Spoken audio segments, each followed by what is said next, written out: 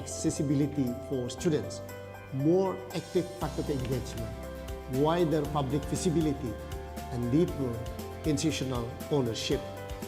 It means ICRS is no longer perceived as existing in a limited shared space, but as a dynamic intellectual force living and breathing within all partner institutions.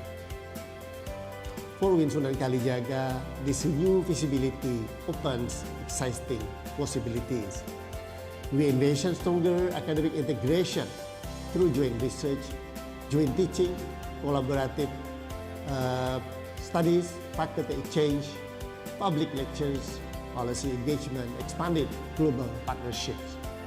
We hope more students and scholars from our university will actively participate in ICRS activities and benefit from its rich interdisciplinary environment.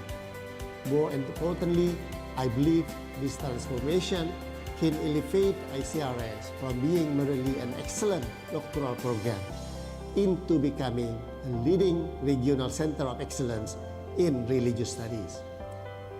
The future of ICRS, in my view, lies not only in producing dissertations, but in shaping conversations that matter. Conversation about peace building, social cohesion, religious literacy, environmental sustainability, and ethical futures. In a world practiced by division, institutions like ICRS, I urgently need it. We need scholars who can build bridges. We need intellectual spaces that cultivate empathy. We need research that speaks not only to academia, but also to society. ICRS is uniquely positioned to play this role. As we mark this 20-year journey, let us honor the founders, faculty members, administrators, alumni, donors, and students whose dedication has brought ICRS to where it is today. Their contributions have laid a strong foundation for the future. But anniversaries are not only about looking back, they are also about renewing commitments. On behalf of Win Sunan Kalijaga Yogyakarta, I reaffirm our full commitment to supporting ICRS and its future development. May ICRS continue to flourish as a beacon of scholarly excellence, interreligious dialogue, and transformative knowledge. May it continue to inspire future generations to build a more peaceful, just, and compassionate world. Happy 20th anniversary ICRS. Thank you very much. Wassalamualaikum warahmatullahi wabarakatuh.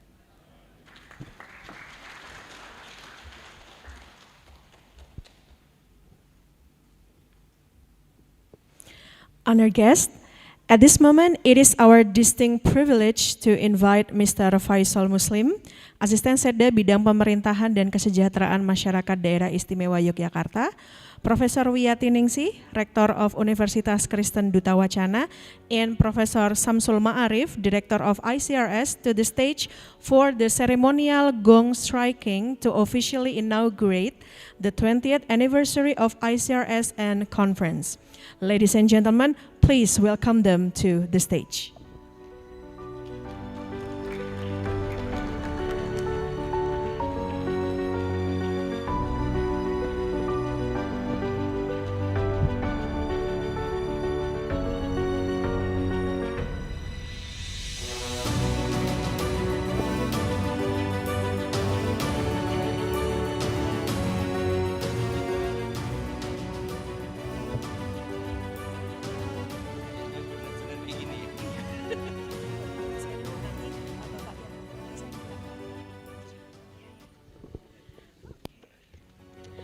Okay, on count of three.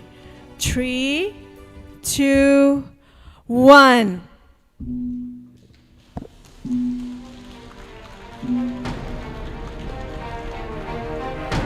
We kindly request our distinguished guests to please remain on stage as we will now proceed with the presentation of a token of appreciation which will be presented by Dr. Samsul Ma'arif, Director of ICRS.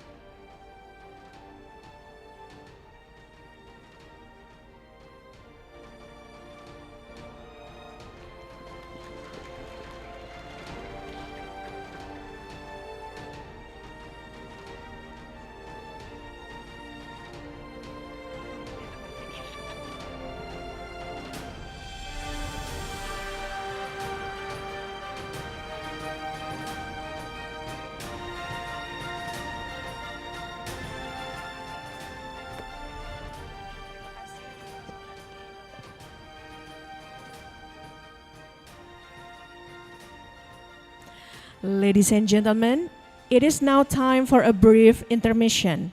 We cordially invite you to enjoy the refreshments and snacks that have been served in the ballroom foyer.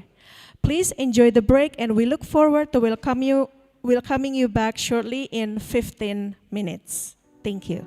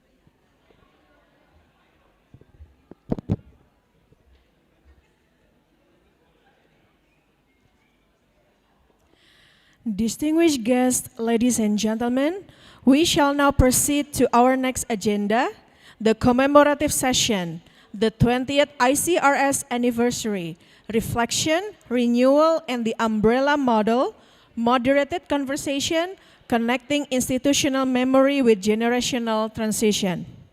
This prestigious session will be led by Professor Yahya Wijaya, together with Professor Bernard Adene Risakota, Professor M. Amin Abdullah, Professor Siti Syamsiatun, and Professor Steve Gaspers. Ladies and gentlemen, please welcome our esteemed speakers to the stage.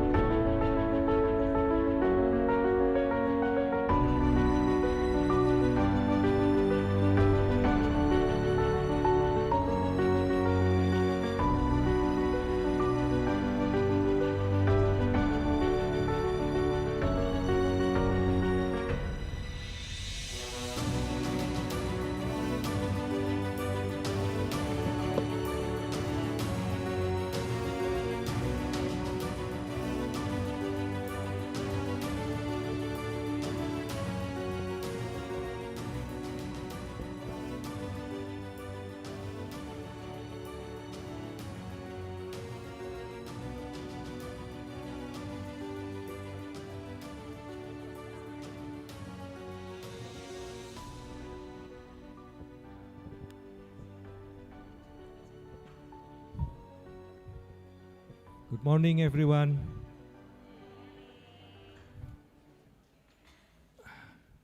Now, here are the veterans of ICRS. So, so we have been with ICRS since its inception, or since its an idea, I think. Yeah. So Pak Amin, Professor Amin Abdullah was the rector of IAENNUEN when we launched ICRS in 2006. And Professor Bernie Adeneri Sakota was the first director of ICRS. And Professor Siti Samsiotun was the first female director.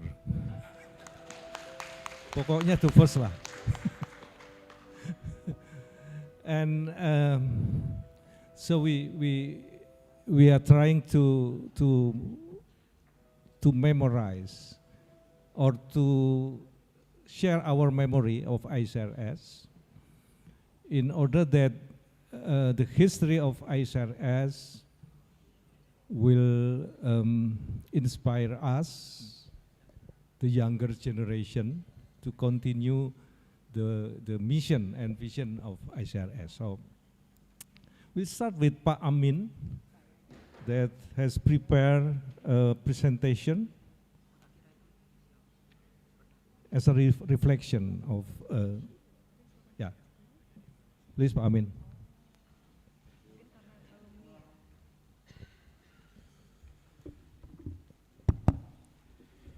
Good morning, everybody. Assalamualaikum warahmatullahi wabarakatuh. Pak Yahya, Pak Bernie, and Bu Samsiatun, and all other lecturers, great lecturers in ICRS, and researchers, or whatever you call it. I am the most happy today because this anniversary, 20th anniversary, there are many graduates. It is unimaginable in that time, Pak Bernie. Okay, we have 75 graduates within 20 years. So it's applause for ICRS. Okay, I have the theme that I have to talk with you about the evolving visions of ICRS and the rules, its rules in global and local context. I have a PowerPoint. I don't know whether you will, it will appear here or not. There are three items that I want to discuss with you in reflection, renewal, and whatever you call it. So ICRS as the groundbreaking and the significant milestone. So it is very, very important. And the second one, I want to compare from the global and local context. I will compare by Germany, US, and also ICRS. What is the difference between ICRS and Germany and also US, and finally evaluating ICRS missions and for 20 years later, okay? Hopefully it will be forever. This program will be forever because it is very, very important. Next, okay. ICRS is indeed the groundbreaking and deeply significant milestone in both in Indonesia and in the global academia. Why?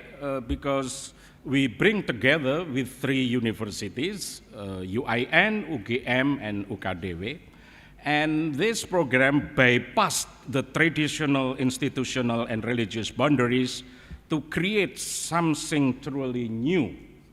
This is the most important one. So,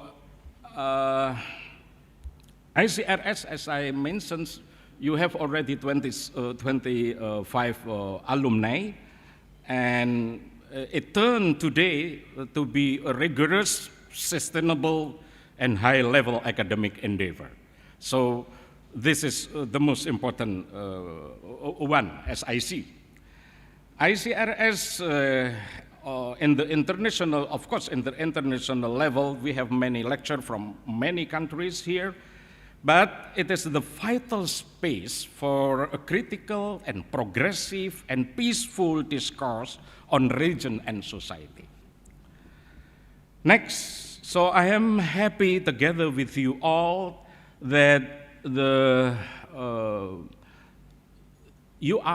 ICRS is steadily in the top of 15 and 100 program worldwide on theology, divinity, and religious studies.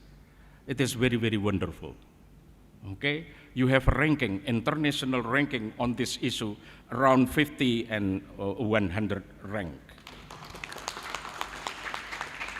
So really, this is the newcomer in religious studies, which called progressive religious discourse. And I'm happy too that today, after 20, you will be reborn. You have two. You still have two components, UKDW, UIN, and Gajah Mada, but the collaboration is still there. So the word collaborations should be defended forever. Okay? Now, I want to come to, this is, for me, it is very important how to see globally and locally, to differentiate this similar program in Germany and also in United States and ICRS in Indonesia. Next.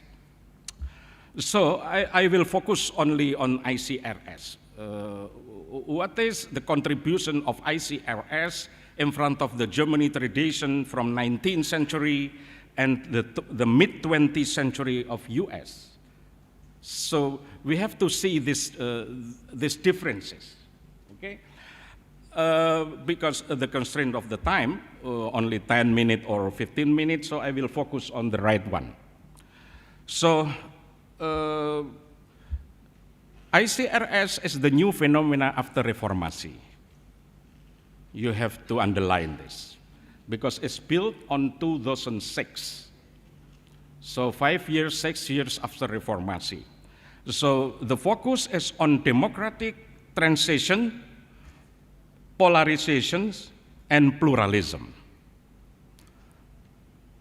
So we have to underline this, and it is different within the United States and even in Germany.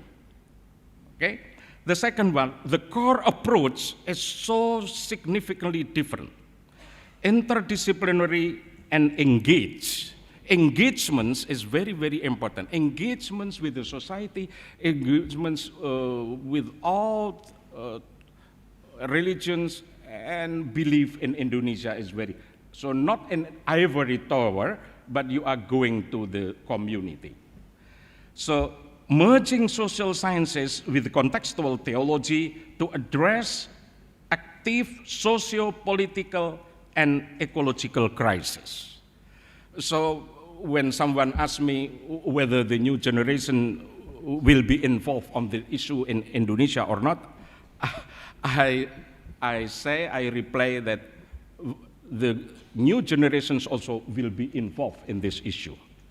Don't worry about Gen Z, because they will be involved in this new type of approach in dealing and discussing about religiosity. Next, I like to differentiate between insider and outsider perspective. Okay, here you are. The difference, if in Germany it is strictly outsider perspective.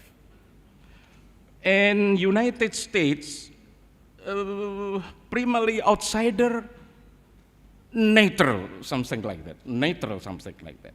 But in ICRS is multi-insider bridge. Multi-insider bridge. This word is very, very highlighted.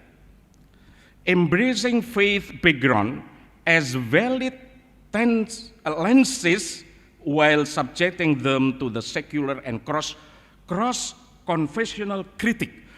This is very good terminology. Cross-confessional critic.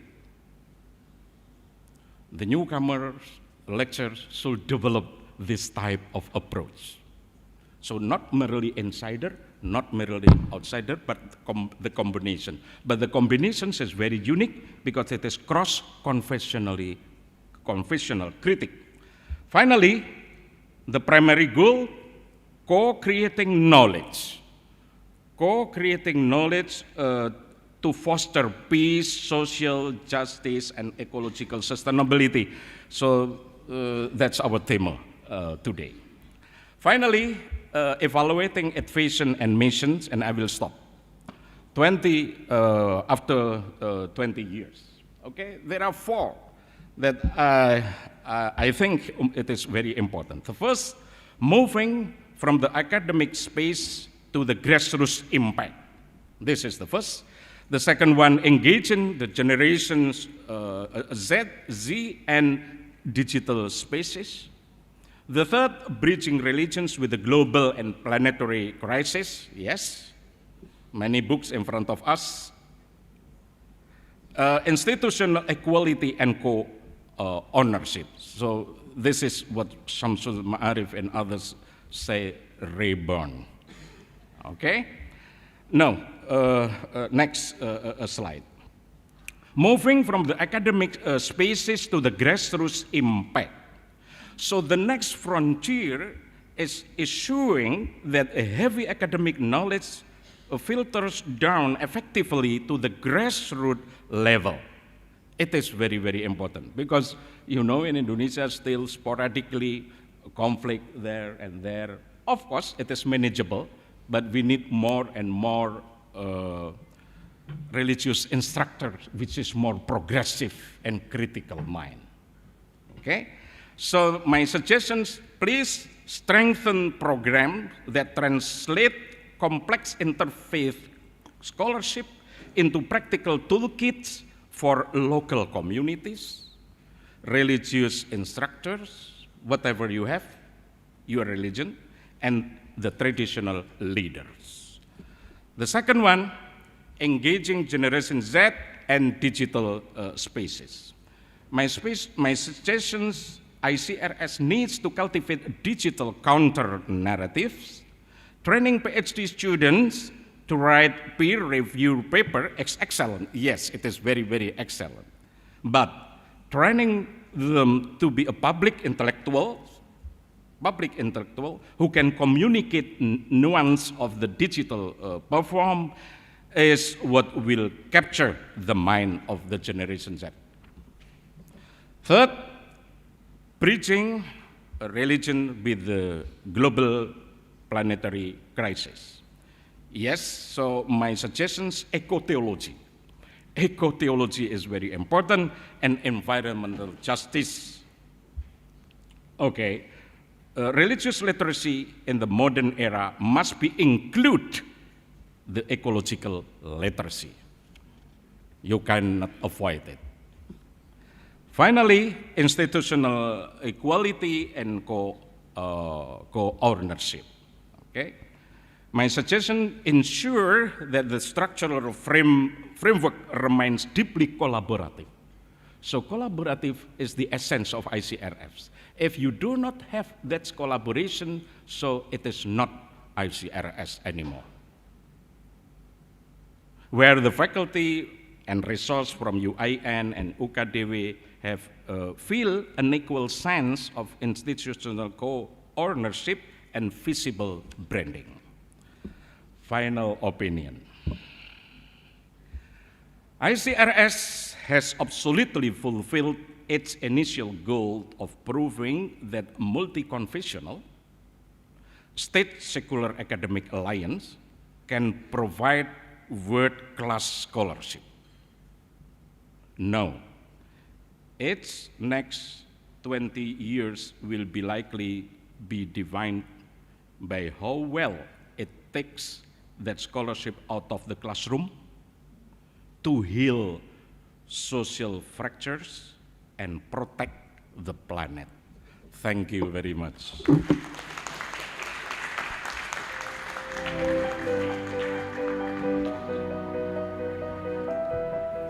excellent, Pak Amin.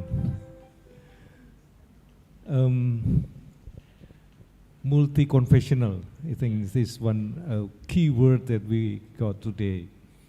Pak Amin, could you give us some hint that you are one of the midwives, one of the midwives of ICRS. So could you share your experience? What made you become a midwife of ICRS, and what the challenges that you faced at that time? Yes. And how you overcome that challenges? You know that dialogue, interfaith dialogue, interreligious dialogue, we have this type of activity since 1970, 1990, 80, and something.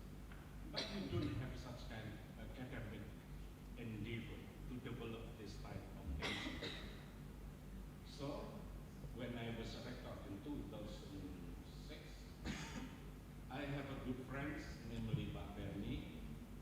He invites me to discuss. I don't know how many hours we discuss, how the possibility to have this academic enterprise dealing with the interfaith dialogue, interfaith engagement, and so on.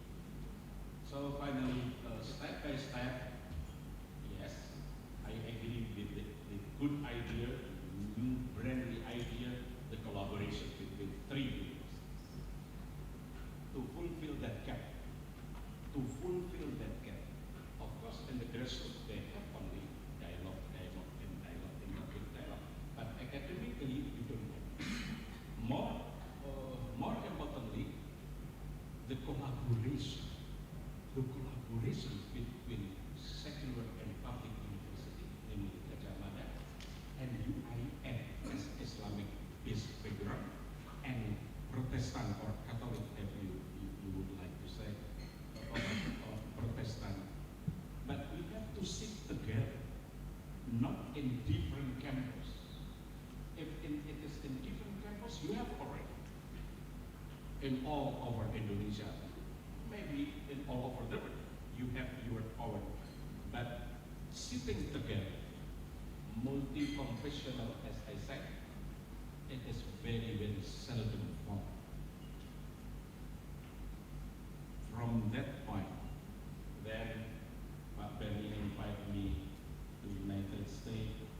I remember to New York, to Los Angeles, to Washington, speaking a lecture, the candidate of the lecture for this new world academic enterprise. We invite who will join us together to build this new friendly academic enterprise. And yeah, because of Pak Bernie, he is a Native American, so so it is easy to call those people to be a lecturer here, and also the funding, also the funding. The most important one is funding. And right now, I'm glad that the newcomer of PhD, they get LPDP scholarship. Applause.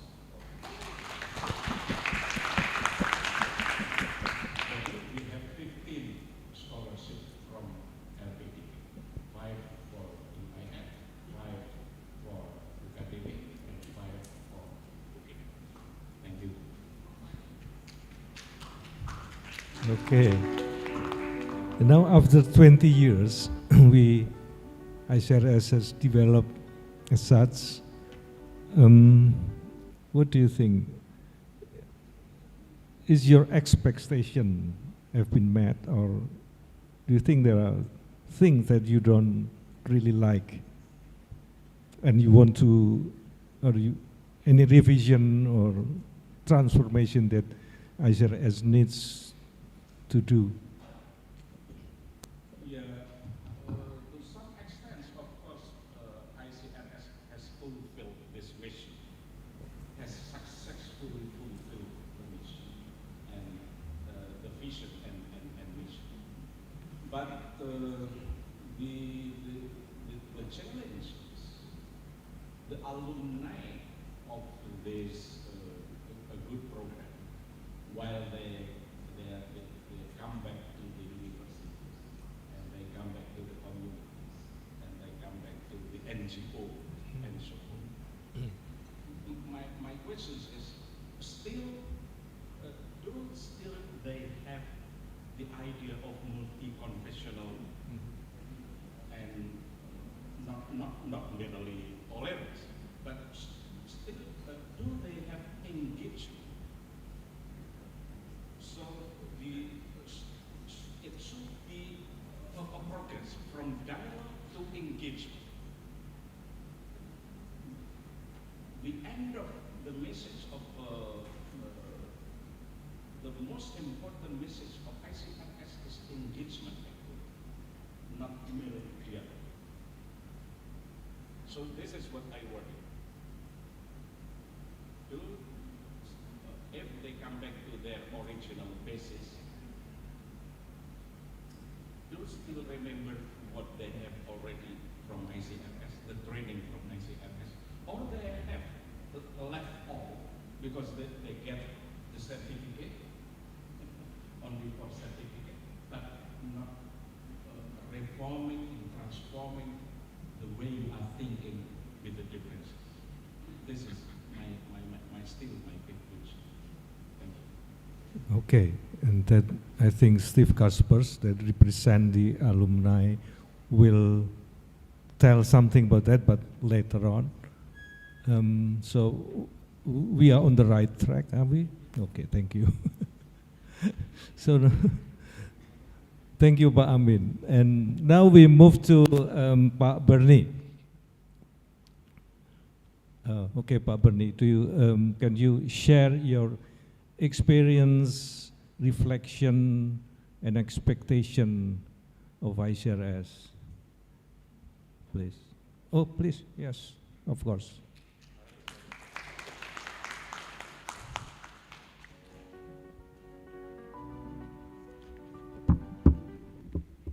I get music?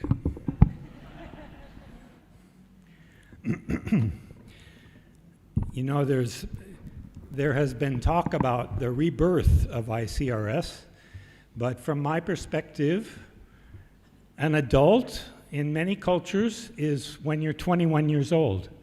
So it's only 20 years, so it's still a Pemuda. So ICRS still has, I hope, lots of growing to do as it gets older. It's a pleasure and a privilege to be speaking after Pa Amin.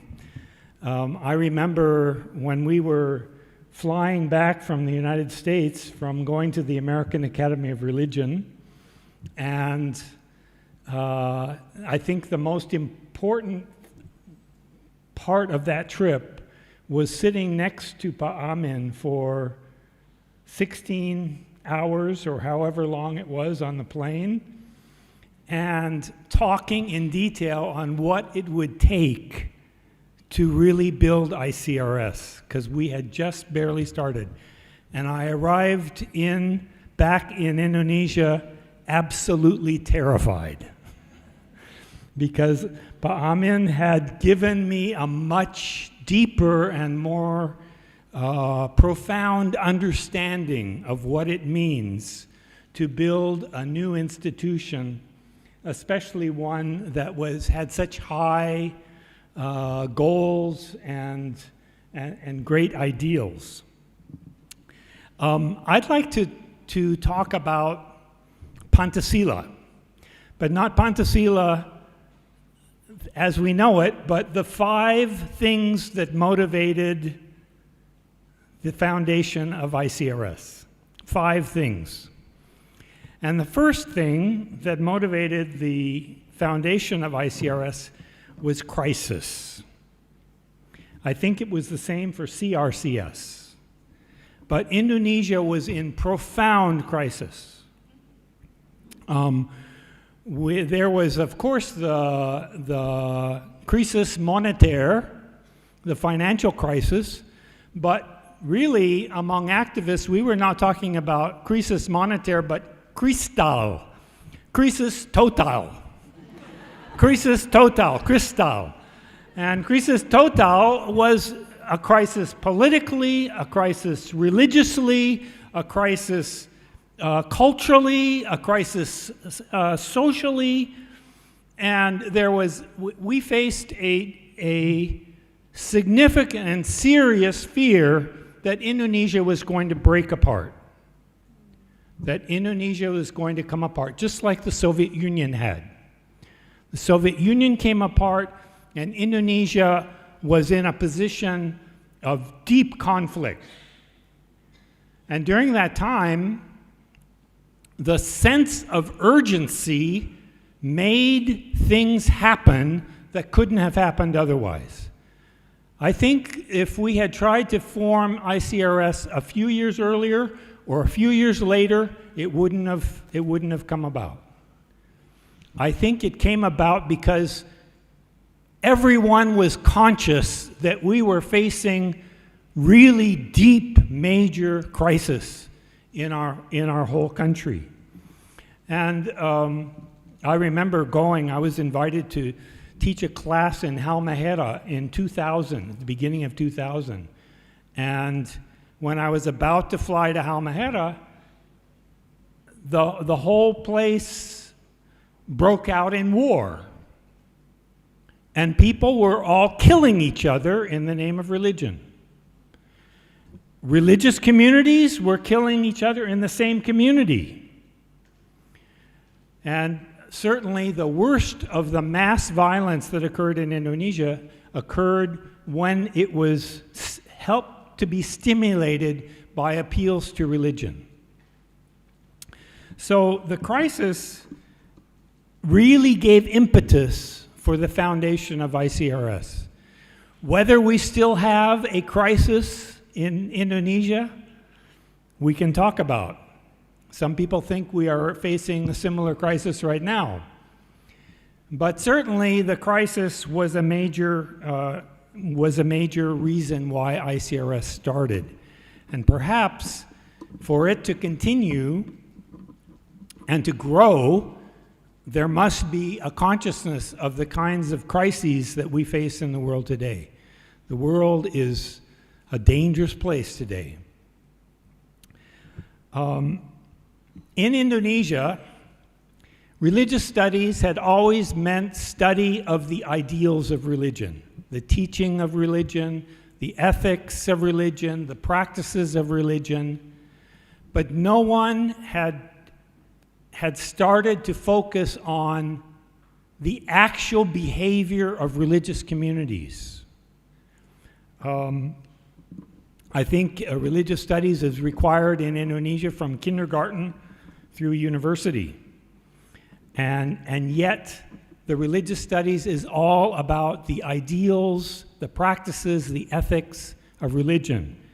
And part of the foundation of ICRS was the consciousness that religious communities were often behaving in ways that was not consistent with the high ideals of religion. And that someone needed to study the actual reality of religious communities in relationship to each other in the real world. And we realized that when religious communities are at war with one another, and we have wars going on now in the world in which there's appeals to religion on all sides, and when religious communities are in deep conflict, we need to ask why. Why is this happening? And to understand why it's happening, it's not enough just to appeal to the teachings of religion, because the teachings of religion are often very noble and very wonderful. We were wondering, what are the social structures that are leading to these conflicts? What are the cultural factors that are influencing the conflicts and how is religion interacting with politics? How is it interacting with gender? How is it interacting with economics? How is it interacting with politics? And so ICRS was founded in part, similar to CRCS, was founded to try to understand how religions are interacting with society in the real world, and not just in the ideals that are taught by the different religions. So the goal of ICRS from the start was understanding, to understand the reality rather than just the ideals. Thirdly, the third sila, we believed that to really understand what is going on in the world and in religious communities, we need to see things from different perspectives.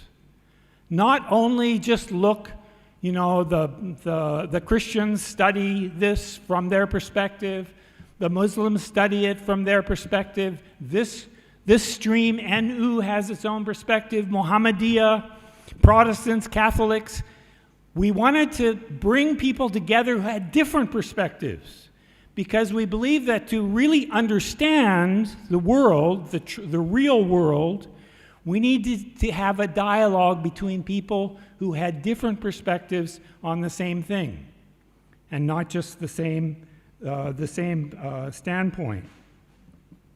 There are multiple overlapping, sometimes conflicting, sometimes complementary, sometimes contradictory perspectives on everything. And if our goal is understanding, then our goal should not be just to understand from one particular perspective, but rather to bring a dialogue between different ways of looking at things so that we can understand things better. I remember when I was active in the American Academy of Religion, I had a very close friend named Ira Chernus, and he was a Jewish, atheist, Freudian Marxist.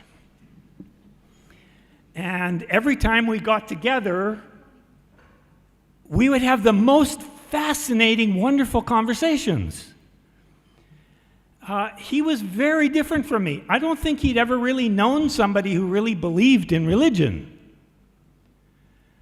And so every time when we had conversations, we were learning from each other. He always had ways of looking at things. He had done his doctorate under Eliade. And he had ways of looking at things that were so different from the ways that I had of looking at things. So we became very close friends, even though we disagreed on almost everything.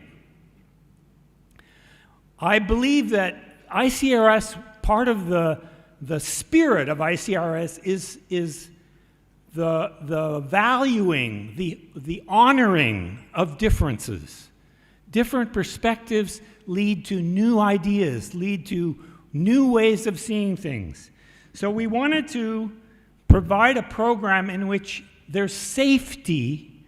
People don't all have to be pluralists, for example, to study at ICRS. People can have different perspectives, different values, different views. And the conversation between people who are different is an important route to learning the truth, to understanding the realities more deeply. The fourth point that I want to make, and I'm going as fast as I can, was that we founded ICRS in part because we recognized there are very different great streams of understanding and tradition about religion. For me, probably one of the great privileges of my life was to be invited by Pa Amin to teach at UEN, at EIEN. I remember we had a very long conversation about epistemology because Pa Amin wanted to make a university out of an Islamic institute. And so the question was, how do you integrate, how do you connect sociology and Islamic studies? How do you connect all the traditional disciplines of Islamic studies with the kind of disciplines and faculties that you have in a modern university. When I started teaching philosophy at UEN, I suddenly discovered how totally ignorant I was of Islamic studies. That I had classrooms full of students who had been doing Islamic studies since they were little children, up through Pesantren and then through university and then into graduate school, and they had a whole huge ocean of knowledge about hundreds and thousands of years of Islamic teaching that was completely new to me. At the same time, they had very little understanding of the social sciences in the West, or the humanities, the traditions of philosophy. And so the conversation began between these different fields, and it led to a lot of growth on my part, a steep learning curve as I was learning from my students what they knew that I didn't know, and they were learning from me some of the things that I had studied that they didn't know. So we became aware that in Indonesia there are many streams of knowledge, but three of the major ones are Islamic studies, Christian theology and ethics, and the social sciences and humanities that are taught in most universities. So we wondered, how do we bring people from these different oceans of knowledge to talk to each other so that they can understand and learn from one another? Now, no one can possibly try to master all of these different oceans or streams or rivers of knowledge. It's impossible. But we can talk to one another and not just have each stream doing its own thing with no reference to the other. So part of the impetus, the vision of ICRS was to bring together these different streams of knowledge so that people could be talking to one another and learning from one another. The last point, the Pantasila, the fifth point, is that we wanted the dialogue between these different streams of knowledge not to just happen on an ad hoc schedule.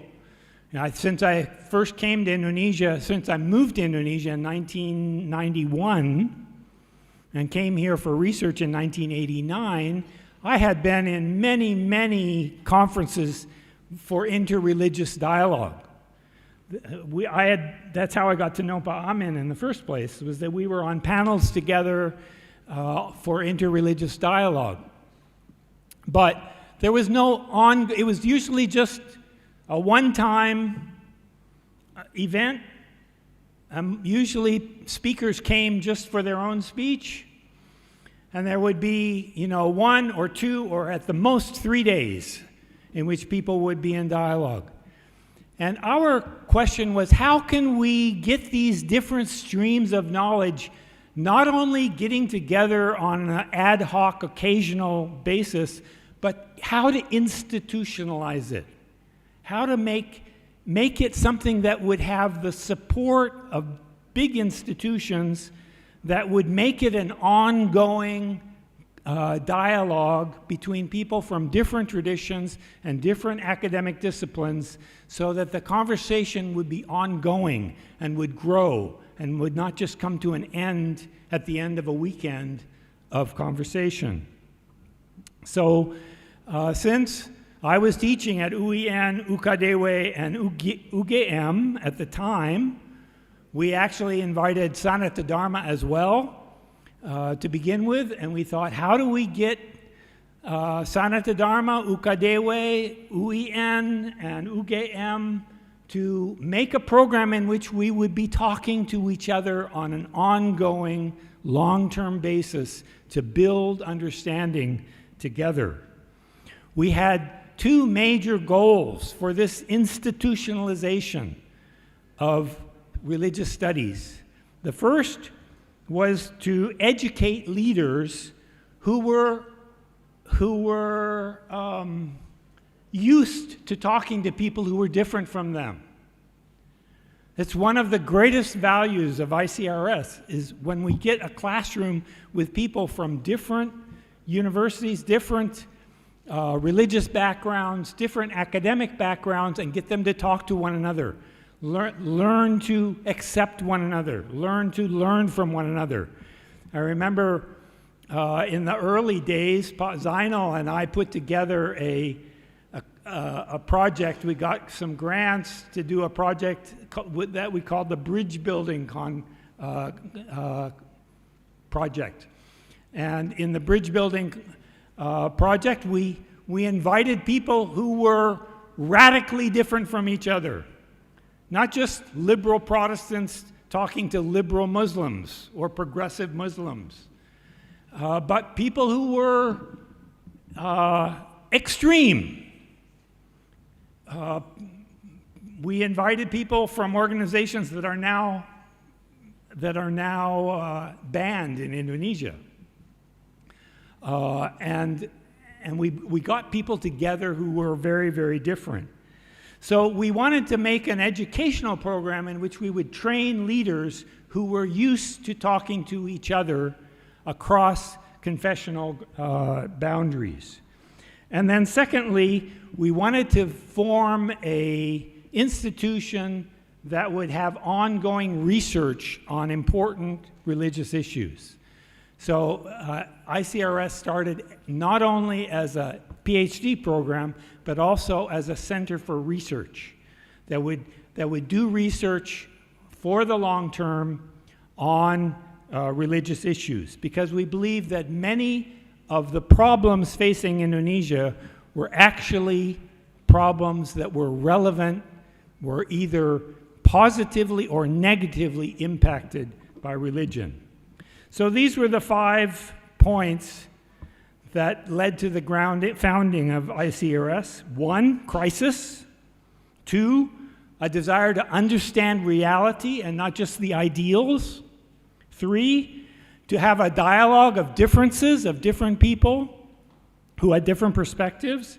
4, to bring together different traditions of knowledge, such as Islamic studies, Christian theology, and the social sciences and humanities.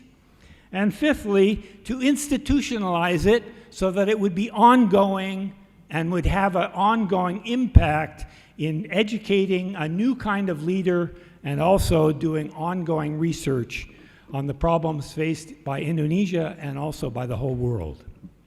Thank you.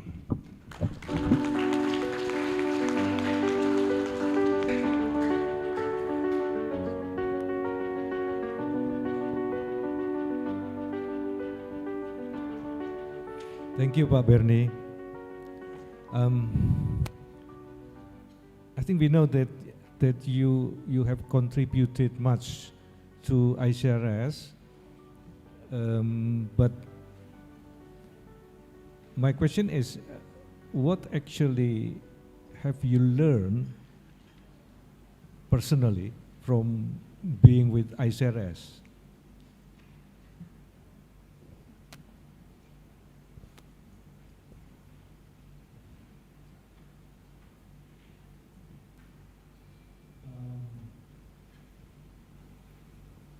I've learned a little bit of humility.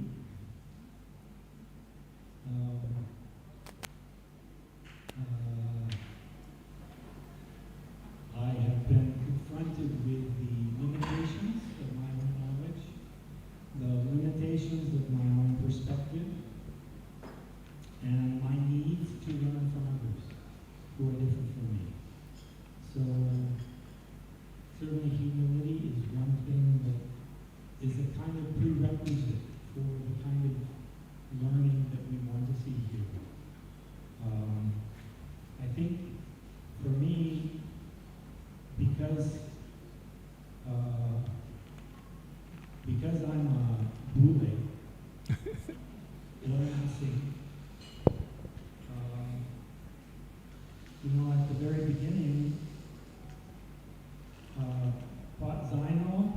Iran and John Reynolds asked me if I would be willing to be the director of ICRS and to get it started. And I first said no, because I believed that ICRS had to be led by an Indonesian, and it probably should be led by a Muslim. And that I'd never seen in a post-colonial society someone from the West, even though I've lived all my life in Asia, I was born in China, but still someone from the West is not an appropriate person to be a leader. I should be a follower, I should be a helper. So,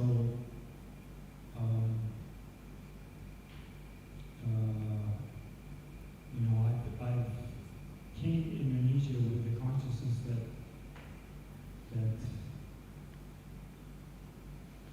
all of my students know far more than I do about what it is to be an Indonesian.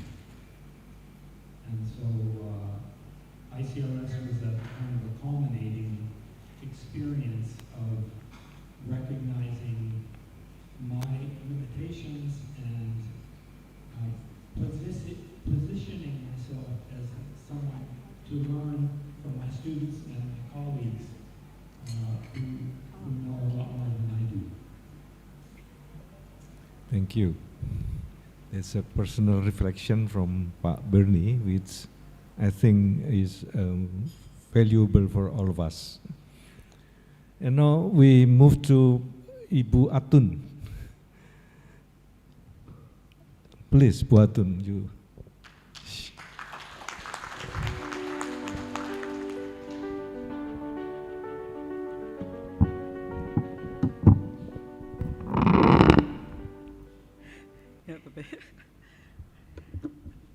Assalamualaikum warahmatullahi wabarakatuh. I'm very honored to be here, and maybe Pak Amin and Pak Bernie already provide the more academic and serious reflections on ICRS. So I would be sharing a more emotional, personal experiences of, like managing ICRS. Because the work is not always rational, they take a lot of emotional actually. And my involvement with ICRS started with tears, and it ends with smiles. Yeah, I remember first I was called by Pak Amin in his office, rector office, and he asked me to be representing ICRS, representing UIN to become an associate director to Pak Bernie. And I was very ignorant about this interfaith relation. I was not trained in that area, so I said to Pak Amin, I have no capacity, no capability. And Pak Amin said, just do it. So finally, I come to Pak Bernie and I asked, give me 3-month probations. If I can, what we call, I can adjust, then we'll go on. And if not, then I will say goodbye. That's the first tears. Second tears actually happening when Pak Bernie was about step down of the directorship. And then the Majelis Consortium or the Board of Trustees asked me to become the director. It happened years ago in Kaliurang, and I also cried a lot. I have no capacity to become the director. I cried a lot with Ibu Wening at that time because they assigned me and Ibu Wening. And the one who, what we call it, ngayam-yami, comfort me is Pak Bono. Yeah. Pak Bono Wiratmo. Yeah. Pak Bono came to me and said, Bu Atun, no one is perfect. God will perfect you.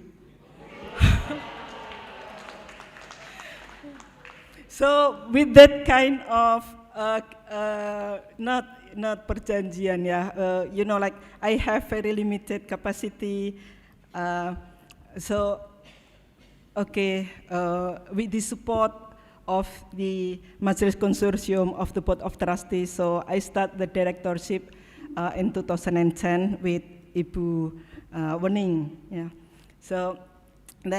So my role at that time, I guess, is like institutionalizing ICRS. Because, next please, the great idea that have been developed by the founding thinkers and founding director is very brilliant. No precedents at that time in Indonesia on that kind of idea. My role, I guess, is how to make this idea is acceptable, can be run within the regulation of Indonesia. So the story behind this kind of thing is quite a lot. Yeah. To meet the rector, to make the what we call proposal of the statuta, the constitution, anggaran dasar, anggaran rumah tangga. It's a lot of work, and we have no experience on that. So it's quite what we call it, a lot of work. So that's why I was so skinny when I was a director. No, upon the stepping down, I gained weight, yeah, because a lot of it have been taken, yeah. So I think that is the one of the roles that the directorship after Pak Bernie was playing. On the second term, I was working with Ibu Jenny here. She is the associate director. So we come together. Ibu Jenny is very good at, you know, at the detail, at the evaluating, you know. So sometimes it kind of, I'm the, what's the ngegas, yeah. And Bu Jenny mengerem, whether it is within the regulation, etc. So with that kind of combination and the work of different people, different staff, we are working together. This is not a two women show, yeah. It is all people show. So then we can safely land it in 2019, yeah. Bu Jenny, we give offer the leadership to Pak Zen, yeah. And I was very happy at that time to give the LPJ, yeah, the laporan pertanggungjawaban 2019 to Pak Zen, because ICRS is a perkumpulan or perhimpunan already granted the legal status, so the ICRS can act independently, looking for funding, develop collaboration independently, and then also the study program has been accredited with A. So it's a gift, you know, like proud to our students who, when they graduated, they are accepted in everywhere, and some of them even already got offered the job before graduated. And now look at, I'm still a regular lecturer, and our alumni already become rector. So that's one of the pleasure of being a teacher, when we see, you know, like former students become, you know, leaders in the communities. And we also happy that we, when we left ICRS, we have quite financial sustainability. Maybe one of the regret, if we can call it a regret, is that we are not yet, or we are failed, yeah, of making the interreligious study program become really one program, you know, supported by 3 universities with a diploma that is signed by 3 rectors. This is the dream that not yet come true. I don't know whether it will come true or not, but keep that kind of big dream alive. Well, at least the current leadership with the newborn ICRS, we believe it will, sustain all this achievement and even greater. So we taking care of ICRS need a lot of work. You have to have a long, a big heart, because we have to negotiate with at least three universities who have different kind of regulation and umbrella. So some negotiations are very difficult, some are light, easy. So we just remember just now with Ibu Jenny, sometimes the relationship between ICRS and UGM or with UIN or with UKDW is about, sometimes it's like love and hate. Love and hate sometimes, yeah. We were, yeah, love and hate, support and jealousy. So it's a mix, yeah. So sometimes it's draining, yeah. But at the end, witnessing the 20th anniversary of ICRS is very pleasing and make us smile. Assalamualaikum warahmatullahi wabarakatuh.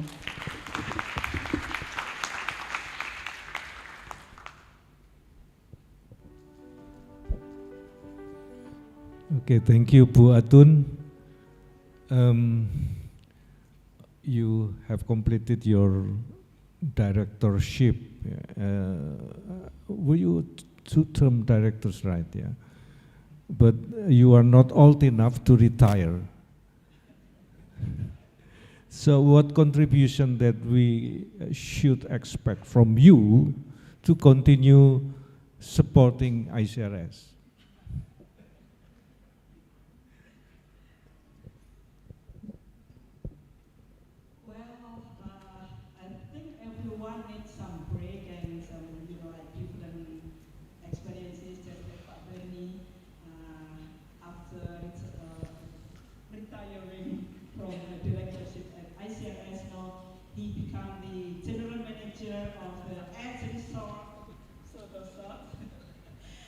Since I'm not a businesswoman, I don't have enough capital.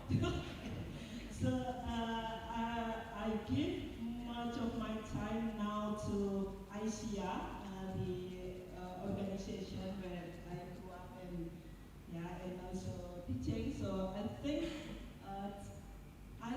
I would love to contribute to ICRS in teaching, research, but not in the structure. Thank you. Now, I should introduce Steve Kaspers as Dr. Steve Kaspers, who is one of the alumni of ICRS. Steve, please, it's your turn to share your experience and your reflection about ICRS. Yes, please.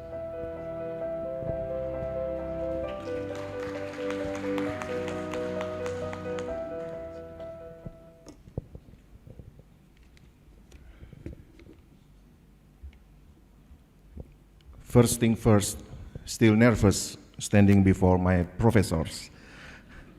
But please my gratitude for the ICRS who invite me to be one of panelists in this 20th anniversary this year.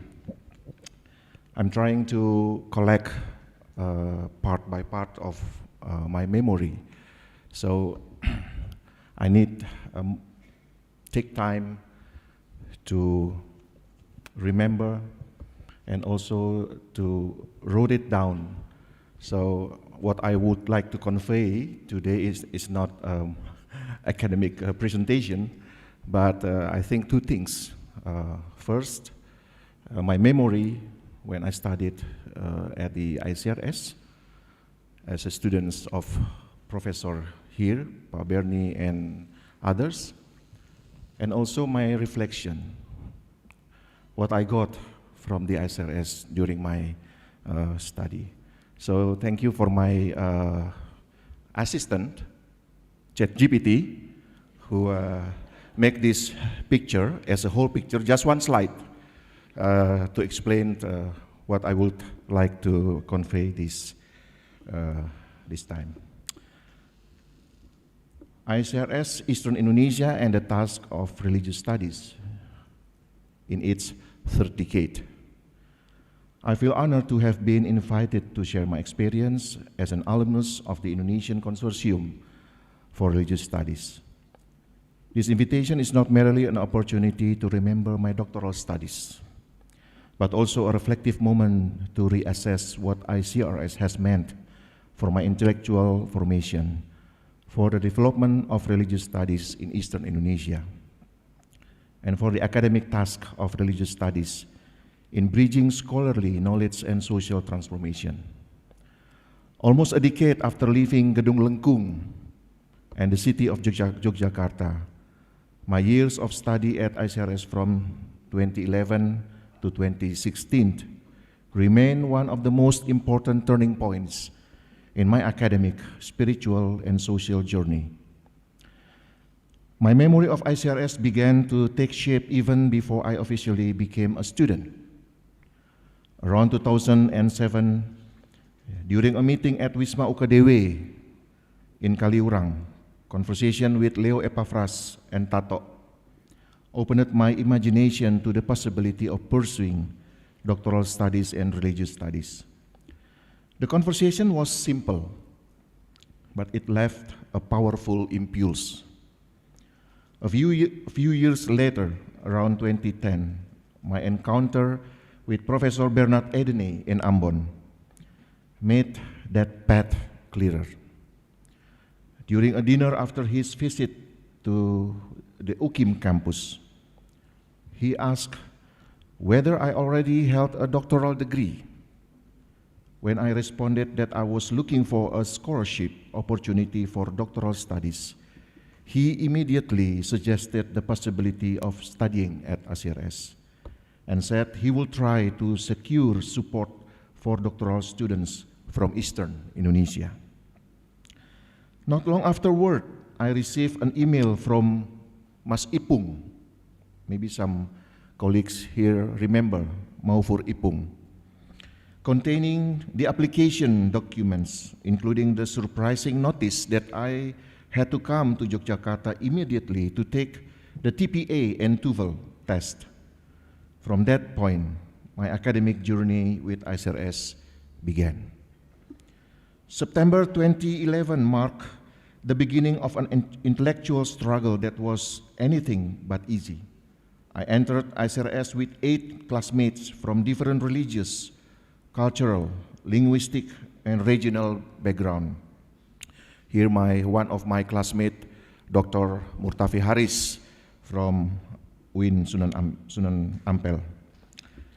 During my first year, I experienced personal difficulty in entering interreligious conversation within such an open and critical academic atmosphere.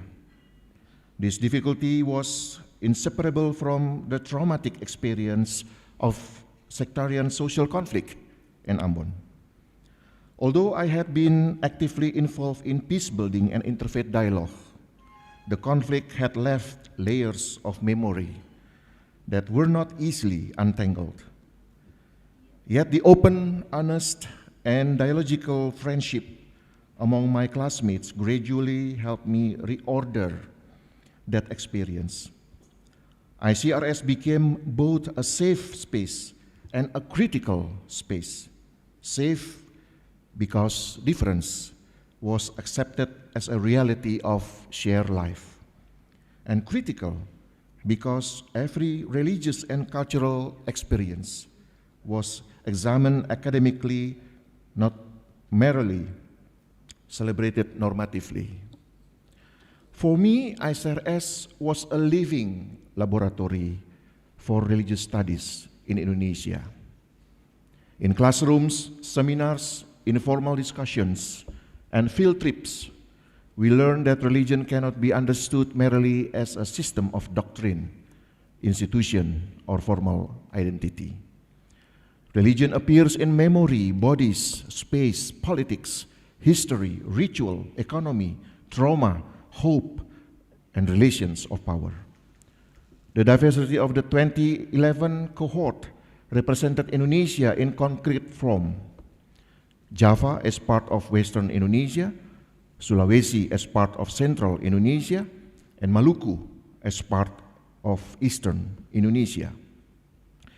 That difference was not multicultural decoration, it was the raw material for a serious academic conversation. There I learned that religious studies is not only an academic discipline, but also a new way of listening to, reading, and understanding human religiosity in all its social complexity. My studies at ICRS also deconstructed the intellectual orientation that had previously been shaped largely by Christian theology. I did not abandon theology, but I learned to place it within a broader conversation with anthropology, sociology, social history, philosophy, cultural studies, political science, and post-colonial theory. Religious studies freed me from apologetic tendencies in understanding religion. It invited me to see religion not only from within its normative claims, but also through its social practices, identity formations, collective memories, conflicts, reconciliations, and political imaginations. This paradigmatic transformation later shaped my dissertation project, which moved across political anthropology, religious studies, and social history to understand the religious life of island communities in Ambon as a post-colonial society within the broader history of modern Indonesia. From that experience, I became increasingly aware that religious studies has major significance for Eastern Indonesia. This region cannot be understood merely through state administrative categories, development statistics, or maps of religious demography. Eastern Indonesia is a region shaped by long histories of religious encounter, colonialism, maritime trade, migration, Christianity, local Islam, adat, conflict, peace, and shifting relations of power. In Maluku, for example, the categories Salam and Sarani, Salam means Islam or Muslim, and Sarani means Christian, are not merely religious markers. They are also historical memories, spatial configurations, social structures, kinship relations, and potential sources of political polarization. Religious studies allows all this complexity to be read more clearly, without being trapped in theological simplification, cultural romanticism, or state-centered security approaches. The significance of religious studies for Eastern Indonesia also lies in its capacity to connect the study of religion with the concrete problems of society. Social conflict, spatial segregation, identity politics, extractive development, the marginalization of indigenous communities, ecological crisis, migration, poverty, and the relationship between religion and nationalism cannot be adequately analyzed through a single discipline. Religious studies offers an interdisciplinary approach that understands religion as an ambivalent force. It can become a source of symbolic violence and polarization, but it can also become a source of reconciliation, public ethics, ecological solidarity, and social renewal. In an island region such as Maluku, this approach is crucial because people's lives are also shaped by the relationship among religion, adat, sea, land, memory, and politics. After returning from ICRS, one of the first steps I took was to initiate the inclusion of the course Studi Agama-Agama. in the theological curriculum at the Faculty of Theology, UKIM. This initiative was not immediately accepted. Some colleagues questioned its significance and found it difficult to distinguish religious studies from the theology of religions. Their questions were understandable, since in many theological institutions, the study of other religions is still located within an internal theological framework, how Christianity views other religions. Religious studies offers a different path. It does not first ask how other religions are evaluated from within a particular faith position, but how religion exists, operates, is practiced, negotiated, and contested in human social life. After academic discussion, the course was eventually accepted and remains an important subject that I teach together with a colleague who graduated from ICRS. The impact can be seen in the growing research interest of students. More students now choose undergraduate thesis, master thesis, and doctoral dissertation using religious studies perspective. They have begun to move beyond the narrow enclosure of theological paradigms and enter more complex fields of research: religion and democracy, religion and nationalism, interfaith dialogue, memories of conflict, adat, local politics, island communities, and the relationship between religion and nationhood. Their findings are often fresh because they are no longer simply looking for normative legitimation, but trying to understand religious realities as they are lived in society. In this sense, the legacy of ICRS does not stop with me as an alumnus. It moves into classrooms, curricula, student research, and the institutional development of scholarship in Eastern Indonesia. The influence of religious studies is also evident in my involvement in interfaith peace building in Maluku. Post-conflict activism cannot be conducted merely in a sporadic, reactive, or goodwill-based manner. It requires scholarly grounding in order to understand the roots of conflict, structures of polarization, traumatic memory, symbols of identity, and dynamics of power operating within society.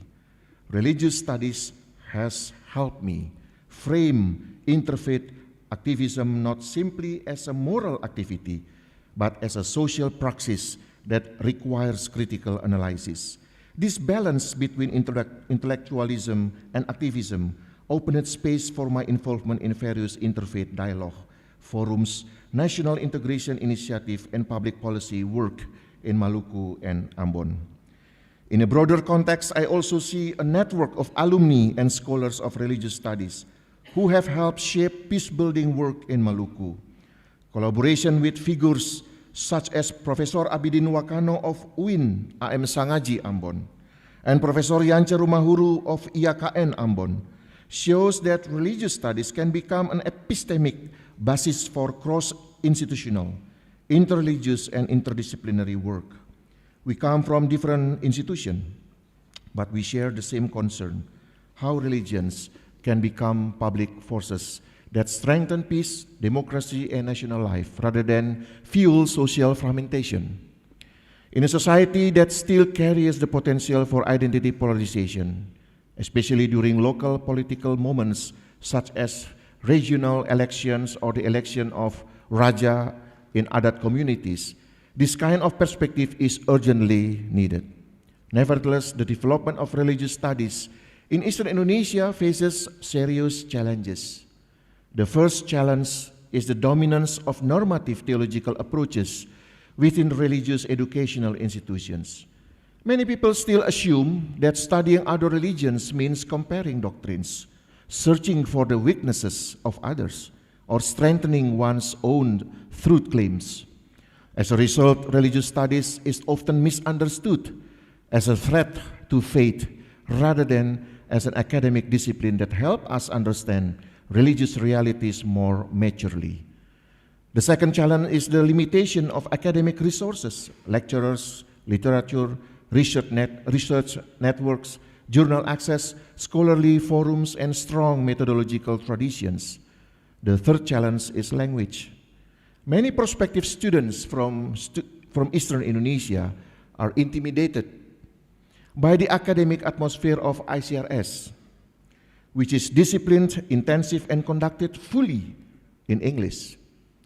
Yet this fear is often not a matter of intellectual capacity, but of mental readiness, academic confidence, and lack of exposure to an international scholarly environment.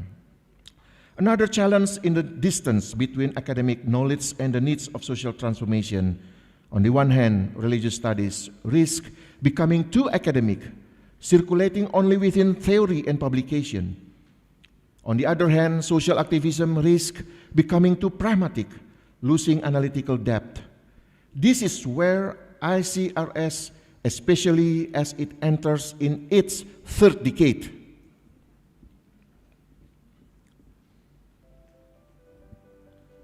has a strategic task.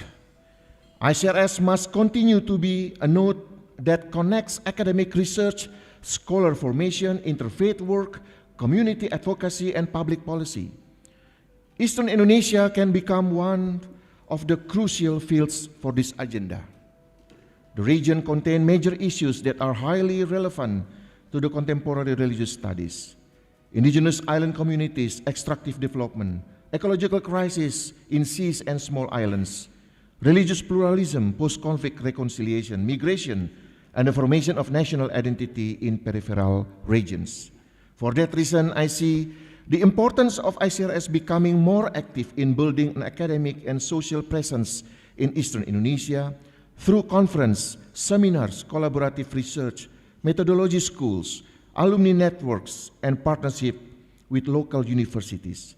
Religious studies should not grow only in the academic centers of Java. It must move into regions that have long been treated as sources of data, but rarely as centers of theory production. Eastern Indonesia should not be positioned merely as a research field. It must become an epistemic site that generates concepts, theories, methodologies, and agendas of social transformation from its own experience. In this regard, ICRS can play an important role as a bridge between international academic reputation and the need to strengthen intellectual capacity in Eastern Indonesia.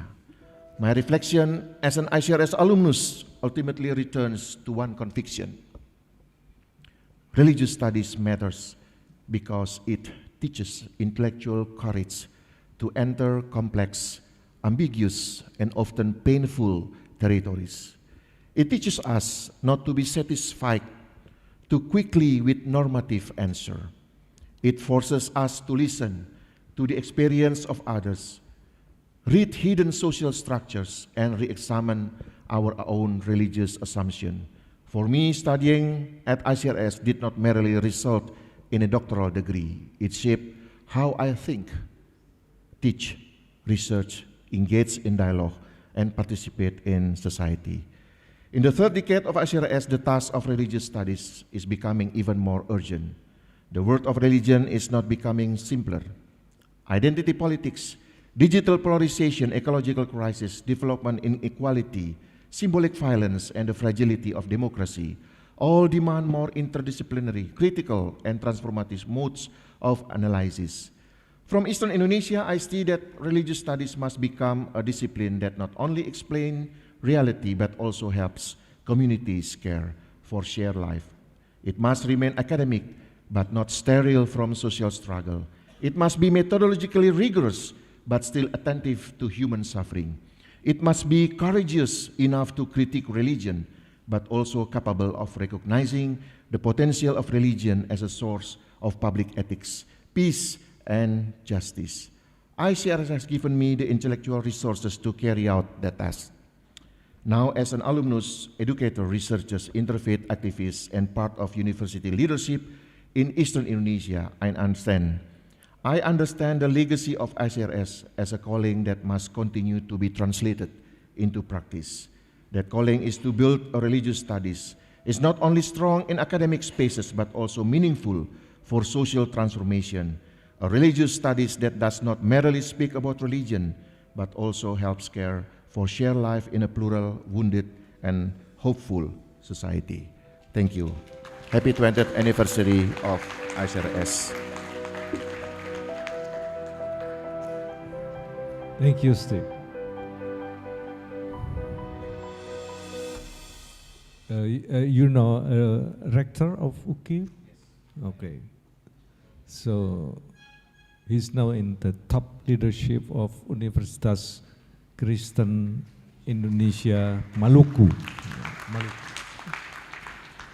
Okay, Steve. So you were, as a graduate of ICRS, you have talked about many things that you as a graduate of ICRS contribute uniquely to your institution and your area in Maluku. But I want to ask you something, that what actually did you bring as a new student when, you know, if you went back to the past as a new student, what did you bring from Maluku to ICRS? Thank you, Prof. Yeah, this is a tricky question. Yeah, when I entered ICRS in 2011, I was a bit shocked or surprised because the environment, the open environment in ICRS challenged my basic foundation in theological studies, especially in Christian theology. So that is why I'm trying to adapt with this kind of atmosphere at the ICRS. In my cohort, batch 2011, we have two Christians, and both are pendeta Protestant, Dr. Lydia Cabrero. Now she is ketua Sekolah Tinggi Filsafat Teologi dan Filsafat in Indonesia Timur, in Makassar, and me, and we have my classmates from UIN Sunan Kalijogo and also from Sunan Ampel. So I think what I brought in my experience at the time is the whole memory of the conflict. So that's made me a little bit confused, and can we share our faith openly, Right. in academic level? Like Okay. Thank you so much. Okay, so thank you very much for all of our resource persons, part of history of ICRS. Of course, there are more here that have been with ICRS from the beginning. There are Pak Bono, Pak Makasin, Pak Zainal Abidin, and others. But time is up. I just want to inform you a new milestone of ICRS since this year, that we have moved to a new office in Jalan Kartini number 8, ex Bumbu Desa Restaurant. And also new leadership. The new director of ICRS now is Dr. Samsul Ma'arif. Please please stand up. And assisted by Associate Director Professor Alimatul Kiptia,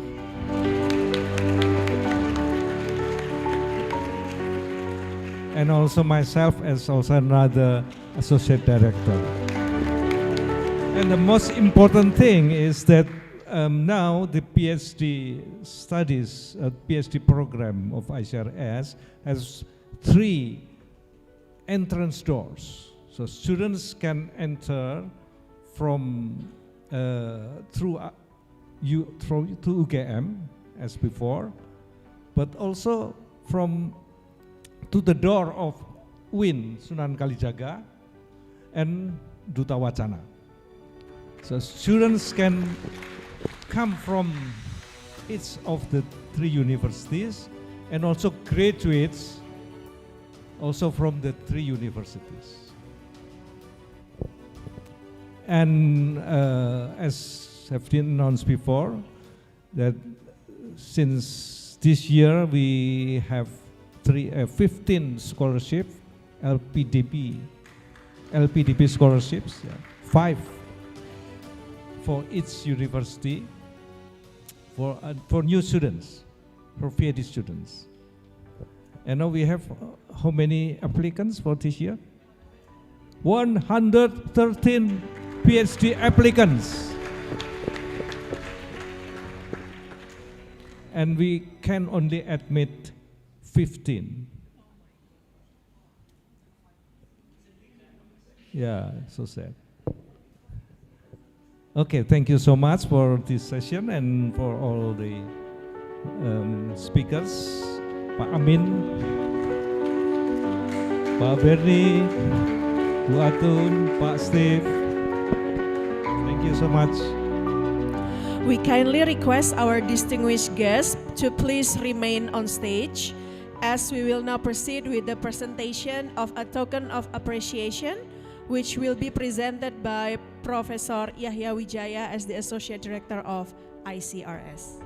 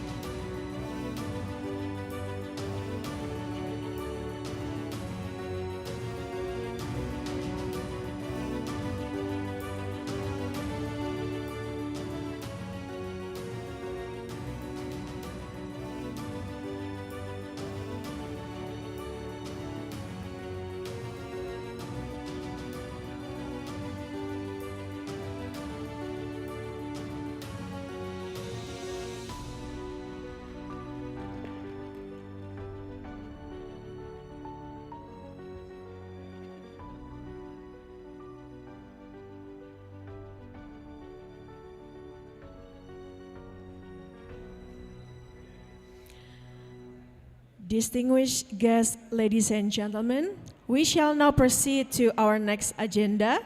The first panel, Polarization and Human Flourishing, Balancing Empirical Research and Applied Strategies. This prestigious session will be led by Professor Diki Sofyan, together with Professor Dina Afrianti and Professor Sherian George. Ladies and gentlemen, please welcome our esteemed speakers to the stage.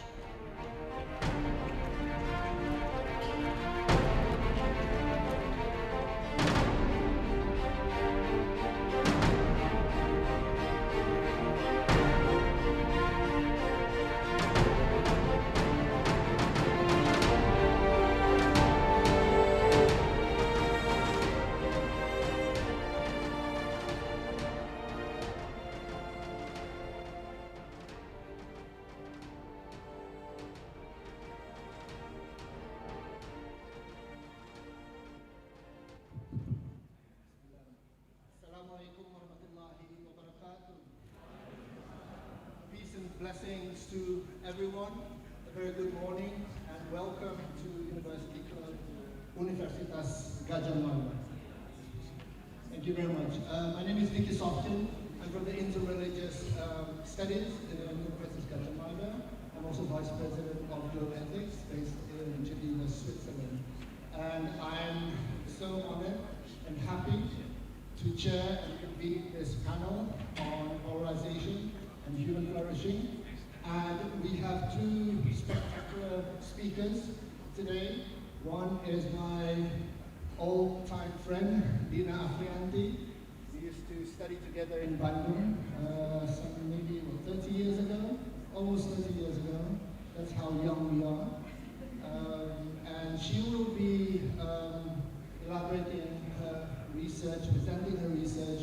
on polarization, human flourishing, and the issue revolving around disability. And on my left here is Professor Charing George from the Hong Kong Baptist University. And of course, as we know, he has published a book on fighting polarization, and we will be talking about religious polarization and media. I myself, I have just seen this book this morning. This is entitled Understanding and Mitigating Polarization in Indonesia. So it's out there, but we have yet to obtain our ISBN. So we are not to sell this book yet, but hopefully, inshallah, in the next weeks to come, we will have the ISBN soon, and hopefully have it be published by a proper publication house. So without further ado, I would like to invite Dr. Dina Frianti from the Australian Catholic University to present her paper. Please, you have 15 to 20 minutes.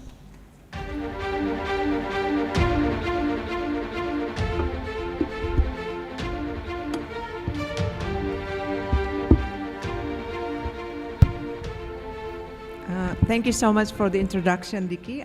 It is an honor for me to be part of the commemoration of your 20th anniversary, so thank you very much for having me.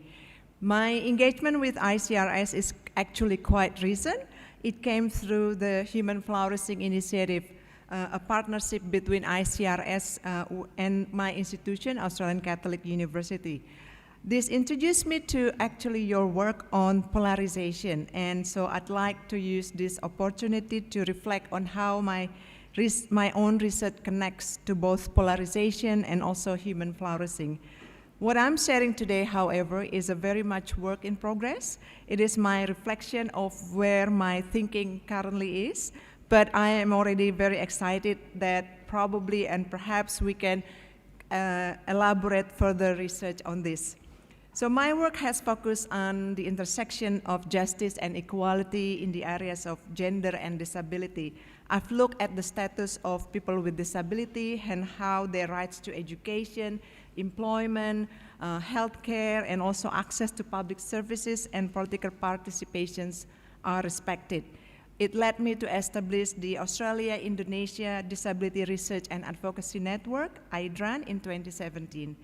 And one of my research projects investigate how higher education institution, including Islamic higher education institution, has provided access for people with disability. I'm very honored today that I'm speaking in front of Professor Amin Abdullah. I've always mentioned in my publication that he is the champion of accessibility and also inclusive higher education in Indonesia. I can confidently say that Professor Amin Abdullah is the first rector in the entire country who has this vision of making sure that students with disability have access to higher education. So I'm very pleased with that. Through all this research, I keep finding the same thing, that legal reform alone is not enough. The state's obligation to promote justice and equality for people with disability is always being shaped and also often constrained by faith, tradition, and culture. Very much what Professor Bernie said in your talk, and also what Professor Amin Abdullah also mentioned before. So I want to acknowledge that Indonesia has a robust disability movement, and Yogyakarta is actually the center of that movement.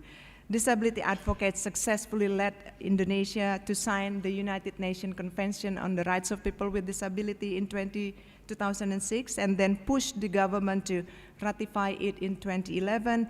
5 years later, the Indonesian government introduced law on persons with disability. So this provides a comprehensive legal framework requiring the Indonesian government to adopt a human rights-based and social model approach to disability, not the medical one, nor the charity model. But despite this, persons with disability continue to face discrimination and exclusion in their daily lives. They remain marginalized in public policy making, their voices are unheard, their experiences are ignored. Their basic human rights are not respected. This means there is a gap between law and lived experience. And this is that gap that I want to discuss here today. As I have engaged with polarization theory through my short collaboration with ICRS, I have come to see polarization as more than just a political science vocabulary. It offers a structural explanation for why legal reform does not translate into genuine change in the lives of people with disability. And that is where I also find the connection to human flourishing. As I have come to understand it, human flourishing is not simply about individual well-being. It is about whether the conditions for a fully human life, dignity, belonging, purpose, and also ability to participate and contribute are genuinely available to everyone, not as a matter of charity, but as a matter of justice. That is, to me, the connection between human flourishing and polarization. Severe polarization removes the condition of flourishing for those already marginalized and also excluded, that is, people with disability.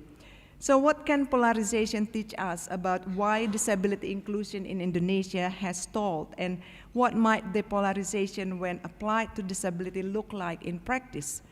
I frame my thinking into 4 areas: the policy landscape, the implementation gap, the religious dimension, and finally, I'd like to discuss how citizenship can be seen as a bridge toward depolarization and ultimately human flourishing.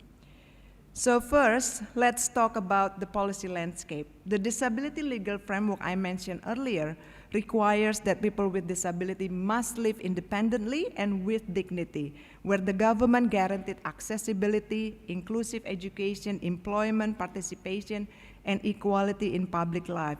The Indonesian government is legally bound by international human rights norms, requiring a shift from a medical and charity-based approach to a human rights system, where every person with disability holds equal rights as any other citizen. But the reality tells a very different story, because the charity model is deeply embedded in both the state's paternalistic practice and also culture, which positions people with disability as recipients of benevolence rather than the bearers of rights. In the Islamic tradition, it is the practice of sedekah, charitable giving, and the obligation to care for the vulnerable. In the Christian tradition too, care and compassion have framed disability as an occasion for moral virtue on the part of the giver. The charity-based approaches can be seen in the way the Ministry of Social Affairs, for example, developed a program distributing wheelchairs for people with mobility issues. While it seems like a practical and compassionate response, it actually does not address the structural barriers that make mobility impossible for people with disability. A wheelchair means very little when the roads outside your home are unpaved or uneven, no ramp, when the public transport also have no accessible features, right? I see the wheelchair here as a symbol of an act of government kindness, the act of giving. I'm sure we often see these actions being photographed and then celebrated to show how generous the Indonesian government is for people with disability. At the heart of this is actually a model that treats disability as an individual problem, requiring an individual solution, rather than a social and structural issues requiring systemic change. This model allows the government to be seen as benevolent and also caring, while they'll actually avoid the hard work, that is to fulfill their constitutional obligation to make public facilities and public services accessible. They avoid doing their actual job, justifying that it is too expensive. And it is not worth it because people with disability is only a tiny minority. However, there are about 25 million Indonesians who live with disability, about equal numbers with the total population in Australia. So it's actually huge. So the law has changed, the attitude has not. And this brings us to the third part of my presentation, where I want to reflect on what are the causes, that gap between legal promise and also the lived reality. I see this gap not as primarily a problem with resources. It is what happens when a right-based law meets a social environment that has not been transformed to receive it.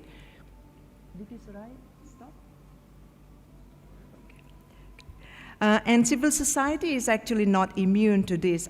Your own research demonstrates how the work of community organization can inadvertently contribute to creating social problems rather than mitigating them.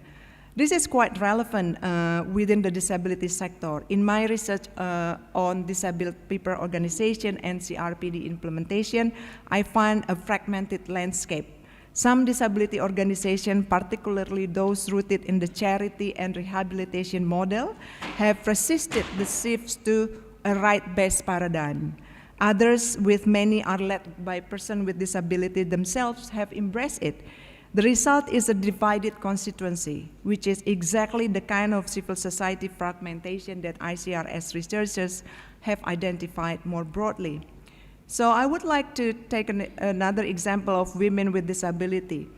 In my research on gender and disability, I've seen the reality of what is called intersectionality. Women with disability do not simply face the barriers of disability, but also the barriers of their gender.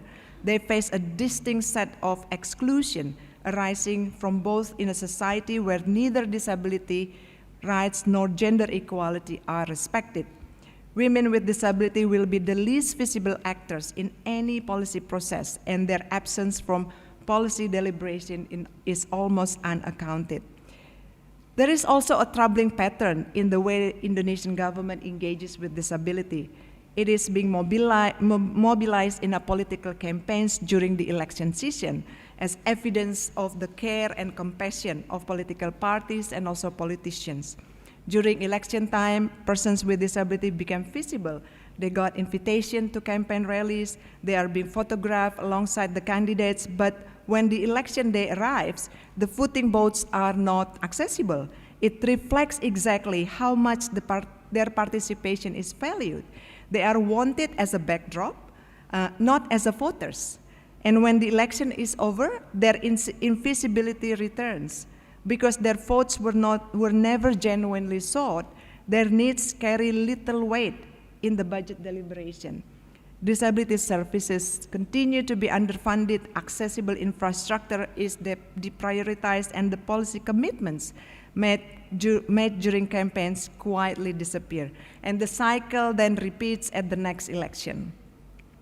Now, it is where I want to bring in something that I think is often underestimated, the role of religion. Again, I was very happy when I was listening to your presentation, Professor Bernie.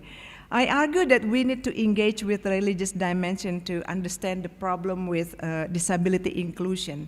As mentioned earlier, my research consistently finds that social policy reflects religious norms as they are perceived.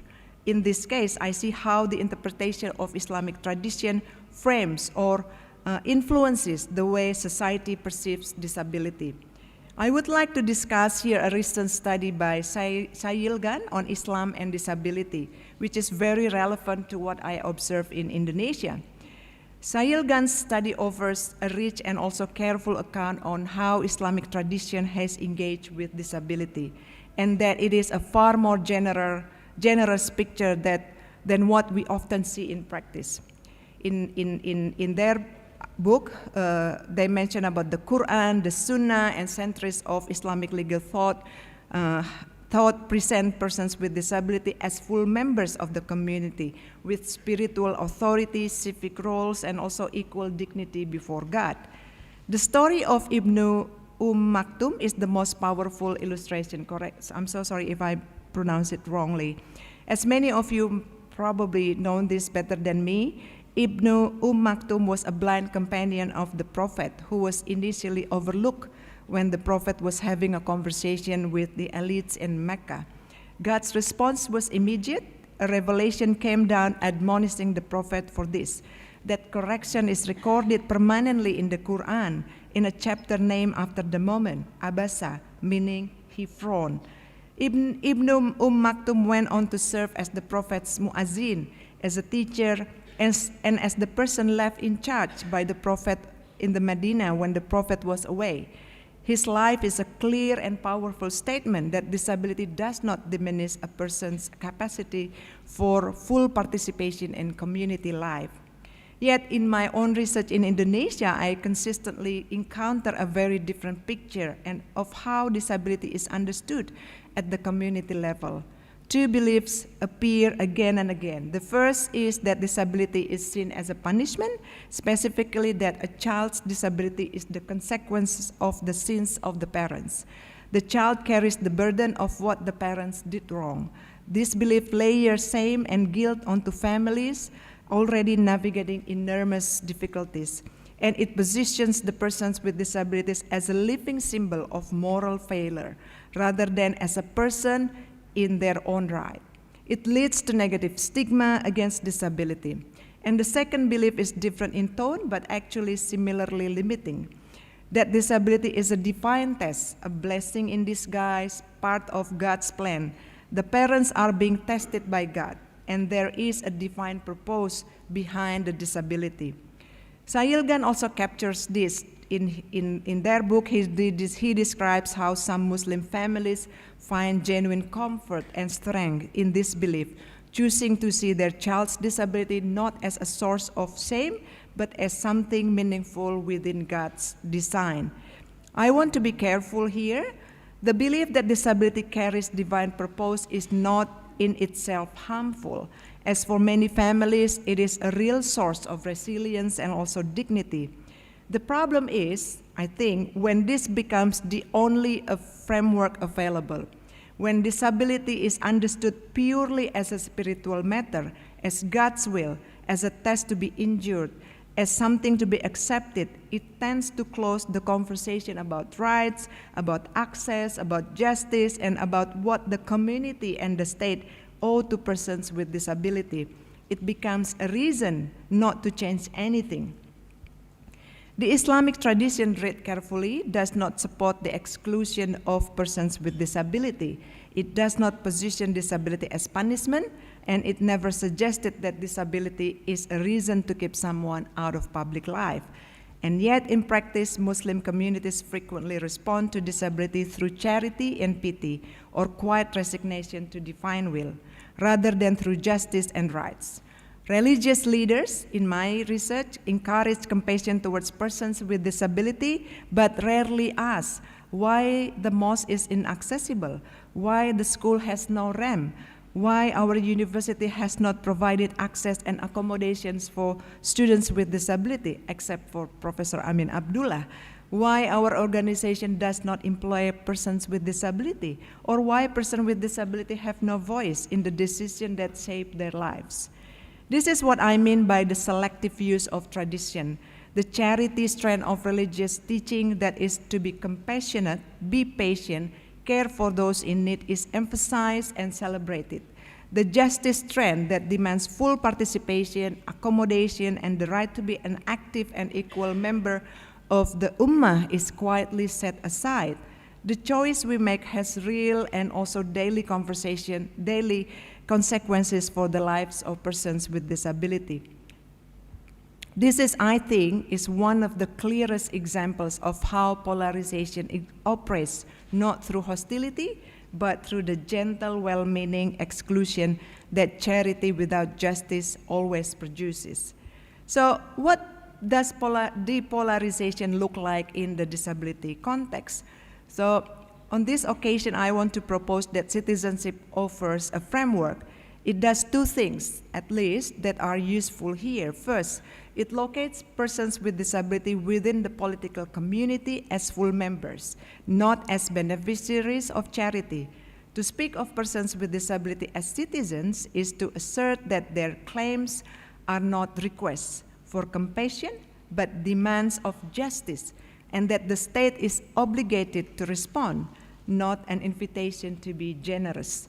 Second, citizenship has deep roots in Islamic political thought, that it gives traction in Indonesian context that secular rights language sometimes lacks. the concept of the Ummah as a community of mutual obligation, the Quranic insistence of justice or adil as a defined imperative, the tradition of consultation as a governance principle. This provides, I think, theological grounding for a citizenship framework that does not require Western liberal premises to be compelling. The bridging moves that depolarization requires is not replacing religious with secular frameworks. It is recovering the justice strand within Islamic tradition and applying it to persons with disability. So to close, I begin with the observation about that persons with disability in Indonesia remain, in too many respects, second-class citizens. Despite strong legal frameworks, Indonesia's approximately 25 million persons with disability continue to be excluded from education, employment, accessible public space, and meaningful political participation. I have argued, and this is not a technical problem awaiting a bureaucratic solution. It is a product of polarization, of deep structural cleavages, and also competing narratives that legal reform alone cannot bridge. But I want to end on a different note. The sources needed to change this situation are not absent. They exist in Indonesia's framework, in Indonesia's legal framework, in the Quranic and prophetic tradition, in the lived wisdom of persons with disability, and also the organization that represent them, and in the growing body of scholarly and advocacy work, including the work of ICRS. What remains, I think, is the political and moral will to bring those resources into deliberate, sustained, and also inclusive conversation, and to ensure that persons with disability are not merely the subject of that conversation, but its authors. That is what human flourishing demands, and I believe it is what both of our institutions are here to pursue. And on a different note, I also would like to thank the committee for putting the disability theme as the very first topic during this conference. Usually it is always being behind and at the very last session, just also showing how unimportant the theme on disability. But again, I'm so grateful when I see the program that the theme on disability is being the first topic to be discussed in this forum. Thank you.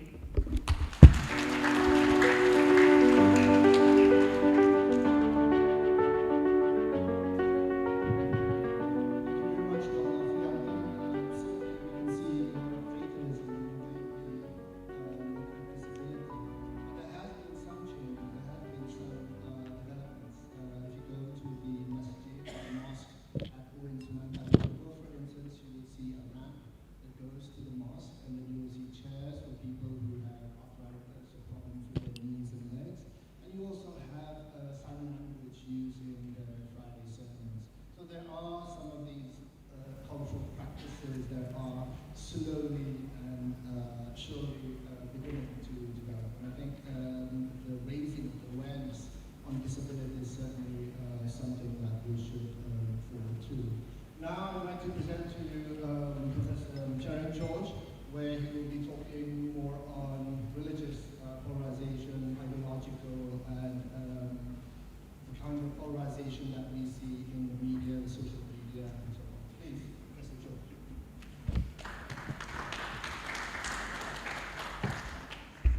Thank you so much.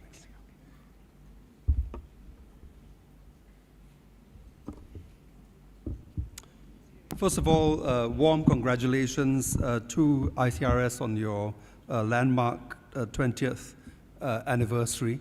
It's a special honor to be part of your program because I, in fact, don't count myself as a scholar of religion. I'm a social scientist who studies media and politics.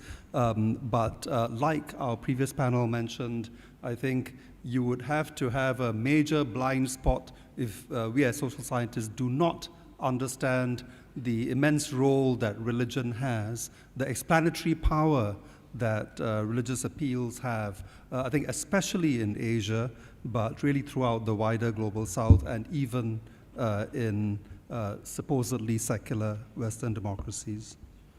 I have the honor today of presenting some research that I've been doing over the last few years on polarization, which emerged as a book published last year.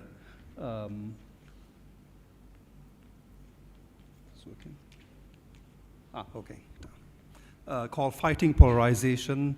I have the pleasure of having another session with you to launch the Indonesian translation, so I will pace myself. I won't give too much away so that you'll also come for the book launch tomorrow. This book I would describe as a solutions-oriented, global, and multi-sectoral study of responses to polarization. I want to emphasize here the term multi-sectoral because I think this is something that both Pak Amin Abdullah and Dr. Steve Gaspers talked about earlier, the need to take a very interdisciplinary approach to the study of religion and society, and for those of us who are studying society to understand the value that religious studies can bring to our research. And that is really part of the spirit that informs this book, the conviction that in fact, if we look hard enough around the world, we will find from different directions in different spheres people engaged in counter-polarization work. First of all, a very quick definition, completely in line with what Dr. Diana Afrianti mentioned earlier. My definition of polarization, which comes largely from political science, is that this is a condition where the world is seen as divided into us-them categories, where they are not just competitors in democratic contention, but also enemies, seen as second-class citizens, and not worthy of equal dignity or equal rights. So if that is polarization, what is counter-polarization? I define it as efforts to build a larger we, the understanding that everyone, no matter how different, and no matter how difficult it is to actually accommodate them because their values, their interests seem so extremely different, are still seen as having equal rights. So I want to emphasize that my understanding of fighting polarization is quite different from how my own government in Singapore and many other authoritarian states see the polarization problem. To many governments, fighting polarization means getting everyone to think alike, right? Bringing everyone to a consensus such that there's no difference of opinion, at least not too different from the government's opinion. That to me is a very profoundly anti-democratic way of thinking about polarization and counter-polarization.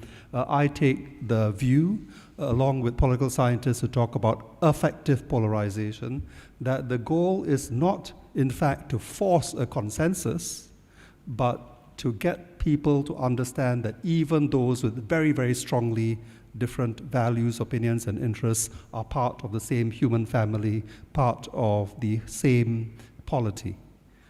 And I think this is something that is especially clear and obvious in interfaith work, for which I drew a lot of inspiration in my book. Because, of course, in interfaith work, it is abundantly clear that the idea of interfaith work is not to achieve a consensus on, say, who Jesus Christ is. Is he the Son of God, or just an important prophet, or a heretic? Different religions have fundamentally different views, and surely the objective in interfaith work is not to form a consensus on that issue. My understanding of the kind of work that needs to be done is partly informed by political science. Radical democracy scholars who talk about deliberation are referring to what they call talk-centric visions of democracy, where we try to multiply the discursive spaces or communicative spaces where people can meet and talk over their differences face to face. But my book is not primarily informed by theory. It's in fact informed by those doing the work. So I was convinced that if so many people around the world consider polarization a problem, there must be people doing interesting things about it. So that was the hunch that led me on my world tour. I think I visited 12 countries to look at case studies of this kind of work. So I asked myself, who is already out there fighting polarization? And again, to emphasize the interdisciplinary approach that I took, I assumed that this kind of work is going on in very different kinds of spaces. The spaces that you would be most familiar with as scholars of religion is, of course, let's start with interfaith dialogue. Yeah? So I visited India to look at groups who are trying to heal the religious divide at the moment most stark between the Hindu right and minority religions in India. But I also, thanks very much to Shamsul Marif, managed to visit Ambon 2 years ago. And I've always been drawn to the Ambonese experience because I'd heard so much about it. How does a society that seemed to express the clash of civilizations that was talked about in the 1990s through a bloody civil war in the early 2000s, how did it emerge from that? And I had the privilege of talking to grassroots leaders, religious activists, people in universities and so on who were doing this from the ground up. Of course, the government was also involved. Both the central government and the provincial government have done a lot to try and heal the divides. But to me, the main inspiration, what I found most inspiring, was work being done at the grassroots. And in fact, I want to emphasize that my book is entirely about grassroots efforts rather than top-down state efforts to address polarization. But the religious or interfaith chapter is just one of the chapters in the book, because I also look, for example, at youth groups who are trying to cross partisan divides in Turkey or in the US. I looked at settler native divides in New Zealand and how they have this unique institution called co-governance mechanisms that bring together representatives of the state on the one hand and the indigenous Maori tribes on the other to co-manage natural resources like rivers and coastlines. I looked at efforts in journalism, on campuses as well. We have read a lot about how American campuses have been extremely divided over the war in Gaza. But that's not the whole story, because there are also students and faculty who understand that the protest mode is not enough. If they want to understand one another, maybe they should just sit down in small groups and talk through their differences, find a way to forge understanding. And there's a lot of inspiring work being done on campuses, largely under the radar. Some of it self-started by students, some of it organized at the university or and institutional levels. I looked at also what's called memory activism. We think of statues, flags, and other icons of the past as being inherently divisive, but the South African experience shows that no. Memory sites can actually be used to spark conversations that help a society heal, to help them reconcile with past conflict and to heal divides between racial groups. One of the most institutionalized forms of these communicative spaces that I looked at is something called citizens' assemblies, which I have not found examples in Asia, but it is catching on in Europe, probably born in Brazil about 25 years ago, went to Canada. Now many countries and localities are trying to develop these institutions. Quite ingenious. The idea is that you bring together a representative sample of ordinary citizens. So for example, if you're If your country or your county or province is 60% farmers, then in the room you bring 60% farmers. If only 20% are university educated, then only 20% of graduates get to be in this micro-public. So you don't get in, and it's very carefully managed to ensure that voices that are not normally heard are in the room.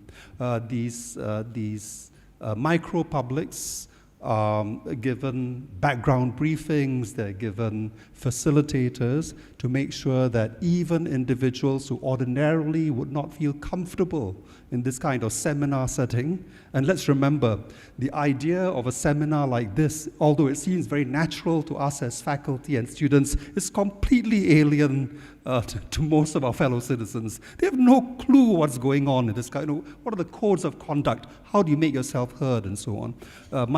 These citizen assemblies take those kind of informal barriers very seriously and make sure that the space is very inclusive, such that even an individual for whom this is the very first experience of attending a forum or a seminar is able to speak up.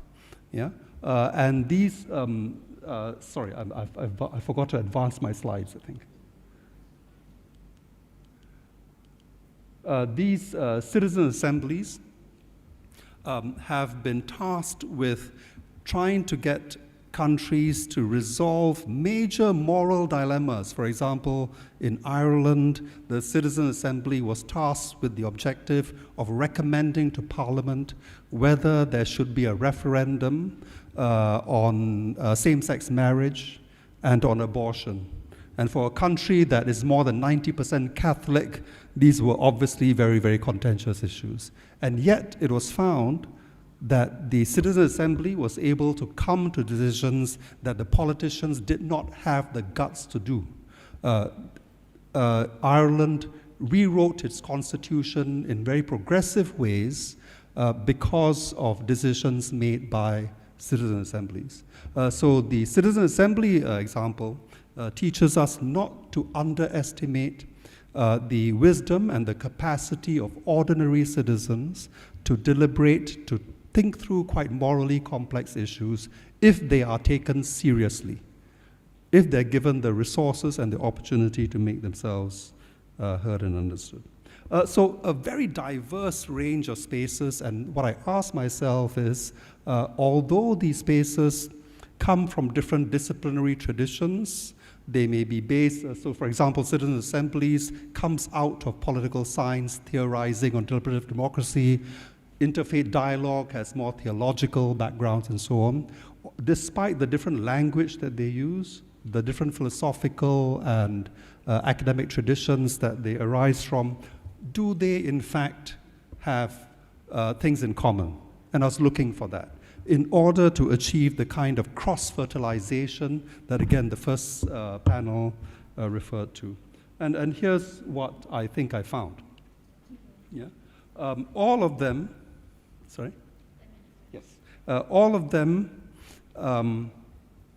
agree that this idea that human beings who are different are inherently built to conflict with another is a myth.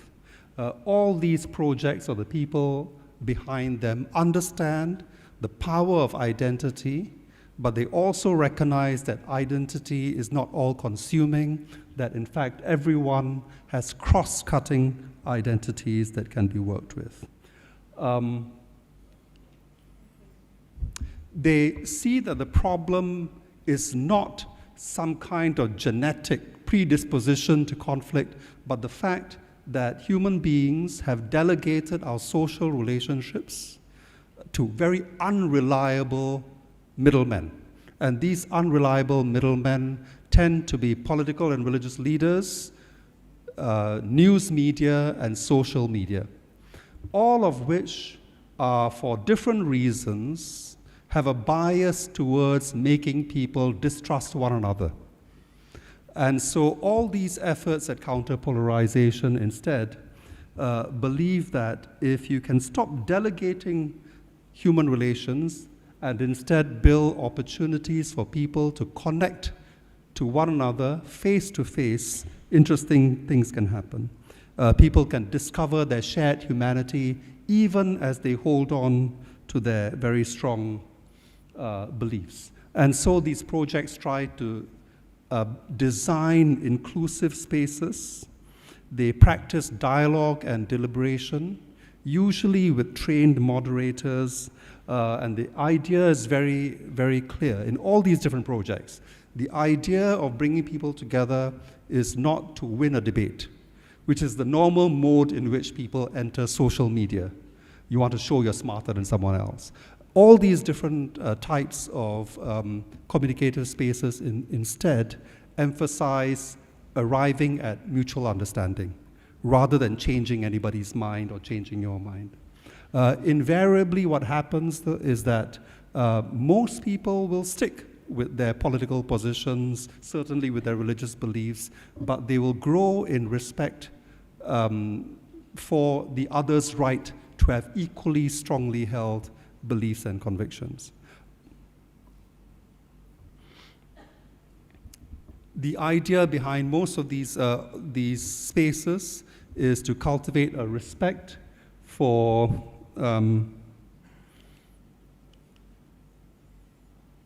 others as conversation partners.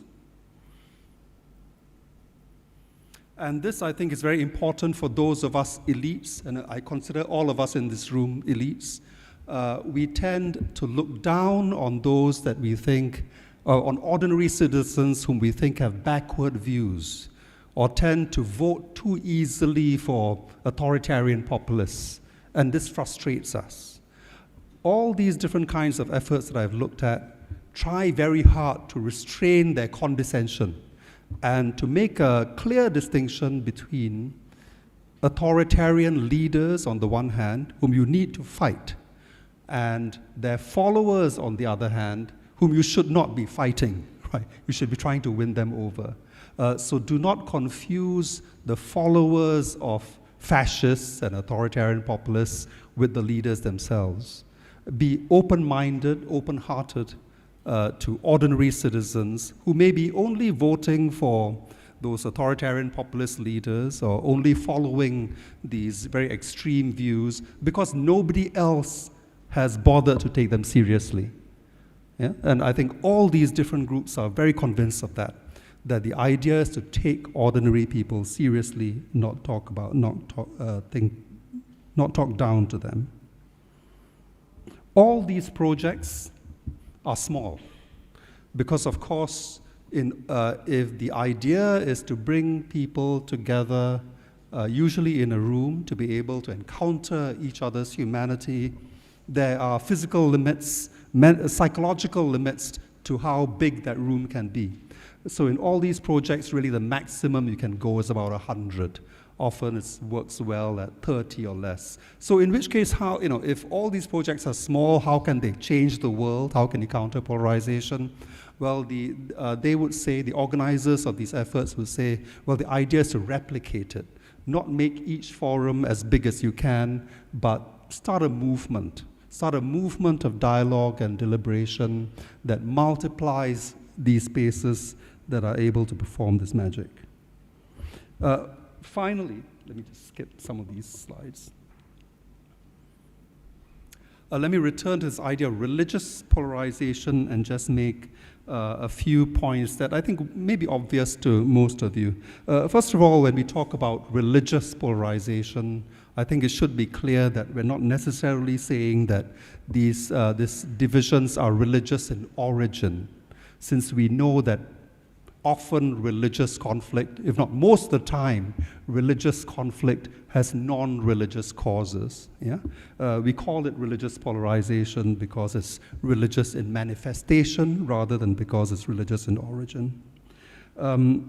It follows from that, I guess, is that often secular approaches, and not just interfaith dialogue, is a way to overcome religious polarization. To give you one small example from Turkey, where one of the main divisions is between, a bit like Indonesia, I guess, is the division between conservative Muslims and Muslims who call themselves secular.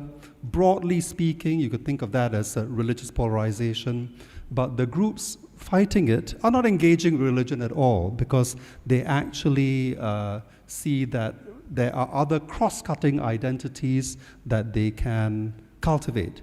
So youth groups recognize that whether you are conservative or secular or religious, if you're young, all the parties have let you down.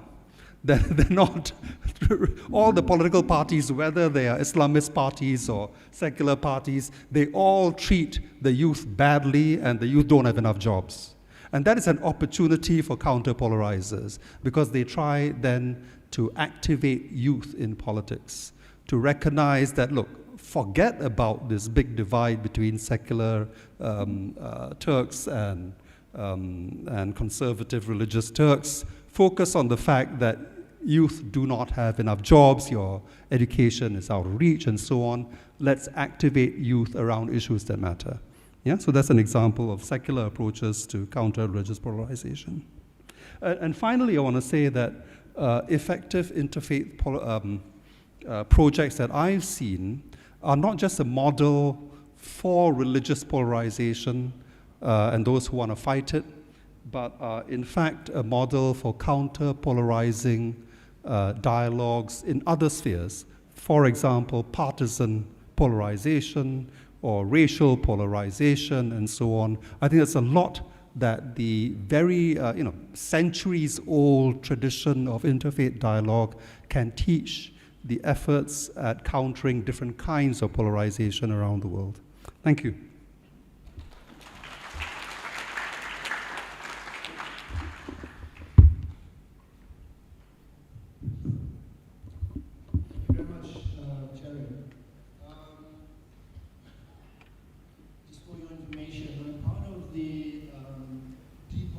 Community of practitioners. So this is a community that is facilitated by IFIT, which is the Institute for Integrated Transitions, based in Barcelona, Spain.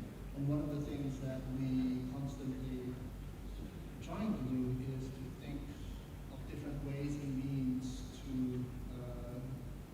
engage in what we call depolarization. I know you use the term counterpolarization, but other scholars would actually use the term repolarization, because it seems like when it comes to polarization mitigation, you can't really do much. At times, what you can do is try to reconfigure the playing field. What you can do is try to realign the political forces that are in polarizing games, so to speak. And so there are different ways and means to sort of deal with the issue of polarization. And Mark Friedman talks about the solution spectrum, where polarization is seen from three distinct strategies, essentially. The first one is on dialogue and outreach, and I think your citizens' assembly essentially is that. But then there's also what Dina was talking about, the institutional reform, the policy and legal frameworks that are necessary to mitigate the problem of polarization. But then there is also the narrative building, the sort of efforts in trying to tell a different kind of story that is polarizing, that is essentially and effectively polarizing. And so there are different ways and means to sort of deal with the problem of polarization. And I can see that Indonesia is dealing with it, although if you look at the Edelman Trust Barometer, for instance, Indonesia is way below, together with Singapore, Malaysia, Saudi Arabia, which of course are, not fully democratic. Some are fragile, benign authoritarian countries, and some are like us, like partly free countries based on the democracy index and so on. But then you have countries like the US, Mexico, Spain, and others that are highly, severely polarized.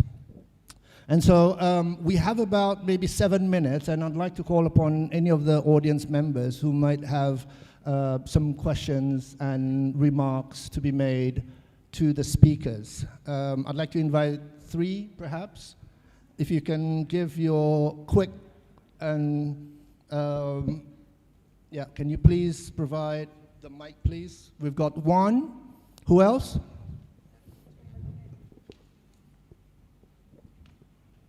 No more takers? Okay, the first question, please. And be succinct, please. Be short and sweet. Okay, first of all, let me introduce myself.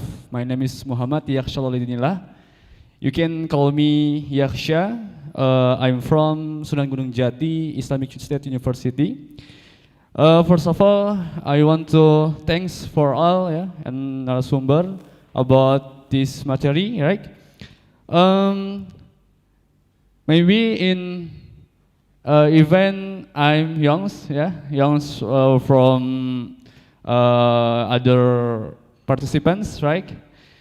Okay, the question is, I want to ask to Miss Dina, right? I'm a human research in a community in Bandung called is Komunitas Bermain Bandung. I'm joined community called, there are many people who experience fatherless and homeless, right? So, if we can connect in your research, about religion and human flourishing, what do you think about that problem? And as academic, what step do I need to take to improve the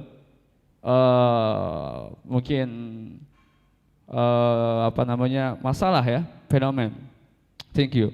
Okay, thank you very much. Other questions? Okay, Mas Ihsan, and one more. Okay, second.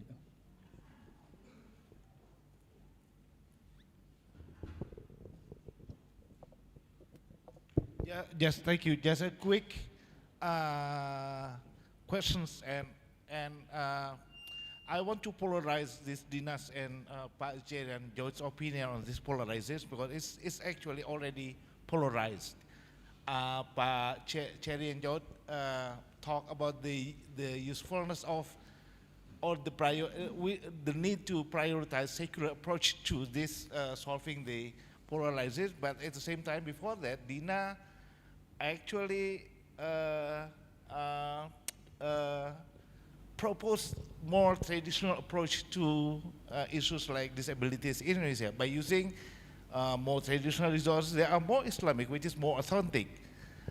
So my question is, if I'm afraid I misread your suggestion, Pak Cherian, or maybe Dina would like to respond to Pak George. Thank you. Okay, thank you very much. We have the last questionnaire here, please.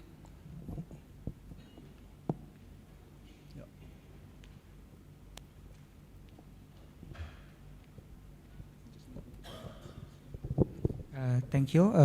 My name is Raka from the CRCS. I am autistic.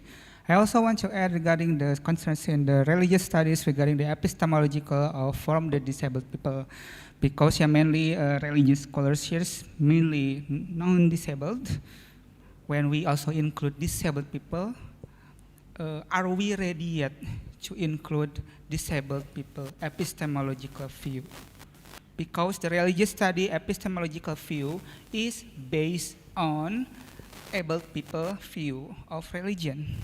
How about, are you ready? Are we ready yet to also include the disability epistemological view for in the religious studies? And why and how also to make that realization? Thank you. Okay, thank you very much, Raka, for your question and for the both of you previously. So I'll give maybe 2 to 3 minutes to each of the speakers. Charan, maybe you can go first.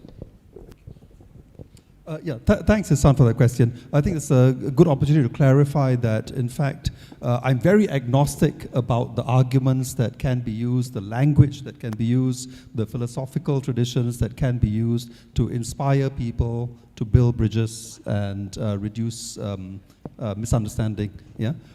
So I was not trying to prioritize secular, rational, liberal democratic approach. Quite the contrary.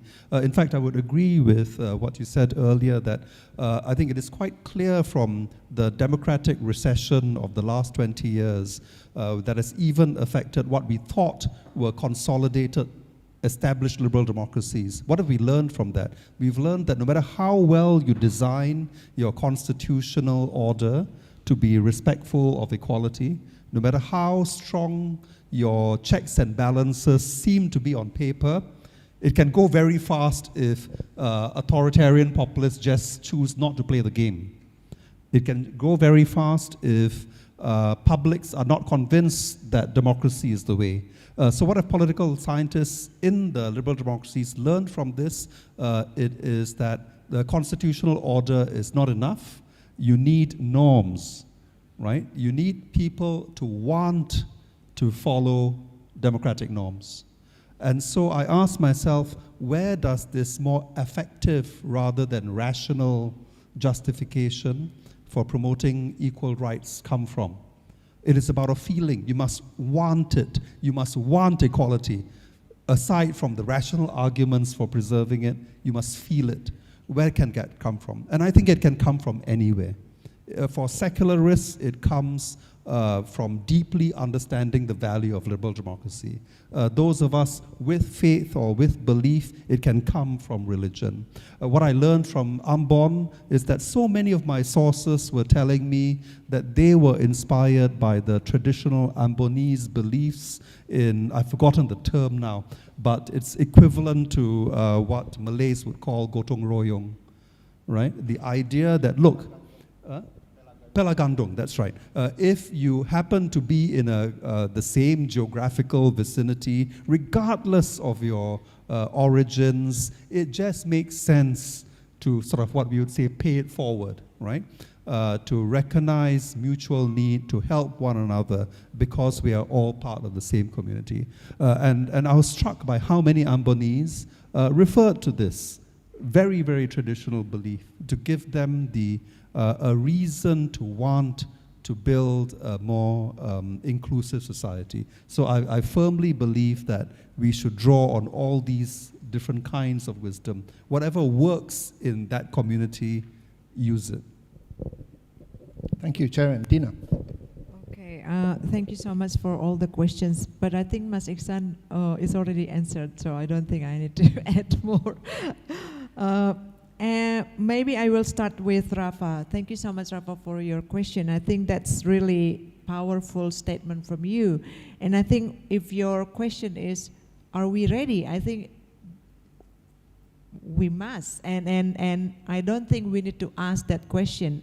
But the problem is, I think how are we going to provide that opportunity, right, for people with disability to dominate the conversation, to be visible and present in all this dialogue, discussion, in the knowledge production, etc. And I guess having you here at ICRS, I think you have that pathway because you have an institution that is clearly support your being here and also will value your aspirations and also your insights, your personal views, and also your personal experience as someone who live with spectrum.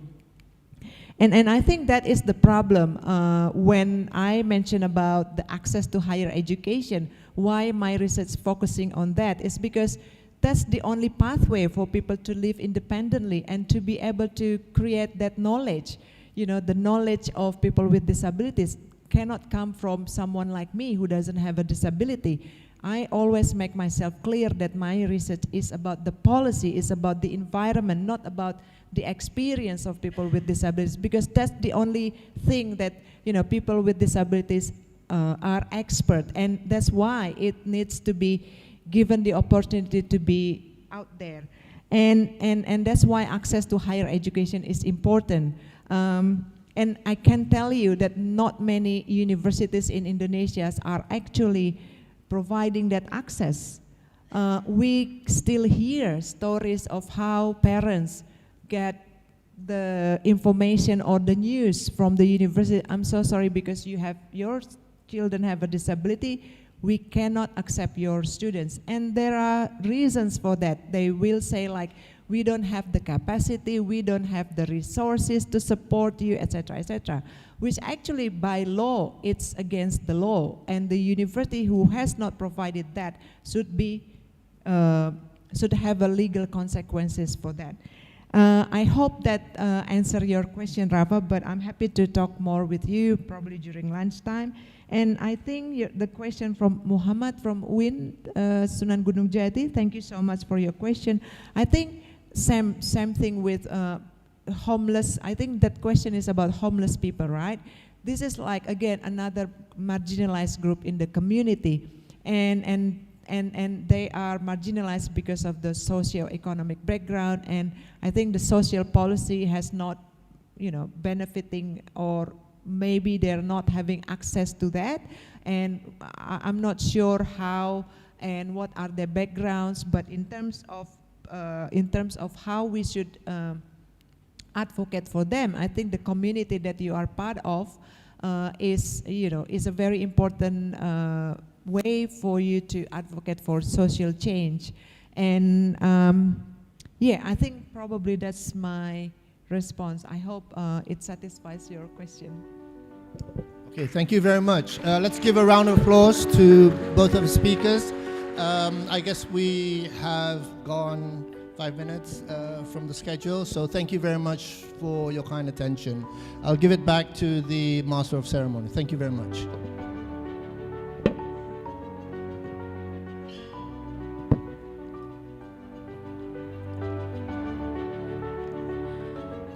We kindly request our distinguished guests to please remain on stage, as we will now proceed with the presentation of a token of appreciation, which will be presented by Professor Diki Sofyan.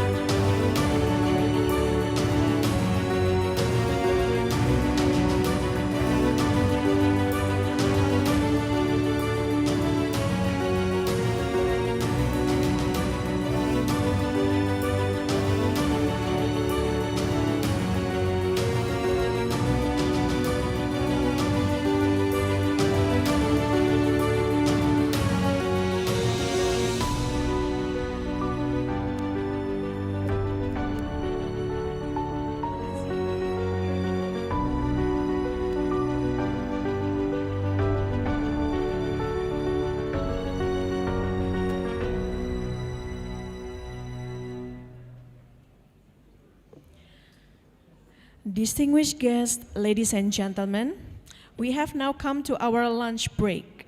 We cordially invite you to enjoy the lunch buffet that has been prepared for you in the ballroom foyer. For those who have dietary restrictions, such as vegetarian and vegan diet, please kindly reach out to the committee. And also, we would like to announce posters and photos exhibition behind us are available for your observation. Please enjoy your lunch, and we look forward to welcoming you back shortly in 1 hour. Thank you.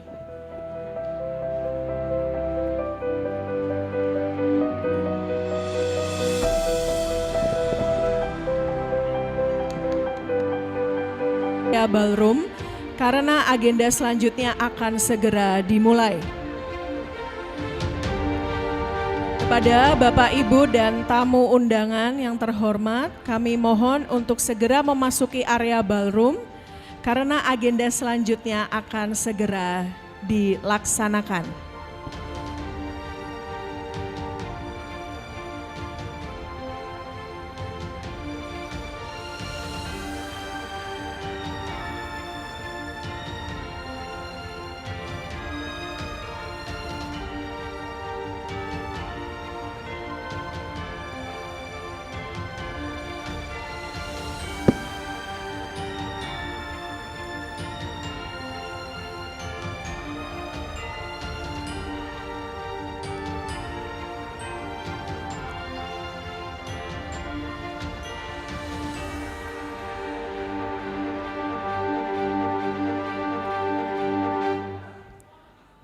Kepada Bapak, Ibu, dan para tamu undangan yang terhormat, diharapkan untuk kembali memasuki area ballroom dikarenakan agenda selanjutnya akan segera kita mulai.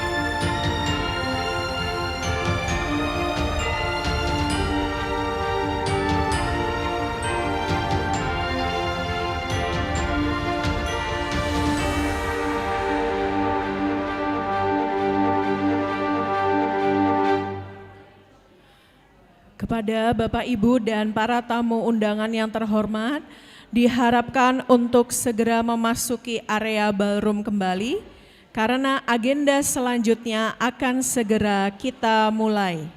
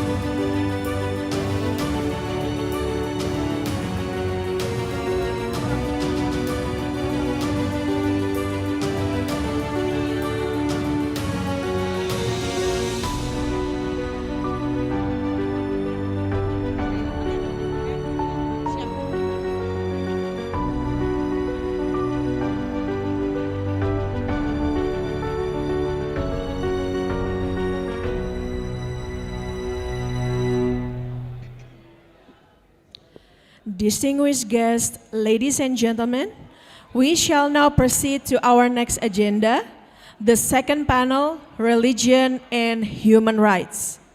This prestigious session will be led by Professor Zainal Abidin Bagir, together with Professor Brett G. Scarfs, represented by video, Professor Alimatul Kiptiah, and Professor Francisca Widiawati. Ladies and gentlemen, please welcome our esteemed speakers to the stage.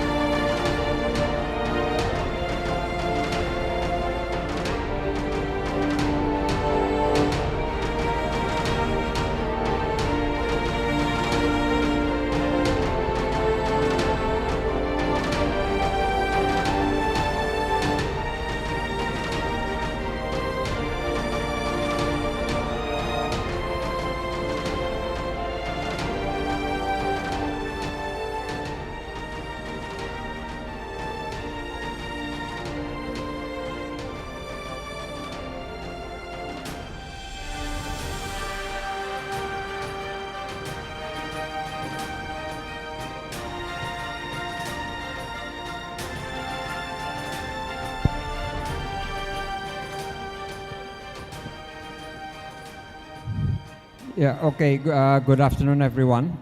Hope you all had nice lunch. So we are now in the next sessions with the title of Religion and Human Rights. I probably need to say something about why we have the panel with this topic. So the three topics of today, earlier we have religion and polarization, now religion and human rights, and later on religion and environment. These are actually representing three out of quite a few topics that we have done research in the past few years, and the topics which our students have also written in the past few years. So with the topic of human rights, we have done quite a few research. A few years ago, there's research on freedom and harmony. And then more recently, we were involved in a collaboration regarding articles on religion or belief in the new criminal code, the new Indonesian Criminal Code 2023. And actually just yesterday we had also a workshop on religion and human rights in practice, interrelations between rights to religion or belief and other rights, women's rights, freedom of expressions and others. So this is indeed a topic we have engaged with for quite some time. So for today, I'm happy that we have three speakers, but unfortunately one of the speakers, Brett Scharf, didn't manage to come here, but he sent his video and he will explain why he is not able to be here. So Brett Scharf is from the International Center for Law and Religion Studies in Brigham Young University. And then we will have two other speakers who are with us, Professor Alimatul Kiptiah, who is the Associate Director of ICRS and previously a member of the National Commissions for Violence Against Human, or Against Violence Against Women, yeah. And we also have Francisca. Siska is ICRS alumni, who is now teaching at University Santo Paulus. So in English, that will be St. Paul University. Yeah. Catholic University of St. Paul in Ruteng, which is Eastern Nusa Tenggara. So we're happy to welcome her back to UGM. She graduated quite a few years ago. So I'll start with presentations by Brett Scharf, please.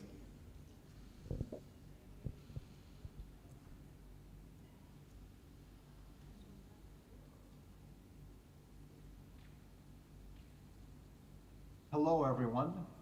I wish I could be with you in Yogyakarta.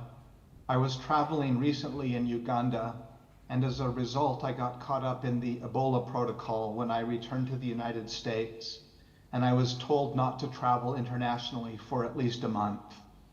And so unfortunately, I'm here in Utah at Brigham Young University, or my home near BYU, and participating remotely. I've put on my batik so that I can have the spirit of the occasion, but unfortunately, I'm not with you in person.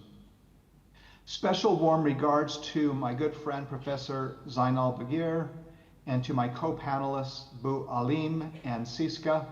I'm sorry I'm not there to be a part of this panel with you. Recently, I've been thinking a lot about the topic of our panel, the connections between religion and human rights. And for those of you who know me, you won't be surprised that I framed this largely around the concept of human dignity. And recently I've been thinking specifically about the deep connections between human dignity and social trust. And so I hope you won't mind, but I've prepared some remarks on that topic. And I believe that our religious traditions in particular teach us very significant things about human dignity, and our religious traditions are therefore very important in helping us build social trust that is so important in building societies that will uphold human rights and be places where we can live together in peace and harmony. Let me begin. At the foundation of any healthy society is social trust. That basic confidence that we have that life together is possible, that our neighbors, institutions, and even those who disagree with us are acting, at least for the most part, in good faith. Social trust is the unseen glue that holds communities and even nations together. It allows us to cooperate, to solve problems, to build businesses, to share neighborhoods, and to live under the rule of law. It promotes the ability to promote attitudes of tolerance, openness, and sensitivity to differences between people and among social groups. But social trust doesn't happen without concerted, intentional effort. Trust can only be built slowly, but it can be lost quickly, and once lost, can be difficult or even impossible to rebuild. It is created on a moral foundation, the foundation of human dignity.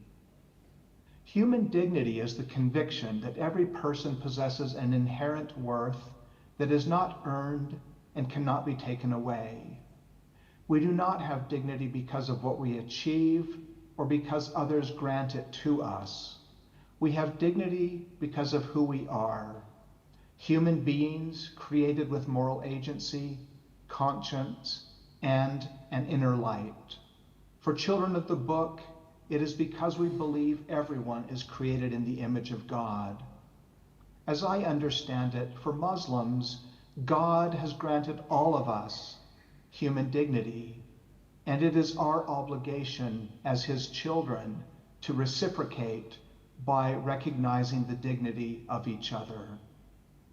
When we start there, when we see each person as someone with intrinsic value, it transforms how we relate to one another. Dignity calls us to look beyond labels, ideologies, and identities, and to see the humanity that we all share. It invites us to treat each other as a moral equal, not identical, but equal in worth. And it is from that recognition that social trust grows. Because when I see your dignity, I begin to see you not as a competitor or as an obstacle, but as a partner in the shared project of living together. I can disagree with you without dismissing you. I can listen to you without losing myself. Trust and dignity, in other words, are deeply intertwined. Dignity grounds trust, and trust protects dignity. In a pluralistic society, we will always have deep and enduring disagreements about truth, morality, and the good life. But disagreement is not a failure. It is a fact of human freedom. The question is not whether we will disagree, but how. Social trust allows us to disagree without dehumanizing one another. It allows us to protect freedom, especially freedom of religion and belief. Not because we all see truth the same way, but because we all see each other as seeking truth sincerely. When trust erodes, we begin to assume the worst about each other. Public life becomes brittle, fear replaces respect, and coercion begins to crowd out freedom. But when trust is strong, we can afford to be free. And so, if we want to strengthen social trust in our societies, our institutions, and our daily relationships, we must return to human dignity as the moral center of our common life. Let me mention just a few ways that a shared commitment to human dignity can help us build that kind of culture. Recently, I have been paying attention to the list of social competencies from the Indonesian Social Cultural Competency Dictionary, which I have come to believe provides an extraordinary way of thinking about the connections between human dignity and social trust. Let me mention a few of those connections. First, dignity helps us develop socio-cultural sensitivity, the ability to understand and accept diversity. When we see every person as inherently valuable, difference becomes less threatening and more enriching. Dignity teaches us to listen with empathy and humility, opening us to learn from the experiences of others. Human dignity is a powerful antidote to the most malignant consequences of identity politics, which seek to divide us. Second, human dignity encourages the development of mutual respect and equality. It reminds us that every person's voice matters, that no one's background or belief disqualifies them from participating in the common good. This recognition of equality is what allows unity to emerge, not by erasing difference, but by honoring it within a shared moral framework. It is important to recall that the first paragraph of the preamble of the Universal Declaration of Human Rights begins, whereas recognition of the inherent dignity and of the equal and inalienable rights of all members of the human family is the foundation of freedom, justice, and peace in the world. Notice the reference to all members of the human family. This is not the individualistic conception of rights that is so often associated with international human rights. Likewise, Article 1 of the UDHR declares, all human beings are born free and equal in dignity and rights. They are endowed with reason and conscience and should act towards one another in a spirit of brotherhood. The emphasis on all human beings being equal in dignity and acting in a spirit of brotherhood again signals the importance of community, solidarity, friendship, harmony, kindness, and understanding. Third, prioritizing human dignity helps cultivate tolerance and openness. It shifts our mindset from competition to cooperation. When we see the dignity of others, we begin to build relationships rooted not in fear or suspicion, but in trust and goodwill.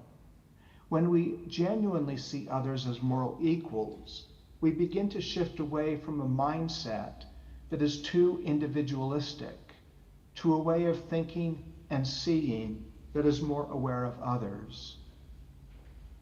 Fourth, dignity helps us use our differences constructively and creatively. Instead of dividing us, differences become a source of insight and innovation. A community that honors dignity can channel diversity into collaboration and problem solving, a source of strength rather than conflict. If you ask someone who runs a complex organization, they will probably tell you that when people with different perspectives and experiences come together and focus on a complex problem, the solutions will be better than those of a single individual or a group of similar or like-minded people. Fifth, human dignity increases organizational and institutional effectiveness. In workplaces, schools, and governments, environments built on respect and fairness tend to be more cohesive, more innovative, and more sustainable. People give their best when they feel valued. This is a lesson I've learned from personal experience. When people are working hard for an organization, even one with a noble mission, if they feel unseen, unappreciated, mistreated, or taken for granted, they will burn out, or get angry, or even walk away. Finally, dignity helps leaders and government representatives build social trust and interpersonal relationships with the people they serve. A public servant or teacher, professor, who teaches and approaches others with genuine respect and empathy builds credibility and trust, not just in themselves, but in the institutions they represent. This is not just a matter of reputation, which can be viewed from the outside, but also a matter of character, which can only be appreciated from the inside out. When human dignity becomes the moral center of our shared life, social trust flourishes. And when social trust flourishes, freedom and community can grow together. As I have studied the social cultural competencies in the Indonesian Competency Code, it is interesting that this umbrella competency is called the glue of the nation. As I've tried to give a name to the underlying thread that connects the various levels of these competencies, I believe it is a deep commitment to human dignity. Because in the end, social trust and human dignity are not abstract ideals. They are lived realities. Human dignity is a reality we are obligated to recognize in each other if we hope to live in cohesive and harmonious societies. Trust is something we must earn and sustain if we hope for those harmonious and cohesive societies to flourish over time. Dignity grounds trust. Trust sustains freedom and harmonious societies. And together they make possible a society that is not only free, but humane, not only diverse, but united. A society that can be trusted to respect and protect the dignity of every person. As I said at the beginning, I believe that our religious traditions have some of the most deep and beautiful conceptions of human dignity available to us. And so there are very important connections between our religious traditions, our understanding of human dignity, and human rights. Because human dignity, after all, is the foundational principle of human rights. And so I hope we will come to appreciate the deep connection between our religious traditions, human dignity, human rights, and social trust. Once again, I wish I could be with you to discuss these ideas further, and I hope next time I will be able to join you in person.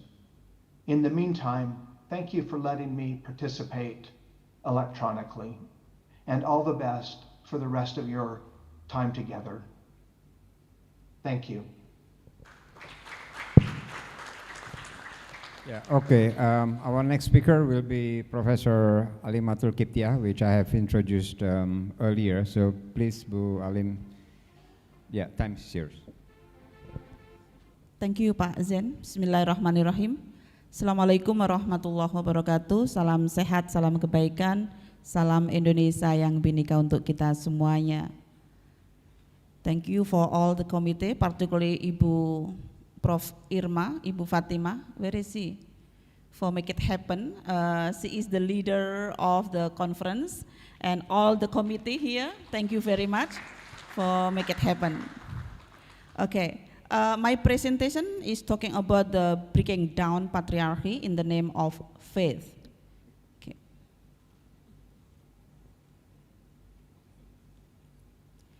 Okay, for the information that not only in UIN, I'm also actively involved in Majelis Tarjih, the National Board of Muhammadiyah, and also research and development in National Board of ICRS. I think this is very important to make sure what is my identity is, not only academic but also the activist. As Pak Zen mentioned, I'm also the former of Commissioner on National Violence Against Women or Komnas Perempuan for 5 years. So I'm back to university and then now serve in ICRS. Okay, so, sorry. Happy New Year, Happy New Year. Happy anniversary. Yeah, happy birthday for ICRS, yeah. I think this is very important step, yeah, because as we listen since in the morning that ICRS is reborn right now, it's very, very different. So as part of our discussion on human rights, so by reborn ICRS, meaning that we break the association that ICRS is only UGM, but not anymore. Yeah, ICRS is UGM, UIN, and UKDW. Because if we are not going out from the office of UGM, it's difficult. People will think that association ICRS UGM like this. So now we reborn, yeah, and in the next step, ICRS will manage 3 universities in terms of the courses that tomorrow we are going to discuss. So at least we will have 15 students, at least start on September from the 15 scholarship, which is 1 courses on methodology in UIN will be followed by a student from UGM and also student from UKDW. And for the approaches in UKDW is going to followed by student in UGM and student in UIN, and decolonialization in UGM also is going to be followed by other students from 2 universities. So at least we have 15 students for ICRS in 3 departments with, from 3 universities. Okay, today, as I mentioned before, that I'm going to talk about how the intersection between freedom of religion and belief and gender equality.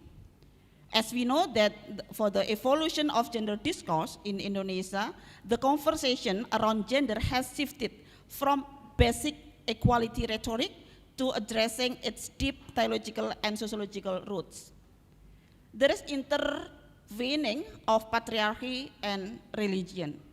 So for example, the restriction of freedom of religion and belief, yeah, do not happen in isolation. They are deeply tied to patriarchal power structures that subordinate women. And if we're talking about freedom of religion and belief and gender justice, this we have to make sure that every woman has the right to believe, practice, and express her faith safely and equally without discrimination or violence. When we're talking about intersectionality, yeah, that women from religious minority and economically vulnerable background face layered, overlapping form of discrimination due to their intersection social identity. There are 4 clusters that I'm going to use for analyze this issue, 4 clusters of gender equality and gender justice. First, relating to status on social and structural position. The second is relating to the thought, yeah, intellectual and authority, and the third is role and responsibility, and the fourth is about body, experience, and autonomy. So let's see the research question that I'm going to explore. What forms does gender inequality take within the context of freedom of religion and belief? And also, what are the strategies to achieve gender justice and equality in the context of freedom of religion and belief? So, from the first question, there are four of gender inequality and injustice. For example, from the first one, relating to the status of social and structural position.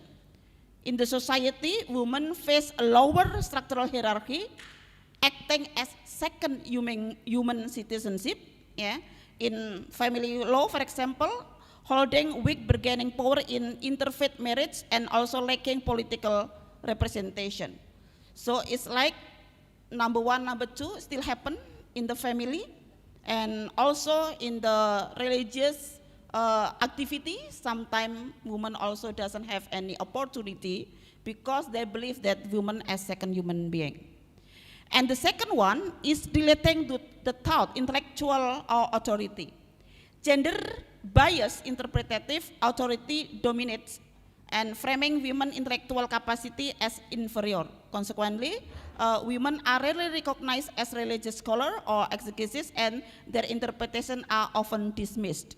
This the second. So it seems like there is no recognition of female ulama, female professor, female religious leader, because of they believe that women's status, women thought is not really valid. And the third one is about role and responsibility. We know that there are still many unequal role and responsibility between men and women in the family that sometimes also legitimized by the role of family law in Indonesia. And the last one is relating to the body, experience, and autonomy, which is sometimes a slice of cloth or jilbab in his head is very makes discrimination for other people who doesn't believe that it is compulsory in Muslim community, for example. So sometimes there are also sexual violence.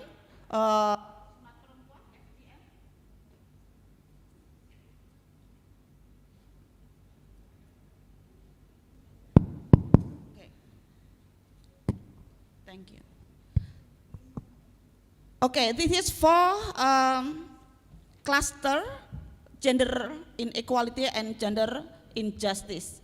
So now what we can do for status. For example, we can defining the family law paradigm and strengthening individual rights.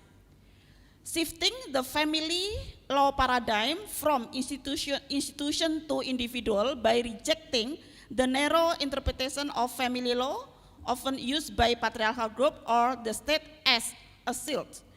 For example, to the reservation of SIDO to legitimize institutional discrimination against women fundamental right. Women's right must be reaffirmed as fundamental right inherent to every individual.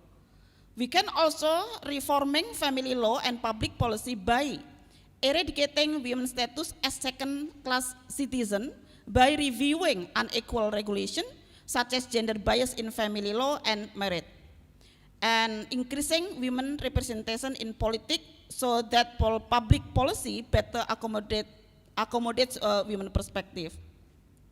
And the third, protection of minority group by providing guarantees of safety, recognition of identity, and equal access to public services for women from religious or belief minority group who often face a double marginalization. Okay, for the second one, which is about the women's thought are matter. Women thought are also important. What we can do, deconstructing gender bias interpretation by challenging and dismantling the dominant of patriarchal religious interpretative authority, including in fiqh, that regard women rational capacity as inferior to men's. And also promoting inclusive religious reinterpretation by rereading religious text through the lens of gender justice to build an emancipatory understanding of Islam that align with the principle of rahmatan lil alamin. And the third one, recognition of women intellectual authority by creating ample space for women to be legitimately recognized as scholar, exegetes, religious authority who have equal right to interpret and express their belief. Okay, for the role and responsibility, opening access to religious leadership by providing fair opportunity for women to lead institution and organization as well as to make decisions within the religious institution, and redistributing domestic and public role by changing rigid patriarchal religious doctrine to eliminate the multiple burden of women who have career or are active in social political activities outside the home, like creating key performance indicators for husband or housewife. So I think this is part of the example how to have the key performance indicator, how to be good house husband and how to be good housewife. So it's very important as well.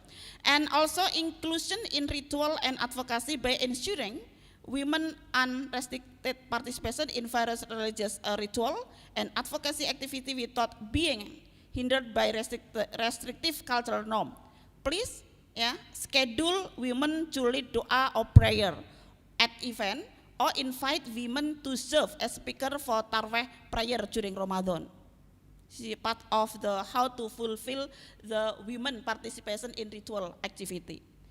And the last one is talking about the context of body, ensuring bodily authority and protection from violence. We can restoring autonomy in dress and religious expression by ending the imposition of the single standard of piety, the manipulation of the meaning of the hijab. This is not only the symbol of the piety. People can also be pious without any these clothes on the head. So, and the second one is eliminating victim blaming by ending the stigmatization and blaming victim in case of sexual violence that often link harassment to the way women dress, and eradicating harmful practices justified by religion by prohibiting harmful practices that control women reproduction and sexuality, such as female genital mutilation based on negative stigma, and preventing child marriage by breaking the cycle of child marriage, which is often legitimized by conservative interpretation by upholding the right to bodily autonomy and ensuring the right to education for girls from economically vulnerable background. And the last one, how we put intersectionality, we can applying a progressive theological approach and intersectionality. Okay.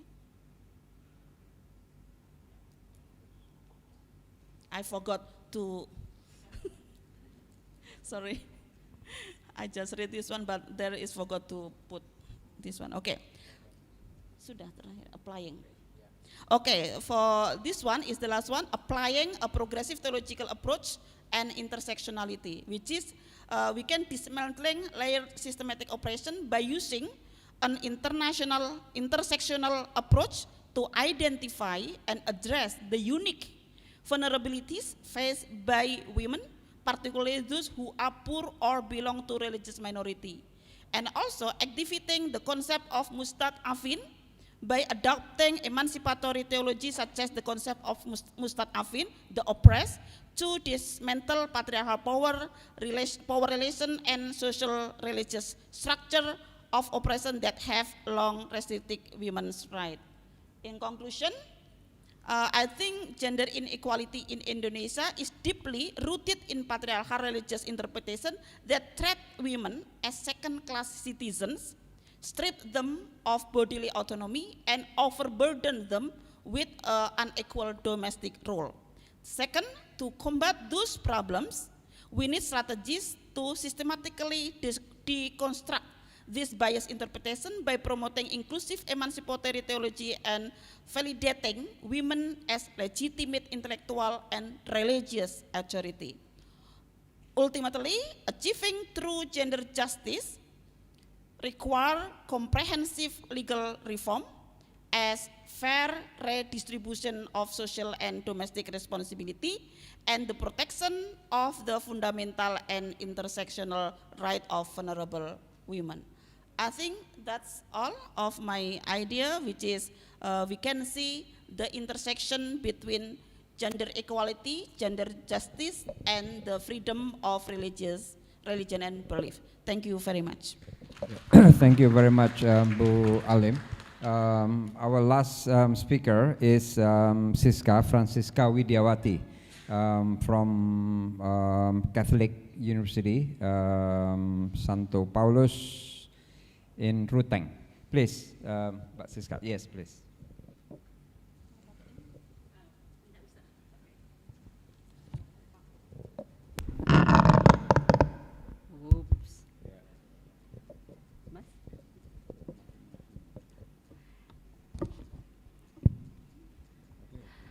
Okay, good afternoon, everyone.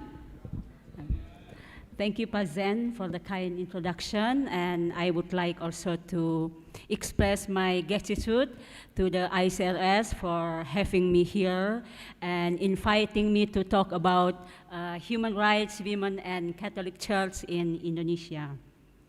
Ladies and gentlemen, the Catholic Church holds a unique place in the global conversation on human rights.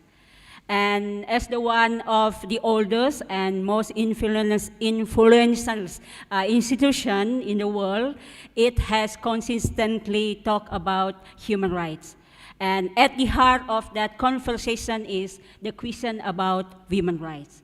So, where does the Church lay its ground for the women dignity, and what are the problems of women rights in the Catholic society, and in particular, how does it manifest in the Church of Indonesia? Here are some questions I would like to elaborate with you today. Theologically, the Catholic Church provides strong and positive foundation for the equality and rights of women. The concept most often is Imago Dei.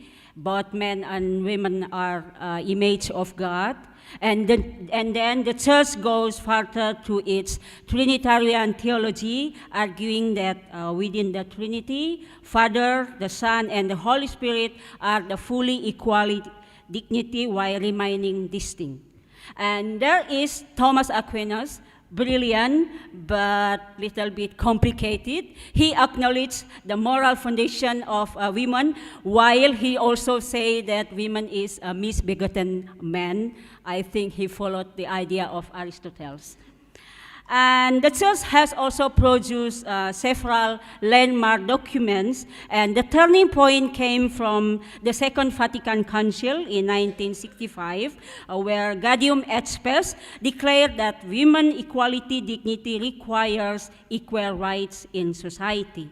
And other documents like Familiaris Consortium affirm that women's equal dignity and their right to public roles, although critics note that it comes with domestication role. And the most important document within the Catholic Church, which is called as the Magna Charta of Human Rights, is on the dignity and vocation of women. Mulieris Dignitatem affirms that women not as a passive agent, but they are active in the history and not just the recipient. However, the question about ordination of women within the Church is remains sharper's edge. And in 1974, one document like to close the question officially, but I can say the debate has not gone away. Okay, go on. Despite this doctrinal development, the tradition remains marked by tension and critics. I observe several things. The first one is the ontological and epistemological question concerning the language, symbol, text, and rules within the Catholic, which is many feminist theologians see that the face of patriarchal is very, very strong. And the second is the concern on the gap between the doctrine and institutional practice. If the Church teaches that all persons possess equal dignity and equal rights in the world and society, the ordination question, as I mentioned previously, is most the contested point to this critique. And the policies produce a structurally, I call as a second-class status of women, and based on the survey made by Pew Research Centers, there are some countries actually who really have a high number in supporting women ordination, like Brazil, Argentina, Chile, and etc., as you can see on the screen. And under the Pope Francis and his successor Pope Leo, the tone was shifted somehow, even though the door for the women ordination is closed. Beyond the documents are the real problems of women within the Catholic Church, and I may say that one most crucial issue is on sexual abuse, including abuse of children in many countries, and over decades that the Church tend to prioritize the reputation of the institution rather than the safety of a victim, and try to reassigning the perpetrator rather than to bring them to like secular courts, and the culture of silence are very, very strong. And yeah, even though Vatican has established a protection commission, a culture of hierarchical silence persists in many regions. So I mean, then how does the conversation unfold within the Catholic Church and society in Indonesia? Let us keep in mind that Catholic make about 3% of the population in Indonesia, about a 8.3 million population, and if we include the Christian, if we include all the Christians, it's about 10%. And as Ibu Alin said, that within the minority group, yeah, the status of women or the minority status is like double, even triple. And I try to I try to give you a map of several core issues of human or women rights in Indonesia. Number one is the exclusion of women from church leadership appears to stronger here in Indonesia than in Vatican.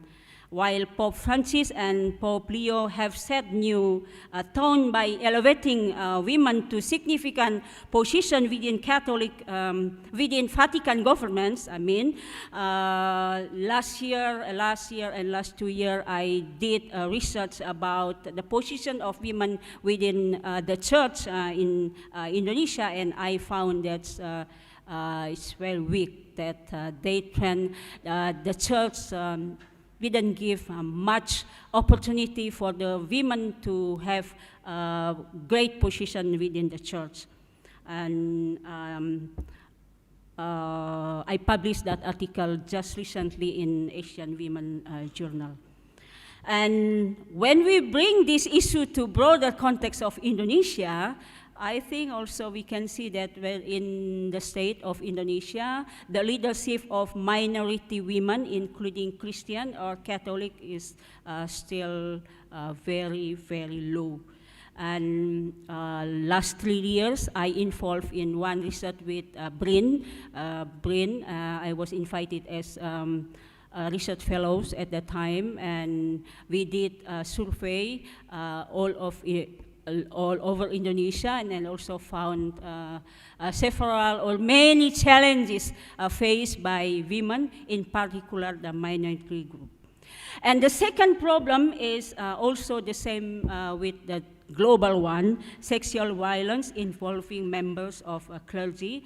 And the pattern, the global pattern is quite similar, that the culture of silence prioritize institutional rather than victims, and also reassigning the clergy to another place. And when we talk about this sexual violence within the broader context of Indonesia, we may remember about mass rape tragedy in 1998, which include many minority women. And as I again want to say that when you are women and you are belong to minority group, the challenges are even much harder. And the third one is on marriage law. We have 1974 marriage law of Republic Indonesia, and I see two issues on that. The first one, that the way that we have to legalize the marriage through religion is also bring much challenges to the women. And the second one, in relation to interfaith relation, that the law doesn't accommodate the interfaith marriage. And usually many people who wants really to have marriage with his or her partner from different religion, the one way they will, the solution they will take is a conversion. And you know, conversion to one or your partner religion. And within the patriarchal society, the religion of women mostly considered as lower or not important as the men's religion. So there are many women who have been forced to convert to his or to her husband's religion. So the question of the freedom of religion and the right to marriage are really here. And the fourth one is in relation to religious freedom. Catholic and Christian women in Indonesia face uneven protection and are sometimes targeted during the worship destruction and religion violence base. And the fifth one, what really I need to concern today is ecological violence. Ecological violence has become increasingly visible. We see the large-scale state-led development under Indonesian national strategic projects like palm oil, expansion, mining, food estates, and energy infrastructure across like Papua, Kalimantan, and Sumatra, and other regions in Indonesia has repeatedly produced ecological violence. And the systematic degradation of land, water, and forests, it has no gender, it's not gender neutral.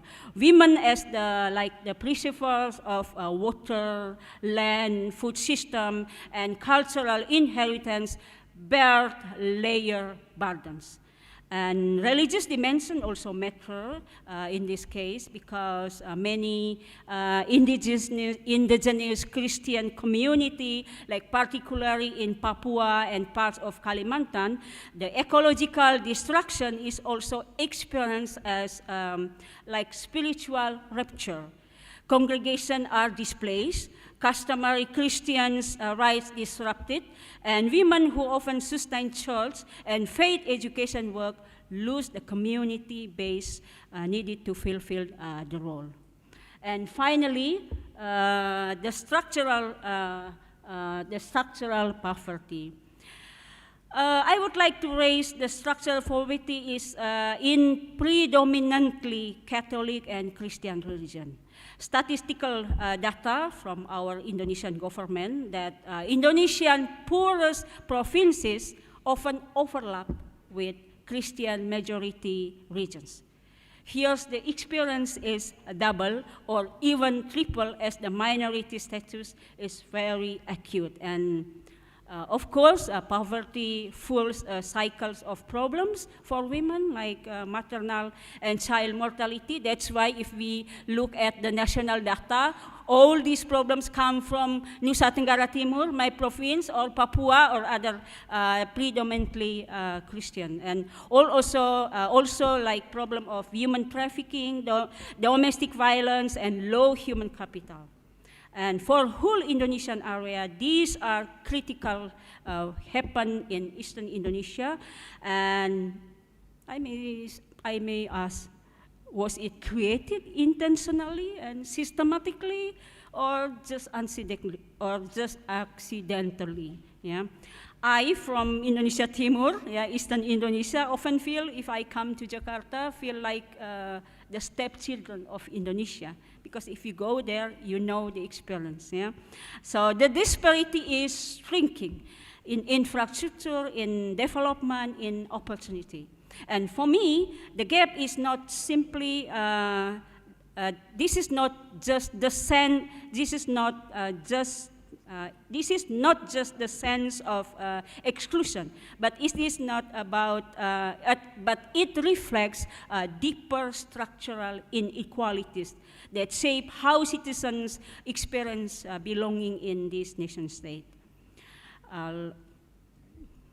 The last one, and brothers and sisters, ladies and gentlemen, I think those are the problems I try to map, and I bring you here, and maybe we will discuss more later. And as the conclusion, or not the conclusion, maybe some several takes away point.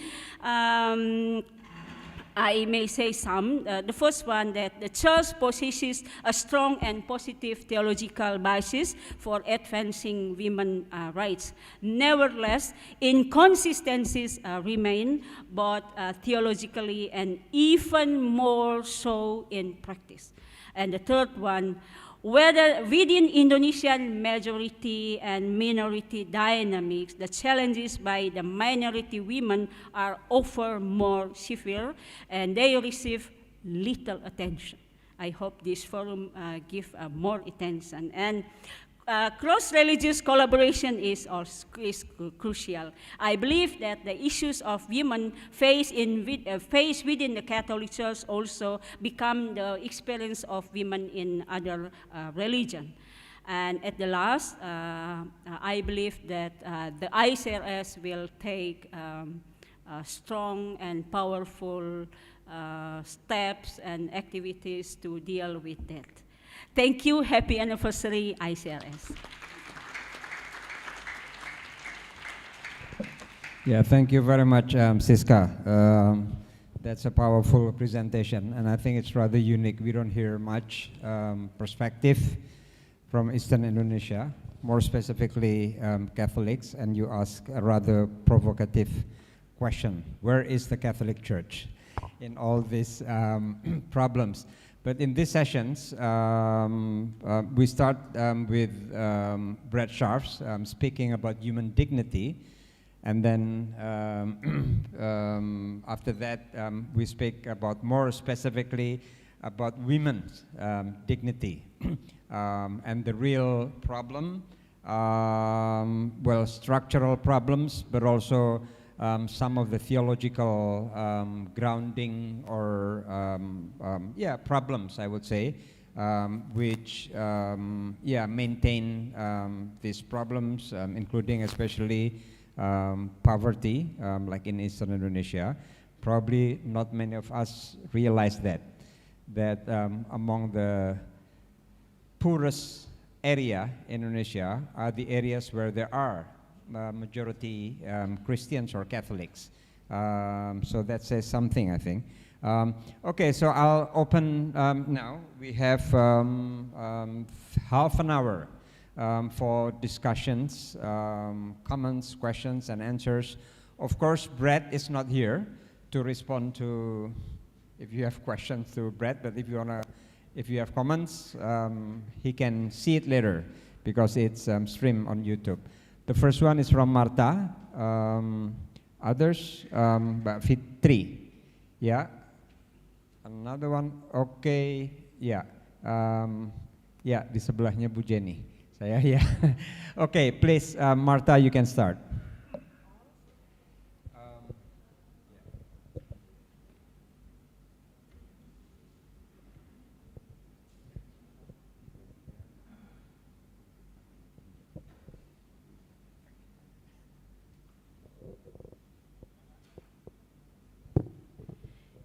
Hello, my name is Marta. I'm ICRS alumni. And my question is because addressing of the women rights, in your opinion, based on the previous two presentation about the women rights, how, in your opinion, how the gender justice for women facilitate through the indigenous religion or indigenous practice due to the domination of world religion narratives that already discussed before, and because I think there is also maybe polarized or there is an intersection rights issue and also the needs for gender justice itself with the issue of religion, adat, local practice, or what we call, if in the Western paradigm, as culture also. Thank you. Okay, thank you. Second question.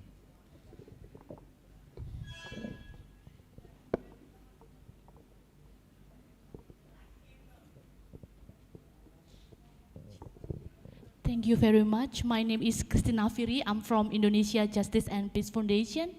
My question is for Ibu Francisca Widiawati. Thank you so much for your insightful presentation. I also would like to ask the same question with your presentation. Where is the Catholic Church? As my experience, I work together with marginalized community in some area in Aceh, in Yogyakarta and East Nusa Tenggara. There are also the problem that already you mentioned about the freedom of religion and also about the ecological justice. As we know, Catholic Church have a very strong encyclic like Laudato Si and everything. But based on our experience in advocating their rights, sometimes we see the Catholic Church and structural, it's not really active in working together with the marginalized community. But, and also in my experience, sometimes the case of freedom of religion that also happened for the Catholic society, there is also no, position from the structural Catholic Church organization. So my question is, it may be same with you, how we could engage with the Catholic Church in the structural to work together with us, civil society, in advocating so many problems with marginalized community. I think that's all. Thank you very much. Thank you for the questions. The third one, di sana Mas Arief.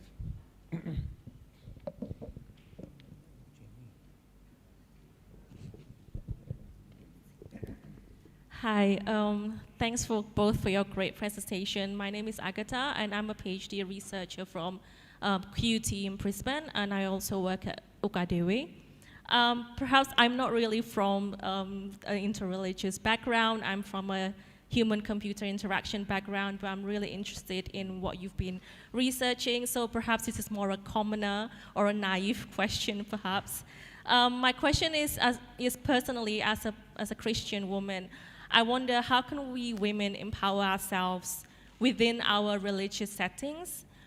when the messages that we receive from the community, from within our religious setting itself, often frame women as what we call secondary citizens, as what we have been mentioning in this conference, and how the messages are interpreted that often frame us as secondary citizen within the church, within our community. So how can we approach this realistically in the real world, individually, communally, and also institutionally? So that's my question. Thank you. Thank you very much. So we have Bu Alim with a very strong background in Islamic theology and others, and Siska with a Catholic background. Some of the questions probably can be answered by both. Please, Bu Alim. Okay, thank you very much. First, from Marta,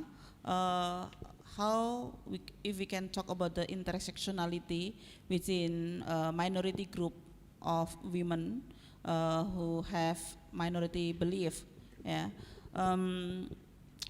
In my experience, when in Komnas Perempuan, when we try to write the 20 years of the implementation domestic violence law, the eradication PKDRT, Undang-Undang PKDRT, and then we found that women from a minority group of belief, they face like unregistered marriage. It's not because they don't want to register, but because of the administrative in the government is not accommodate their belief. So then they face, when they face the domestic violence, and when they try to report, and then it's not part of domestic violence because it's not registered, their marriage. So it's not siri in the term of the Islamic context, yeah, in the Muslim context, not that one. So sometimes by recognizing whatever they believe in terms of the wedding ceremony or marriage ceremony, I think the government have to accept that they are married. Or maybe they have to change the administrative form that accommodate, yeah, people from the minority group of marriage, because sometimes women will have impact if there is bad happen on that relation marriage. And also I think if we look at Ibu Renata here, yeah, yesterday I think, mana Ibu Re? Okay, yeah, yesterday we talked about the women in Papua. Sometimes if we talk about the adat, so no women leader in the adats, meaning it seems like we cannot do anything, yeah, because of the name of the culture or belief itself. So I think, yeah, we have to break, yeah, we have to work together with the people who has the belief. Sometimes we have to criticize, can we speaking for others? Chandra Mohanty in her book is criticized sometimes we cannot speaking for others, but just invite them to speak themselves. In my book, Feminist Muslim in Indonesia, I found in my dissertation that what is the contribution from secular feminists and Muslim feminists. In my finding, that the contribution is, you know, that strengthening the identity of Muslim feminists itself, because the secular feminists, they teach the Muslim feminists the tools how to understand closely the religious text, how to interpret from the feminist perspective. But then it's not like what the stigma negative from many people, that then Muslim feminists will leave their religion. No, in my case, strengthening their own identity, not leaving the religion. So it means that we have to use or invite the one who have the belief itself, because sometimes we cannot speaking for others. We have to invite them to speak themselves, change from the within, yeah. So, but sometimes, yeah, because in the society, women it is perceived as unintellectual, or maybe they don't have any power, or something, a half of men. So sometimes if the woman want to be a leader, they have to prove 2 times compared to men itself, and if men want to be leader. So many of the society still this kind of position. Although right now, I think we have to also worry in Indonesian movement because there is no male movement. Maybe Mas Ancu want to start to male movement for male, not male movement for female, for women, because right now the best graduate students are female, many of them. So there are many opportunity, economic empowerment also for women. So sometimes we need a male activist for male movement, because I'm talking about gender. It's not only for women, but also also talking about how male also have the power. Not Pak Yahya and Pak Ancu is going to start how to have male movement, not men movement, not only women movement. So not many male will have suicide compared to female, because right now data statistic mention that more male has suicide than female, because of male cannot tell their story. Yes, male, of course, male can tell the story. Okay, thank you very much, Bu Alim. Siska. Thank you, Marta, Christina, and Tessa for the questions. It's complicated questioning about indigenous religions within the Indonesian religious discourse. Because everyone knows here that back to past history, that Indonesian government policies on forcing people to convert to one of the 5 or 6 religion, however, has become very complex or impact in many indigenous community. And just imagine that in the past, women probably had more roles in their own community and religion, but when they have to become a member of 5 or 6 religion, the discrimination and marginalization also happens. This is about the right of freedom of religion. And moreover, there are also complex problems right now regarding marriage, as I mentioned previously, and also about family, the concept of family, and so on. And when we are talking about when we question about where is Catholic Church within my presentation, and actually I'm also questioning the same things, that in Catholic Church from Jakarta to diocese and parish, we have a strong structure of justice, peace, and integrity, creation of a commission, GPIC commission.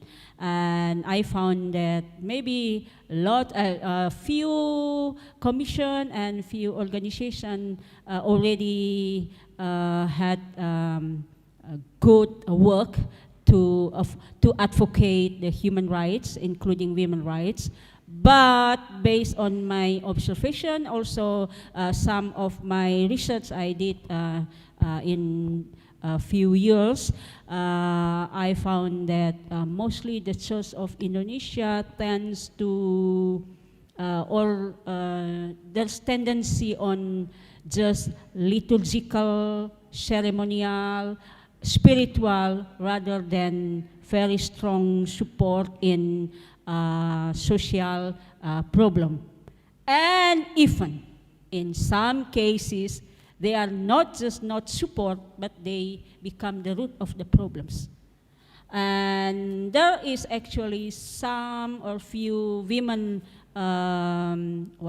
women organization, Catholic organization, but mostly the women Catholic organization also works to support parish as a liturgical and altar center on spiritual rather than try to advocate the problem of that. So I think Christina already answered based on her experience, real experience, that it's hard to find church who really fight against the violence, the injustice. And if we see like in Papua, in Flores, even there's tension between church as institutional with some women group and with local groups in dealing with social. Yeah. So I saw someone bring a paper say that already finished about that. Okay, maybe that's just my voice. Apa tadi yang terakhir?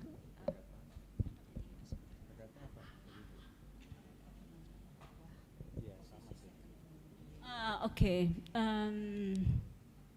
Yeah. As I said that we may find that there are some empower women group within the society, and sometimes they are not part of a structure of religion, and I think that we have to pay attention to their movement and try to support them. Then we have also so many women who have a very potential in academic, in power or in knowledge and everything, that just need the good heart of the religion institution to open their mind to their reality of the woman and involve them more actively, not just the object of the religion. Maybe that's all. Yeah, thank you. We still have time. If there are other questions to the two speakers or comments. Yeah, there was a question. Okay, Renata. One of the questions which we'll be interested to follow up actually is, how do you engage religious institutions to support the agenda of gender equality and others? So I see Renata, Reza, and were there two or three? Two. Okay. So after Renata, then Reza. Oh, Pak Bernie. Okay, yeah.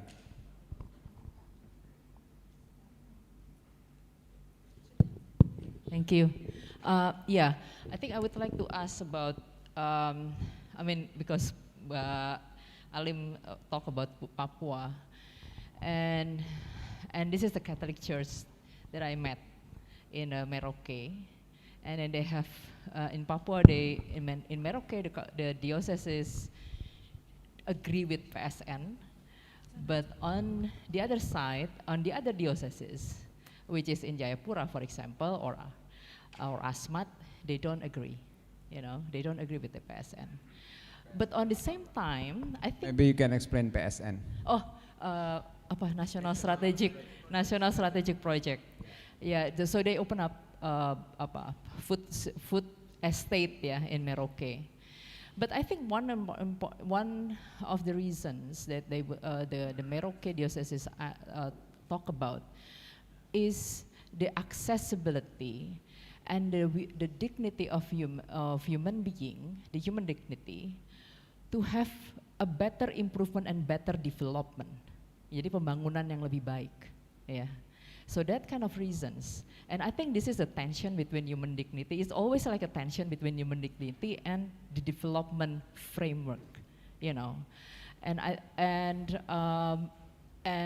think many times, I think the way we try to approach this is about, okay, we need to have an inclusive governance, making sure there's no one left behind, but how it is, how it's happening, and how, when you talk about indigenous, even the question of indigeneity or indigenous community in Papua is something that they are still discussing. Who are we, And I think that's where as a Catholic as well, or as a religious community, you need to, I think that's also the questions when we are facing to the, we need to face, or we need to find a solution of the problems. You know, who are we? What kind of community that we would like to be perceived, you know? And I think that's also the questions when I speak with you know, my colleagues there in Papua, you know, that they would, and they said like, we want to be like Jakarta, we want to be like in Java, you know, we want to have that kind of development, you know, and then, I mean, we know that there is problems when the state is actually never consult with them, never consult all the economic indicators are coming from the central government, but that kind of framing, you know, that the progressions is the reasons. So I think, sorry, so that's, I think that I would like to ask, you know, how to have a better approach, and how, you know, and then, yeah, I think how to communicate with the religious communities on that. Thank you. Okay, please, Mas Reza, Oda, microphone. Yeah, thank you for the opportunity. My name is Reza. I only want to give an appreciation to Bu Alim because of what you said earlier about the male side of patriarchal oppression to ourselves. Because I coming from Christian background, working with churches, with my church, I see firsthand that men do not have space to tell their stories. Kasihan sekali. Especially men from retired workers who already see their life as like kind of worthless, because our sense of worth is tied to our capacity to provide to our family. So those retired workers, retired males, they already have no sense of self-worth because of this. I do not have any value anymore because I cannot provide for my family. So one of the solution that we created in our, at least in our church, we shifted the format of our men's group worship from the usual worship setting to a sharing group.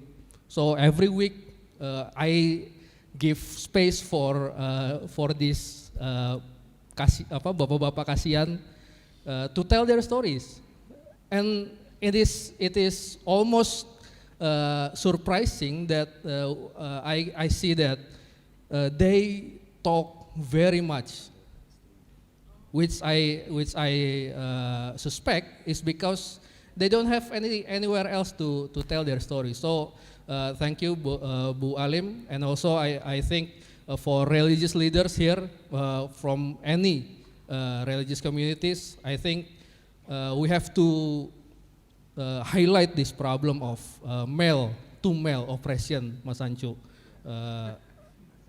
Because the victim of patriarchy is not only the women but also the men. Okay, wow. Thank you, Reza. Last question, Pak Bernia.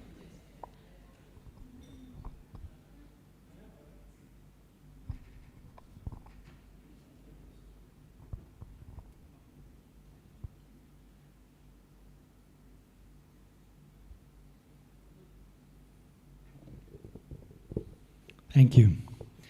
I also have a question that's maybe a little bit like the last comment, but it's partly, my question has to do with the comments about a men's movement.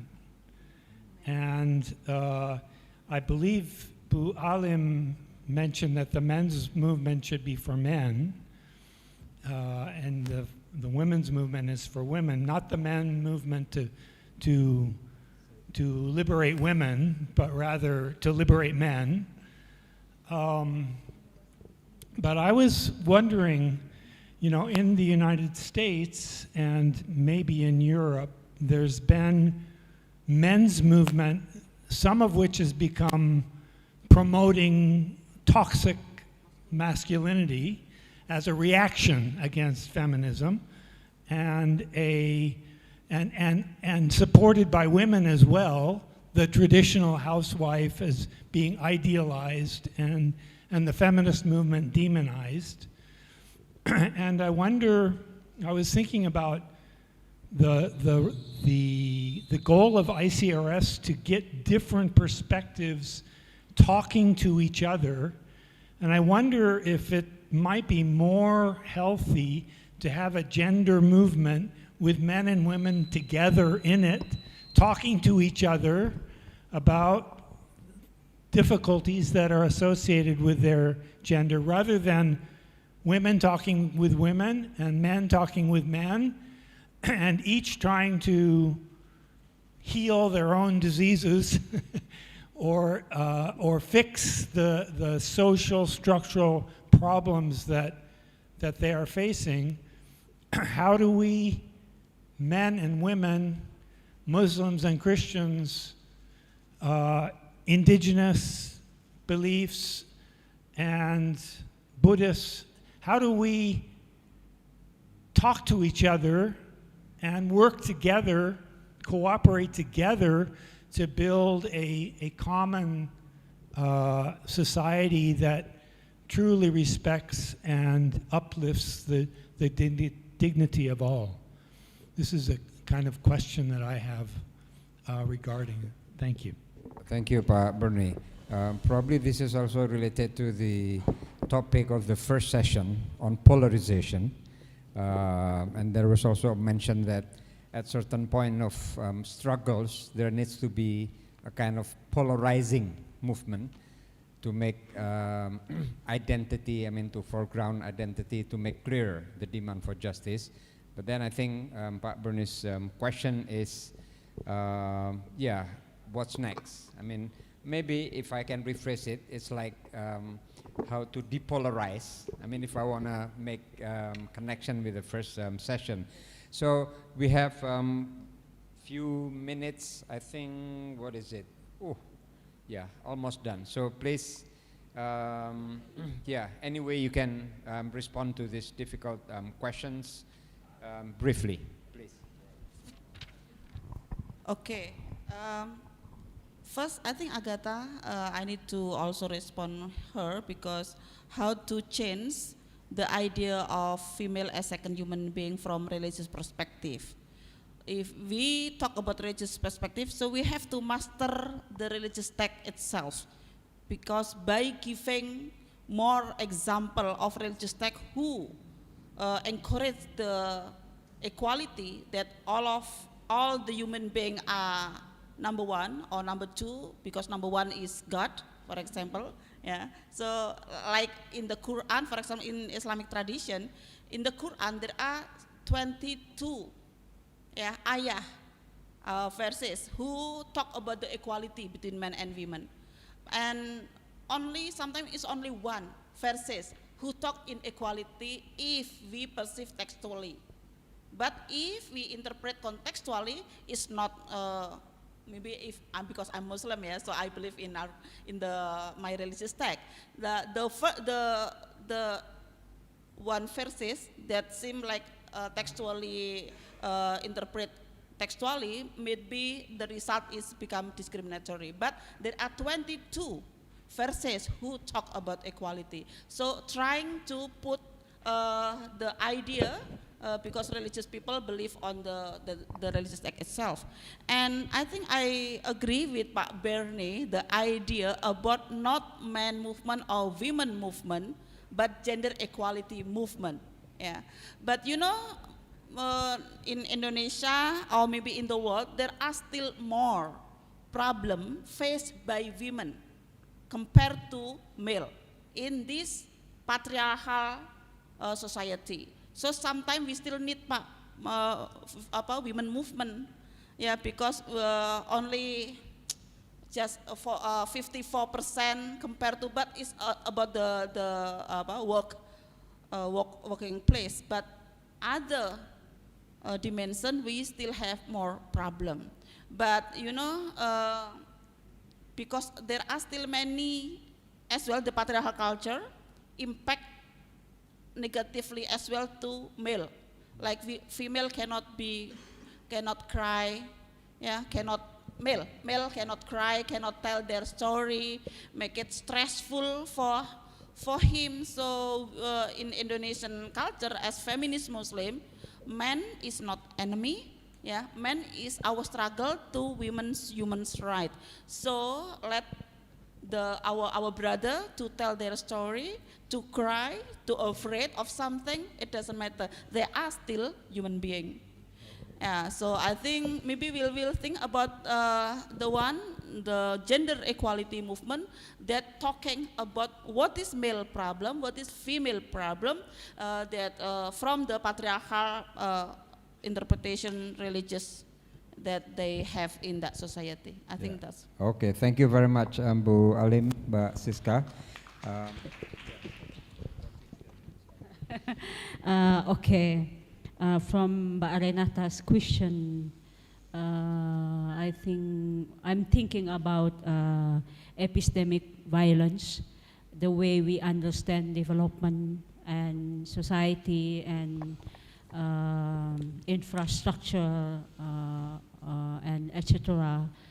And like in Papua, we may say that gold is under their feet, but poverty is in front of their eyes. So all the programs for whom? Yeah.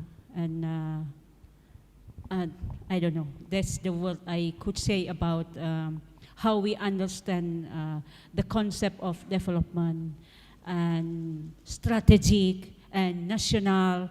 What does it mean? What all it means about that? We have to really think in deeper way and in very justice way to see those within our state policy. And I think for Reza and Pak Bernie, I think they don't really ask questions, but they invite us to rethink and maybe not only construct, but deconstruct and reconstruct about women and men relation, but more than that, how we together, hand in hand, try to bring justice for the community, whether it's men or female and etc. Maybe that's all. Thank you. Yeah. Okay. Thank you very much. Please give a round of applause to Prof. Alim and Bu Siska. And we're really, I mean, time is really out, so we need to break quickly and return, I think, in 10 minutes probably. So please, yeah. So we kindly request our distinguished guests to please remain on stage, as we will now proceed with the presentation of a token of appreciation, which will be presented by Professor Zainal Abidin Bagir.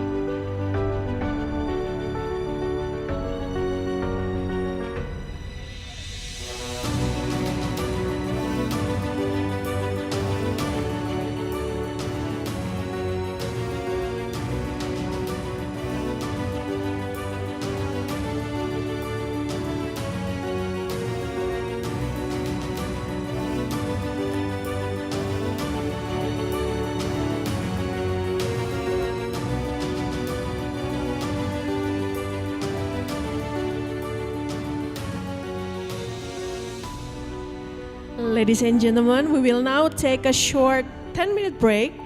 For your convenience, if you need to use the restrooms, they are located just to the left of the ballroom.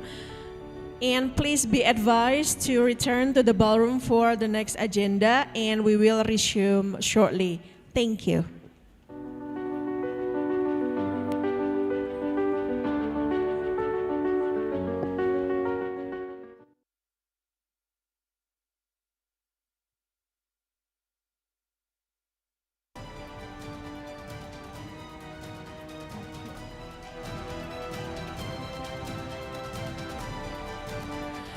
Distinguished guests, ladies and gentlemen, we shall now proceed to our next agenda, the third panel, Environmental Justice and Sustainability.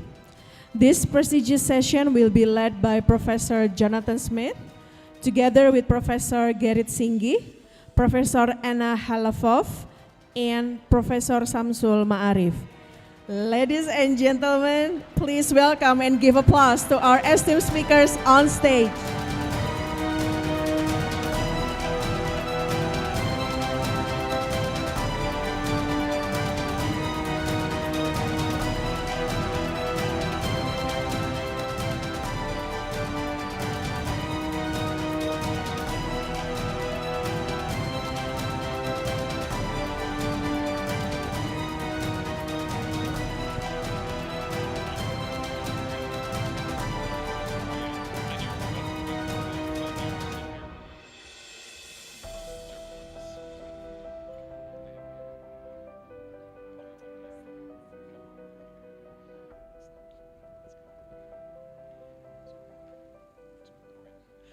All right, welcome, good afternoon.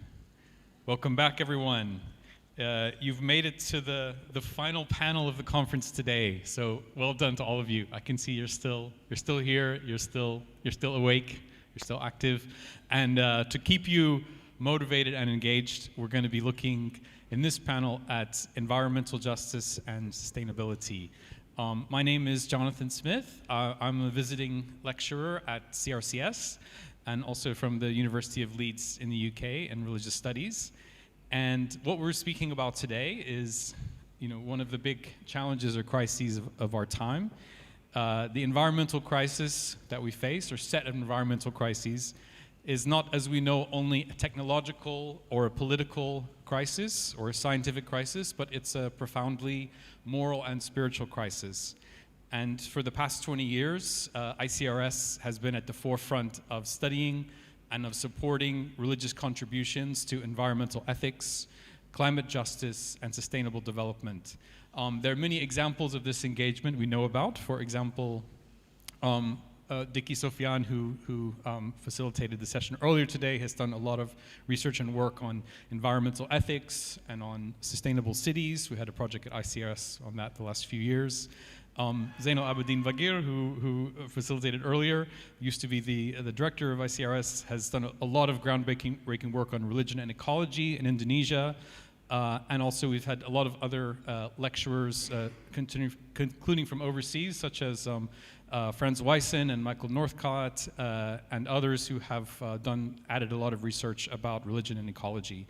So their contribution, along with many other people at ICRS, including a number of those 27 students that we spoke about earlier, have done research, really important research about environmental issues in Indonesia and the contribution of religious communities and interreligious relations to those aspects. So this research and advocacy has helped us clarify how religious communities in Indonesia can contribute to environmental justice, to living well with nature, and to sustainable development. So this panel today, as I said, will focus on environmental justice and sustainability, and we have 3 speakers with a lot of expertise and experience on this subject in Indonesia and Australia and beyond. So each speaker will have about 15 to 20 minutes to present today, and then we will have hopefully about half an hour for discussion. Looking forward to hearing your feedback on this. So let's begin with our first speaker, Professor Emmanuel Gerrit Singgi from Universitas Kristen Duta Wacana. Prof. Gerrit, Prof. Gerrit is well known here at ICRS from a long time. He's produced groundbreaking research and reflections on Christian theology of the environment. And I remember he was very gracious to interview with me a few years ago and gave me some really important insights in these issues. So he's going to speak today about the World Council of Churches and climate ethics. So Prof. Garrett, the floor is yours.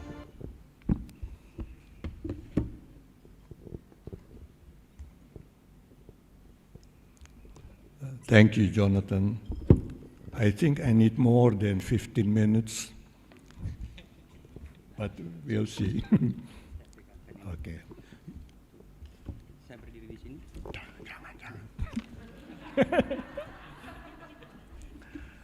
So I'm going to talk about the World Council of Churches, WCC, and climate ethics. The World Council of Churches consists of churches from the mainly Protestant and Orthodox denominations. Their concern toward the ecological crisis can be seen in the document Justice, Peace, and Integrity of Creation, GPIC, which was accepted at the WCC Vancouver General Assembly in 1983. But before that, there were already preparatory conferences and meetings such as the WCC conference in Bucharest, Romania in 1974. This conference tried to respond to the discoveries of the Club of Rome in Limits to Growth. For the first time, the term sustainability was introduced. It became popular when it was incorporated in the statement of the Brundtland Commission of the United Nations World Commission on Environment and Development as Sustainable Development, and which in many Indonesian literatures is translated as Pembangunan Berkelanjutan. According to Hallman, the WCC contributed to the concept of sustainability to the secular realm. In many cases, Christian theology just borrowed secular terms when it wanted to address the world. But this time it was the other way around, and it shows that in a time of crisis, the secular and the religious realms are ready for dialogue in order to be able to produce a global climate ethics. Actually, the WCC had already had on its agenda environmental problems concerning the natural resources as early as 1968 during the WCC Uppsala General Assembly. This assembly became famous or notorious because it gave birth to the theological expression, salvation today. The churches were implored not just to talk about heavenly salvation in the future, but also about salvation in the present sense, which involves struggle to break the structures of injustice. Those who do not like this discourse accuse the WCC of becoming a worldly organization. In 1971, the WCC held a study meeting on the environment in Stockholm, which resulted in the document The Global Environment, Responsible Choice and Social Justice. And in 1975, the WCC General Assembly in Nairobi, Kenya, produced the Agreement on a Just, Participatory and Sustainable Society, GPSS. The concept of GPSS, which involves justice and ecological sustainability, was trying to integrate two activities that previously were done separately, as each thinks that the other has nothing to do with it. In 1979, the WCC held a conference on faith, science, and the future in Boston. Here, the concept of sustainability was seen through the perspective of the future. It can only become a viable concept if both faith and science are paying full attention to the future of the earth and even the future of the universe for the sake of today's generation and responsibility toward the future generation. From its very beginning in 1948, the WCC has always held a critical appreciation of science. It invited many noted scientists and academicians to its conferences.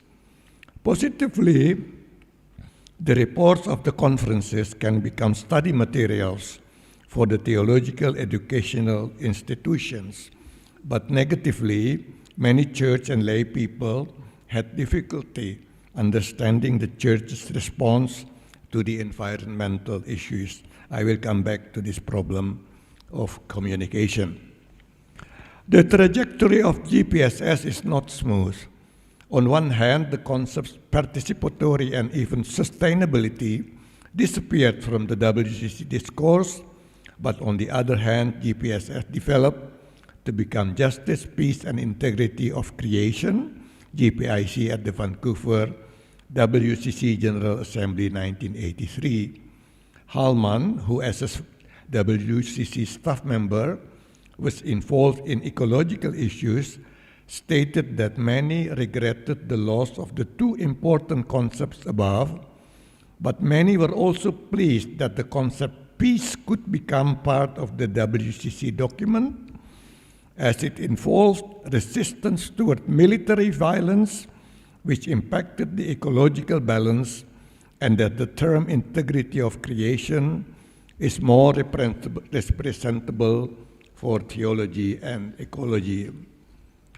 The appearance of the term creation shows the tension between theology and science within the WCC, as it is a theological term. Its application is not wrong in itself, but it could be asked, first, why don't they use the term sustainability of creation when the term sustainable is already popular? Second, why is the term nature not used, especially when people are talking about the ecological destruction of our natural world? Is there a theological reservation concerning the term? The program GPIC was then implemented by the member churches, including the Indonesian Communion of Churches, PGI. Indonesia in the 80s was allergic to leftist words, and justice was one of them. So PGI changed the order of words to peace, justice, and integrity of creation, PGIC. The impact of the program PGIC can be seen in the General Assembly of the PGI in Surabaya, 1989, where it confirmed that management, care, and sustaining the environment is one of the reasons for the Indonesian churches to participate in the national development. One of the foundations under the supervision of the PGI, Yayasan Tanggul Bencana, Foundation of Disaster Embankment, which hitherto was concerned with victims of natural disasters, now are also engaging in environmental concerns. The concept integrity of creation was further discussed at the WCC conference in Grandvollen, Norway in 1988 to formulate a theology of creation. In this conference, representatives of the indigenous peoples, women, and those from the Pacific Islands churches proposed that the integrity of creation, which came last in the WCC, should become the first. It reflects the situation in the Pacific Islands, where climate change has increased the ocean level, and now some of the islands are already submerged. The program GPIC as a whole were evaluated in the WCC conference in Seoul in 1990, where the issues were hotly debated. Those who emphasized economic justice criticized the full attention to the integrity of creation as middle class or northern people's concern, who are worried about the impact of natural resources on their comfortable life. According to them, this northern sense of crisis has been the cause that the more critical issues such as famine, poverty and racial injustice receded into the background. These debates resulted in new concepts which see the issues of poverty, injustice, and ecological crisis as related to each other and cannot be discussed separately. In 1991, the WCC subunit on Church and Society held a conference at Kuala Lumpur, Malaysia, ahead of the incoming WCC General Assembly. The theme of this General Assembly, Come Holy Spirit, renew the whole creation, and the sub-theme, Giver of Life, sustain your creation, were giving preliminary formulations to prepare the participants for the incoming General Assembly. It emphasized that the Spirit is the non-created energy of God, but fills the whole creation. The term sustainability was back, while the term energy, energeia, indicated the influence of the teachings of the Orthodox churches who are from the beginning members of the WCC. The renewed program of GPIC became the main agenda of the WCC in the General Assembly, the 7th General Assembly at Canberra, Australia in 1991. The Assembly recommended some directions in the implementation of the GPIC program. I think I will just skip it because it's very theological and my time is I think, limited. But there are a few proposals. I just want to mention the second proposal on ethics of economy and ecology. Through the sins of humankind, many covenants between God and humans have been transgressed by the humans themselves, including the eternal covenant between God, mankind, and nature, that is the animals in Genesis 9:9-12. Creation became disintegrated and scattered on its way into futility. Humans are called to restore these covenants by looking for ways to stop the polarization between economy and ecology. The two are interrelated and complementary. The concept of economic growth, with its assumption that growth is unlimited because resources are unlimited, will result in ecological destruction, as it is clear that resources are limited. Sustainability can also mean sufficiency. What we need is not a theory of economic growth, but a theory of economic sufficiency. The terms steward and covenant indicated Reformed theology, and it seems that these WCC recommendations are the fruit of a dialogue between the Reformed and the Orthodox churches. Again, I will skip.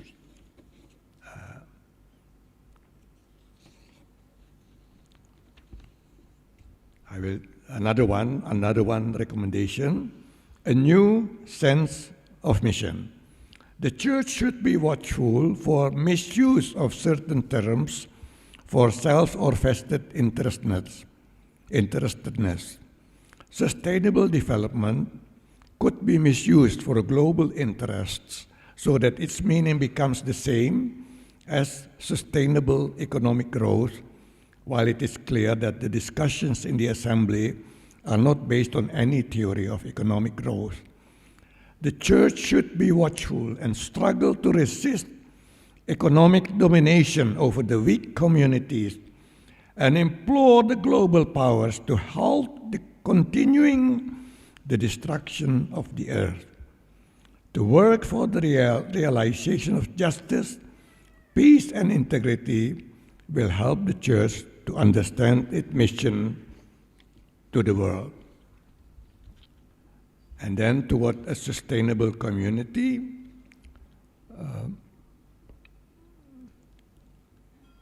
relying on Larry Rasmussen, Hallman referred to three concerns of an earth community.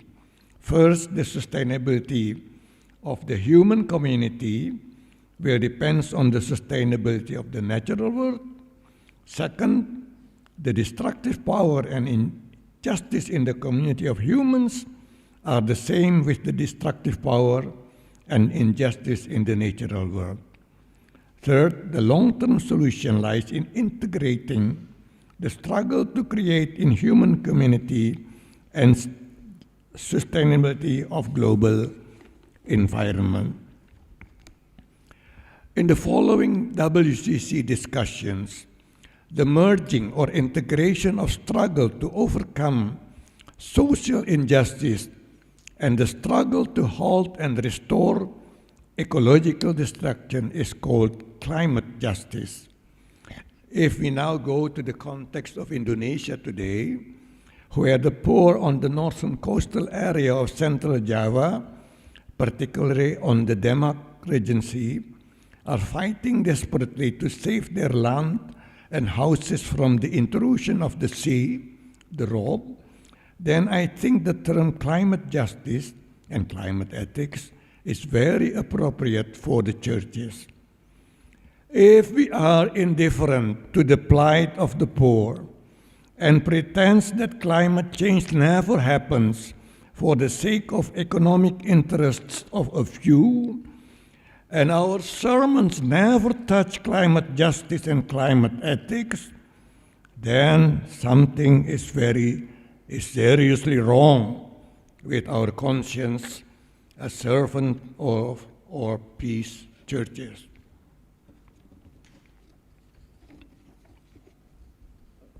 If we borrow the language of the parable of the sower, that's in the Gospels, then it is as if the seeds of WCC GPIC fell among rocky ground and thorns. But this is not the last story, as the seeds also fell on fertile ground. I will give you 2 examples where the seeds are able to grow and give results. The first is in North Sumatra. Soon after the GPIC were formulated in 1983, the head of the Synod of the Huria Kristen Batak Protestant HKBP Church, Dr. Sorituan Nababan, quickly socialized its contents to his congregations. Why? In 1983, the government has authorized the building of a pulp factory near the mouth of the Asahan River, which is very close to the Toba Lake. And in 1987, when the factory became operative, the waste was thrown into the river, and through the river, it flowed into the lake.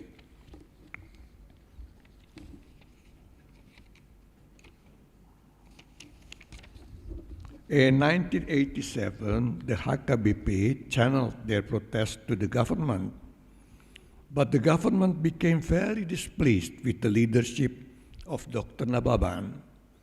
When the time comes for the election of a new Ephorus, and when it seemed that Dr. Nababan would have a second term, the government interfered and installed their own Ephorus. The church split into 2 factions, the pro-government and the loyalists. The former were supported by the military, while the latter was supported by the grassroots people. It was a period of harsh intimidations for the loyalists, but they persevered.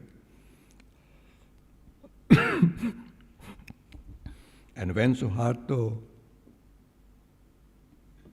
resigned as president in 1998, the intimidation decreased to some extent.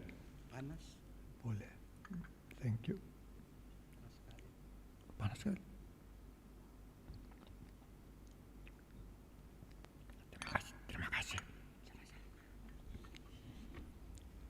The pro-government faction was severely weakened, and after a new election, it totally disappeared. A new Ephorus was installed who continued the policy of GPIC. The factory was ordered to close in 1999, but in 2001 it operated again under a new name, and increased the intimidations toward the church activities. But the church, supported by the Toba traditional community, the Catholic Church, the Capuchins, PGI and church organizations abroad, continued to struggle until the present day, and in 2025 they witnessed the fruit of their perseverance. The factory was permanently closed by the government. The second is the Save Aru movement. Yeah, I know my time is up. Well, the second is the Save Aru movement. You can follow the story in my presentation, but I want to just mention a very interesting figure, that is Jacqueline Manuputi, one of the head of the departments in the Protestant Church of Maluku at Ambon, who helped the people in their fight against the corporations who want to transform 2/3 of the Aru island into sugarcane plantations. They faced many difficulties, but Jackie managed to contact almost everybody in this whole world, including people at the 2013 WCC General Assembly at Busan, South Korea, and so in April 11, 2014, faced with so many pressures, both internally and externally, on April 11, 2014, the Minister of Forestry announced that the whole project of sugarcane plantation was cancelled and abrogated the state permit to the corporations. The Aru Islands were saved from ecological destruction. By the way, Jackie is now the chairperson of the Communion of Indonesian Churches, PGI. That's all from me, and congratulations for the 20th anniversary of ICRS. May all of you become the good sowers, and may all your seeds fall on fertile grounds. Thank you.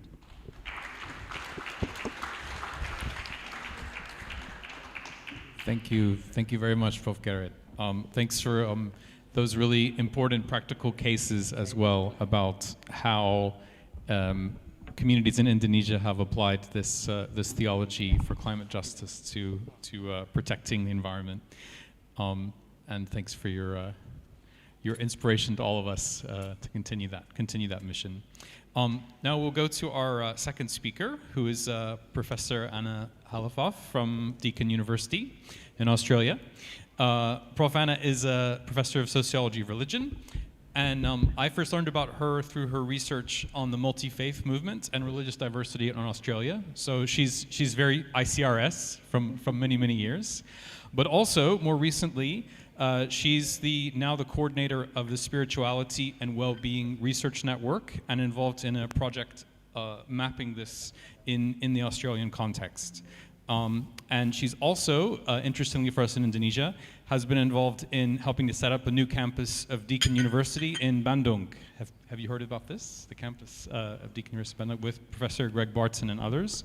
So hopefully we'll be seeing more of Anna in Indonesia in the next few years. So Anna's going to speak today, Prof. Anna, about spirituality and nature connection in Australia, wellness, well-being, and risks. Thanks, Prof. Anna. The floor is yours.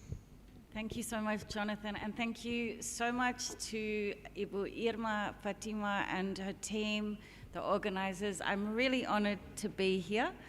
Pak Zainal and I were reminiscing over lunch, and I was here in the first year of ICRS with Pak Greg Barton, and also the late, great Professor Gary Baumer, because we were all part of his UNESCO chair of interreligious relations in Asia Pacific. So this is like a full 20 years.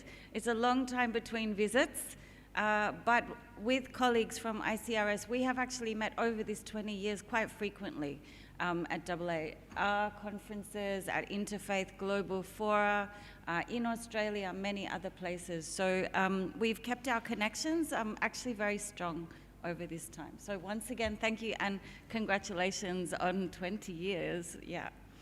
All right, so scholarship on the spiritual revolution and the spiritual marketplace flourished at the turn of the 20th century, with researchers charting the rise of the New Age and holistic spirituality movements. So while back then some argued that spirituality would eclipse religion in the 21st century, the events, tragic events of 9/11 very much returned religion into the public sphere and into religious relations as well. And post 9/11, a substantial amount of scholarly attention has been dedicated to the study of religious diversity, the securitization of religion, and focused very much on Abrahamic faith traditions. And significant recent scholarly attention has also been directed to the rise of the religious nones, the no religion category, given these growing numbers of people declaring to have no religion, particularly in Western societies. So during these past 2 decades, a small but growing subfield of scholars have been continuing to study the enduring and mainstreaming of interest in spirituality and its relationship to the wellness industry. And this has been accelerated by social media and a rise of interest in more natural and holistic frameworks for human and planetary well-being in times of polycrisis, and also of disinformation and misinformation and conspirituality during the COVID-19 pandemic. So Anna Fidel and Kim Nib and their colleagues are currently calling for contemporary studies of religion to move beyond a binary focus on religion and the secular, the non-religious, towards a triangular focus on religion, the secular, non-religion, and spirituality, and to take the study of spirituality more seriously. They argue that a reluctance to do so in scholarly and political spheres stems in large part from the pervasive and increasingly discredited view that spirituality is largely private and individual, and that it is predominantly practiced by women. So my colleagues and I, in the Australian context, certainly agree with Anna and Kim, but we also extend their framework in several ways. So in this presentation, I'm going to begin with just this short overview of contemporary research on spirituality before turning to data from 2 major Australian ARC-funded studies that are being conducted by teams of scholars that are co-led by Indigenous Australian, Asian Australian, Latin American Australian, and European Australian scholars committed to truth-telling and decolonising the study of religion in Australia. So before we turn to this Australian research, briefly, Nancy Ammerman noted that psychologist Kenneth Pargamont had earlier problematized the polarization of religion and spirituality, with religion typically being viewed as the institutional bad guy and spirituality as the individual good guy, arguing this was actually not backed up by any empirical evidence. So they stress the similarities actually between religion and spirituality, and the fact that many people are both religious and spiritual, and not always simply spiritual but not religious. And Ammerman also concluded that while located in the core of the self, spirituality was also deeply connected to community and ethicality, and also awe of the natural world, connection with the natural world and works of art and beauty. So earlier scholarly critiques such as Corrett and King's Selling Spirituality, and more recently Andrea Jane's work on selling yoga, also and neoliberal yoga, also presented contemporary spirituality as intimately tied to capitalism and neoliberalism in ambivalent ways. So while spiritual communities are commonly thought to be socially progressive, peaceful, and apolitical, Jane, in her studies of modern yoga, argues that they can also display problematic conservative, moralizing, and nationalistic agendas, as currently, she says, evidenced by the nationalistic Hindutva movement's promotion of yoga and spiritual tourism. So this perception of spirituality as benign has been eroded in recent years, with rising concerns also of racial, gender, and sexuality inequality and sexual abuse in spiritual communities, as well as cultural appropriation and the use of spiritual and pagan symbols in far-right and nationalistic doctrines of racial purity. And moreover, the intensification of con-spirituality, we've done quite a bit of work on this a few years ago, the nexus between spiritual beliefs and conspiracy theories during COVID-19, and the rise of disinformation and vaccine refusal in spiritual communities is further challenging spirituality's previous peace, love, and mung bean stereotype. So contemporary sociological studies of religion are instead stressing the lived and embodied, what Inga Furseth has called religious complexity, and or what Gary Baumer, Greg Barton, and myself have called worldview complexity of societies, with spirituality being part of this landscape alongside religious and the non-religious. So contemporary spirituality is actually booming and can contribute some things to personal and planetary well-being, but also has risks, as we are exploring now in the Australian context.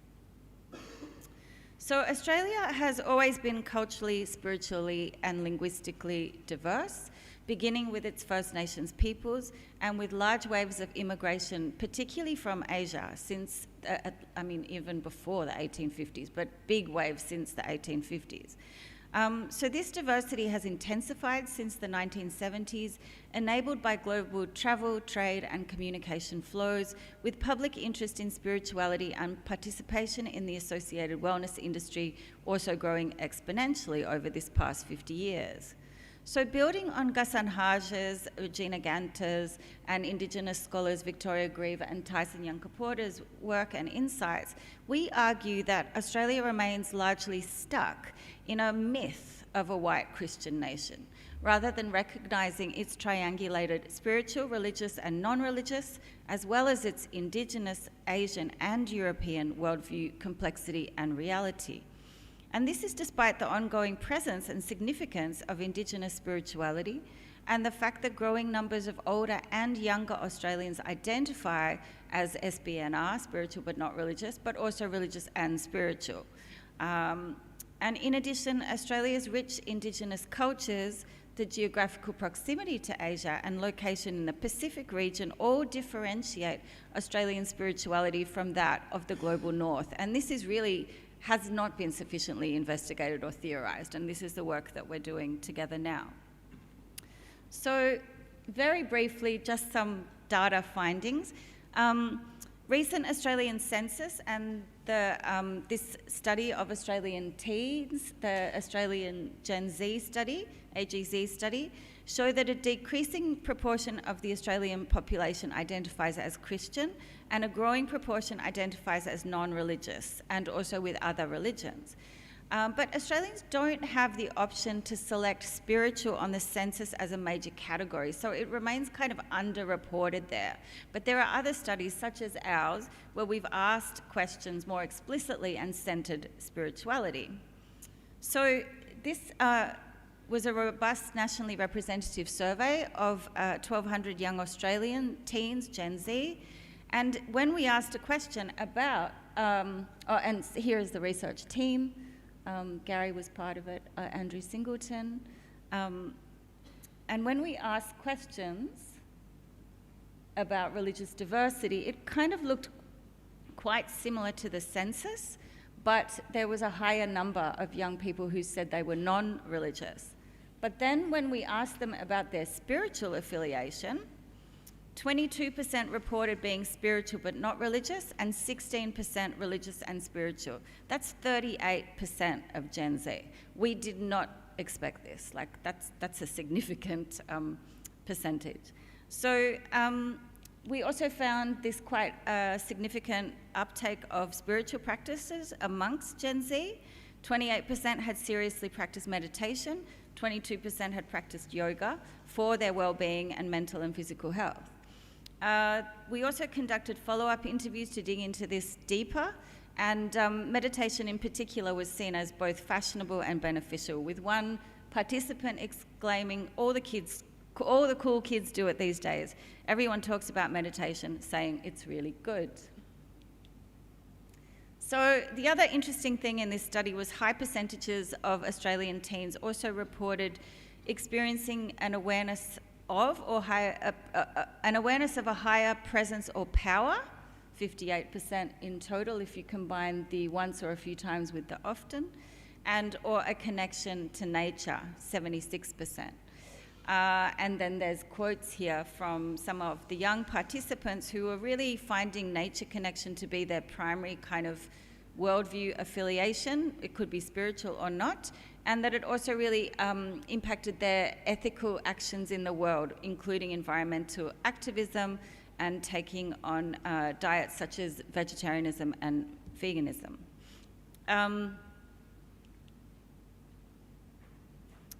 So given these findings and given what we found also in the conspirituality study, we thought we really need to look more into spirituality in Australia, and we applied for funding through the Australian Research Council together with Indigenous scholar Tyson Young-Kaporta, and there's a big team here involved in this project, including Samantha, who's here with us today.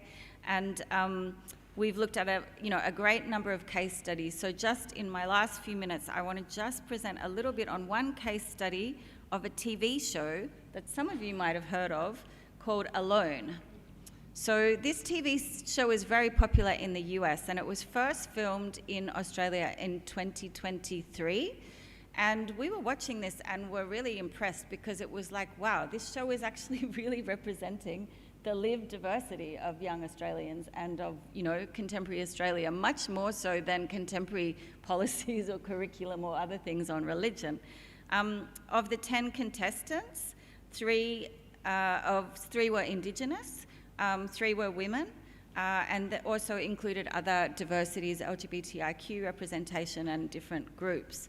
So we did an analysis, and we've published this article, and we looked at a Christian participant, an Indigenous participant, a Buddhist participant, so not Buddhist but doing Buddhist things, and a holistic spiritual but not religious contender who actually won the show. And this is her here, Gina. And we really found that it was just very interesting to see this kind of deep engagement with connection with nature, but also with Indigenous spirituality amongst the producers of the show, who developed it together with a cultural Palawa consultant, and also some of the contestants, including Gina. So just very briefly, 2 quotes from Gina here. So Gina is a rewilding facilitator and conscious dance teacher, and she actually arrived wearing a traditional Indigenous possum skin cloak for warmth and comfort that she made with, and that she really acknowledged the permission and the guidance from a Yuin and Dharawal elder and scholar Jodie Edwards. And when Gina landed in Lutruwita, which is where it was filmed, Tasmania, she exclaimed, "It's dark, it's wild, it's brilliant." And she was really quick to map the tides and implement a successful fishing system, providing her with at least 1 catch a day. And Gina's conscious dance and other holistic practices, informed by Indigenous knowledges and women's spirituality, really enabled her to see herself as part of the ecosystem rather than as an outsider coexisting with it or in competition with it, which kind of gave her a bit of an advantage in the competition. So you can see some quotes here from Gina. The only way to truly be at home in the wild is to have humility and realize that nature is going to break every single one of us open. This isn't about dominating nature. I want to thank the Palawa. From tens of thousands of years they've lived in right relationship with the country, leaving footprints for me to follow. And then towards the end, she does really well. She copes really, really well, except for right at the end, hunger and solitude and everything also gets to her. And she later on in an interview says, "It is why Alone Australia is so compelling. Nature breaks everyone open one way or another, and without any of the distractions of modern life, you realize that those voices in your own head and showdowns in your own heart are not unique. We're all messy on the inside. Even if the show is called Alone, the feelings it generates are anything but." So Gina did win the money, but she also spoke about wanting to use that money to educate others about respect for Indigenous culture and respect for nature. So it really kind of enacted this relational obligation that Indigenous scholars in Australia have written about: Mary Graham, Tyson Yunkaporta, Victoria Greaves, and that even being alone in nature and this non-action can have individual and social dimensions and benefits relating to nature connection and this commitment to personal and planetary well-being. So to conclude, our data reveals what we call a spiritual complexity as observed in the Australian context, similarly to what has been observed elsewhere. So spirituality in Australia is made up of diverse practices and beliefs where there is a presence of a power greater than oneself, which may or may not be experienced as God and is often felt in sacred places and often equated with nature and the body. So spirituality is also centered on an ethics of care for self and others. It's all-pervading and including private and public life. It's hybrid, and while it can be self-focused, it's also deeply relational. And while it can contribute to well-being, it can also have risks. So my colleagues and my findings concur with Fidel and Kim Nibb's arguments, but also extend them. So they reveal that the pervading and enduring significance of spirituality in Australian society has been previously undervalued, and that Australians remain largely stuck in this kind of outdated world religion model or a religious secular binary and this myth of white Christian modern nation.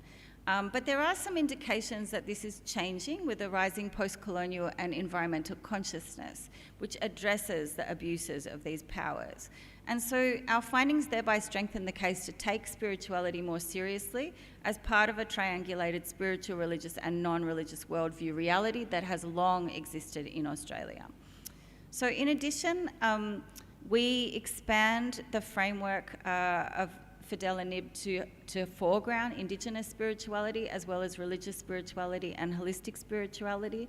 And we say that this could perhaps also be extended elsewhere or applied elsewhere. And we also contend that it's actually spirituality's association with Indigenous and Asian traditions that also has marginalised it from official domains in Australia, which remains still quite Abrahamic faith focused. So conclude that spirituality is certainly not just a passé 1990s New Age thing or simply replacing religion, but that its abiding presence should no longer be ignored or downplayed. And that finally, spiritual, Indigenous and relational wisdom on our interconnectedness with one another and the natural world, our collective we, as someone called it today, and resulting respect for all life can, as Tyson Yunkaporta says, play a significant role in saving the world from polarisation, economic and environmental crises. Thank you.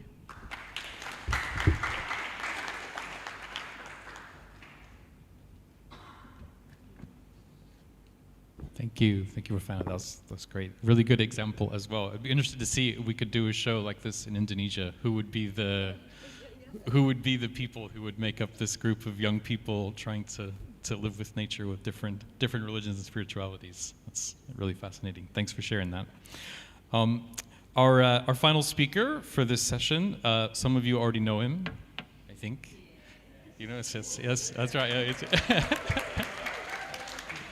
It is, of course, Dr. Samuel Marif, or Mas Anchu, who is the new director of ICRS. Yeah, that's right, yes. He's moving ICRS into a new phase of engagement, not only on interreligious relations, am I being played off now? But also on critical religion and environmental justice. So as you know, those of you who know Mas Anchu, he's worked for many years to create methodologies for studying religion that are suitable to the diverse Indonesian context. and also importantly for working with and advocating for communities who have been excluded from interreligious studies, especially for followers of indigenous religions in Indonesia. So today, Mas Sancho is going to be sharing about ICRS research about environmental polarization and environmental justice, from local grievances to interreligious environmentalism. Welcome, Mas Sancho. The floor is yours. Thank you, Mas Jo. Good morning. It feels like morning still, yeah? It feels like morning still. Some colleagues, friends ask, how do you celebrate the 20th anniversary with conferences, workshop, serious forum? Where is the party? Where is the cake? I wanted to say tonight, but I'm not going to be responsible for that. Probably next time, Mbak Alim, yeah? Next time the anniversary with cakes and party. Okay, from local grievances to interreligious environmentalism.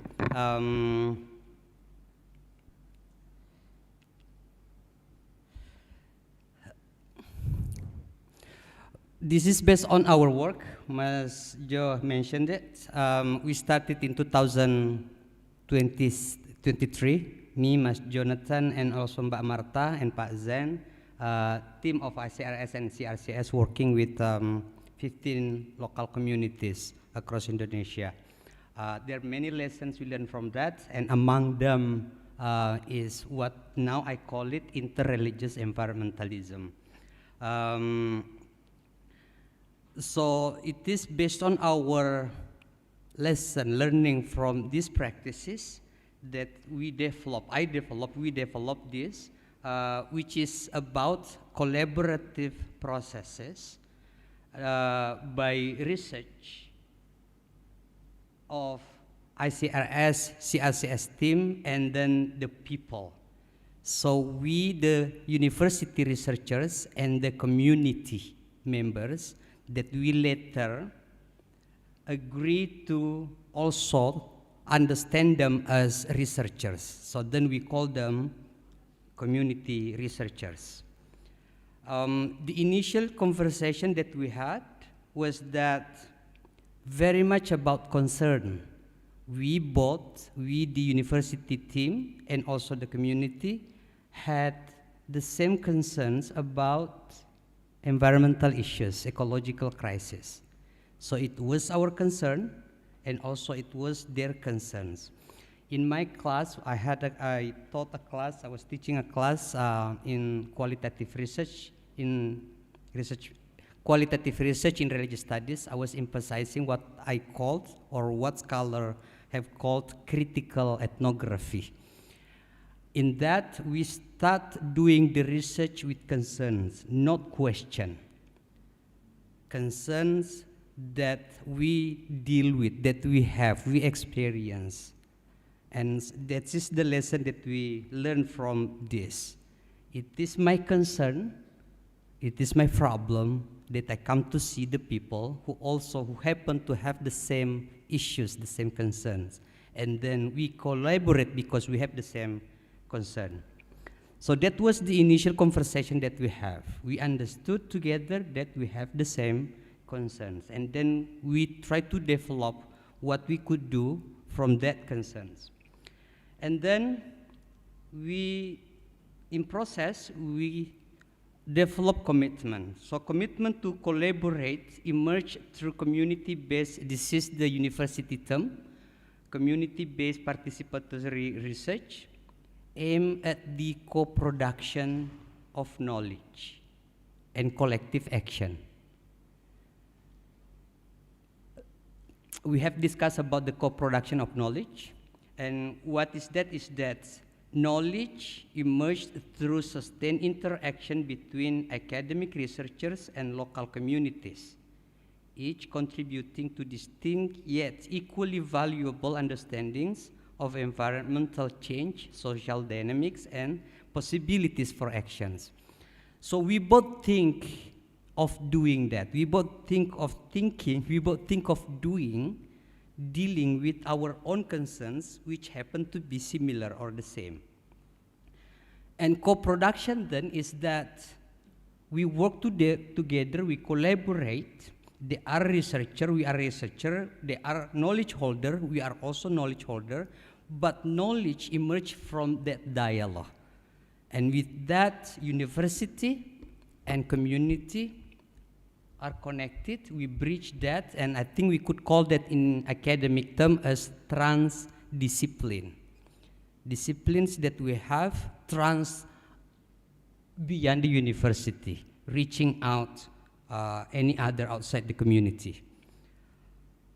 So the collaborative process that we had is interreligious, not because we seek theological synthesis or doctrinal agreement among different traditions, Muslim, Christians, Catholics, Hindus, Buddhists, and indigenous religious followers. But because we call it, the collaborative process is interreligious because we mobilize diverse religious and non-religious resources in pursuit of shared ecological and social objectives.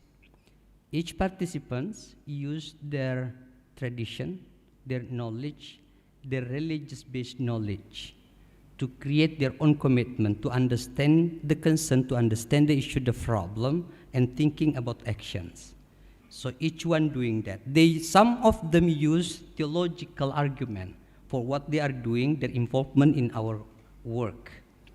But the way when they use their theology, when they refer to Quran, to the Bible, or to theological references, not to argue against one another, or even not to have a synthesis, but to improve the commitment and to create solidarity, to engage consolidation. So that is what we call, that is I think what I could come up with this term. Interreligious, religions are used to think the same thing, to do the same thing or similar things and consolidate the actions. Interreligious environmentalism emerged through lived practices of solidarity, collaboration, and collective resistance, creating spaces where differences become sources of strength in confronting environmental injustice and extractivism. And so what I'm going to show later is the development, the stages that we come to do in the term or in the context of interreligious environmentalism. But then let me again characterize the environmentalism, that interreligious environmentalism that we engage. Hey, 10 minutes.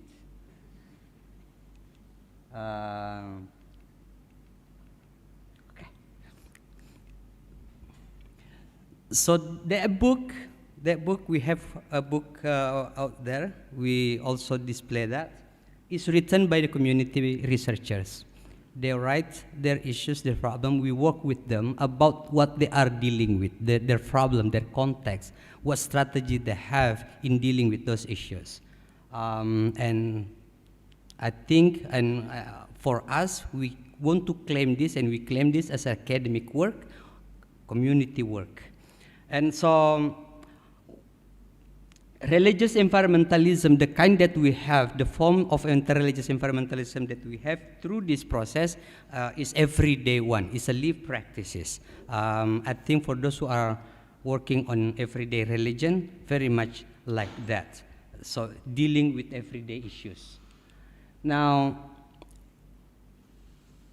the kinds of interreligious environmentalism that we develop it in 3 stages. And the way we do that is through field work. So the community researcher, we work together for them to do field work. Field work, understanding their issues, their concerns, what potential, what the challenges that they have in order to deal with the environmental problem. specifically geothermal project or the geothermal development project. And these are among the way they act, the way they show their form of interreligious environmentalism. When they come to this, they use their different religious sources to come together and to do the action.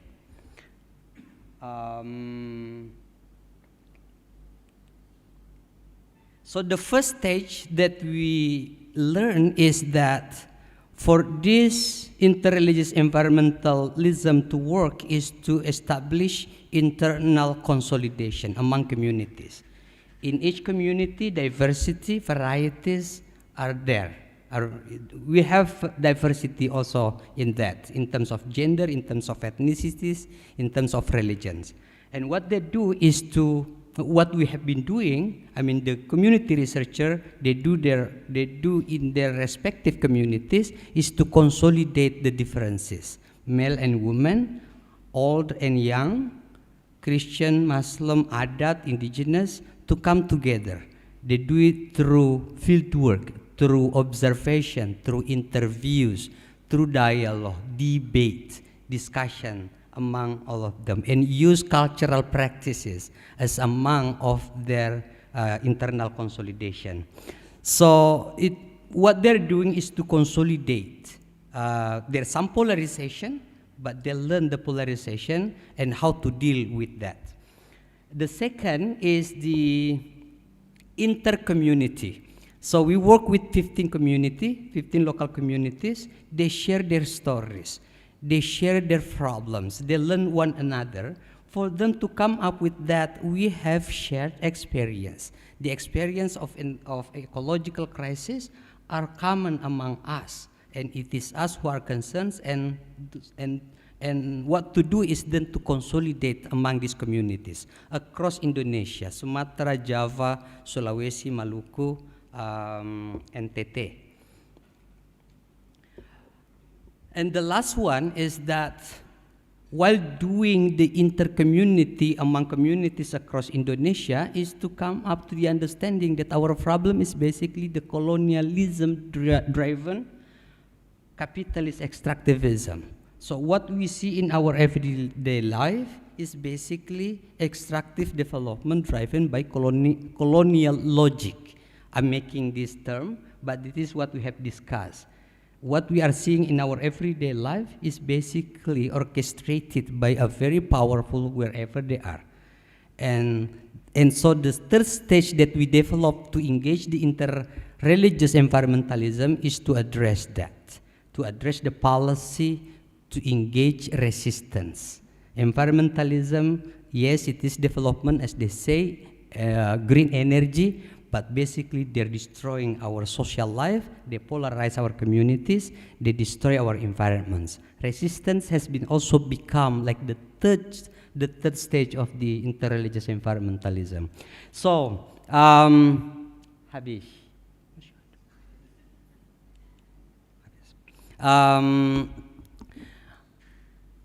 We want to call this as co-production of knowledge, as a way to reproduce knowledge from, if we think about religion, religious environmentalism, for example, focusing with the community, those who are dealing daily with the problem.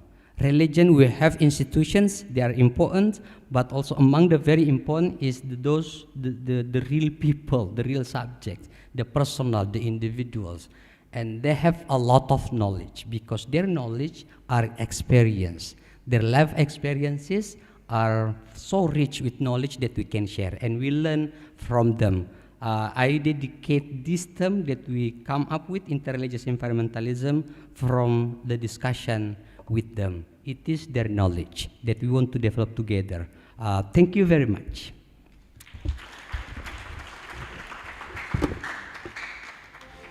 Thank you very much, Monsanchu. That's good. Music for walking off. That's good. This is the beginning of dancing celebration. Great. Thank you for sharing that, Monsanchu. This is a really something, as you said, we've been challenged to think about. What does it mean to work with communities in a way that supports interreligious engagement that's not just institutional or theological, but comes from the daily lives of people who are, as starting from the beginning, Prof. Garrett said, people who are living on coastal areas that are being flooded or who are having their land, deforested or taken, and all these issues that are being faced. What does it mean to have an interreligious ethic in this space, or in the case of our research where people are having their land taken for geothermal energy projects? So thank you, Masanchi, for that. Let's have some time for discussion. Shall we start with questions? Okay, so we have Prof. Roberts, Michael Northcott, and one more, Arif? Oh, I didn't see. Where? Oh, Arif. Okay, yes. Sorry, Arif. Okay, yeah. Let's start with Prof. Robert, and then Michael Northcott, and then Arif. Yeah, you said. Thank you.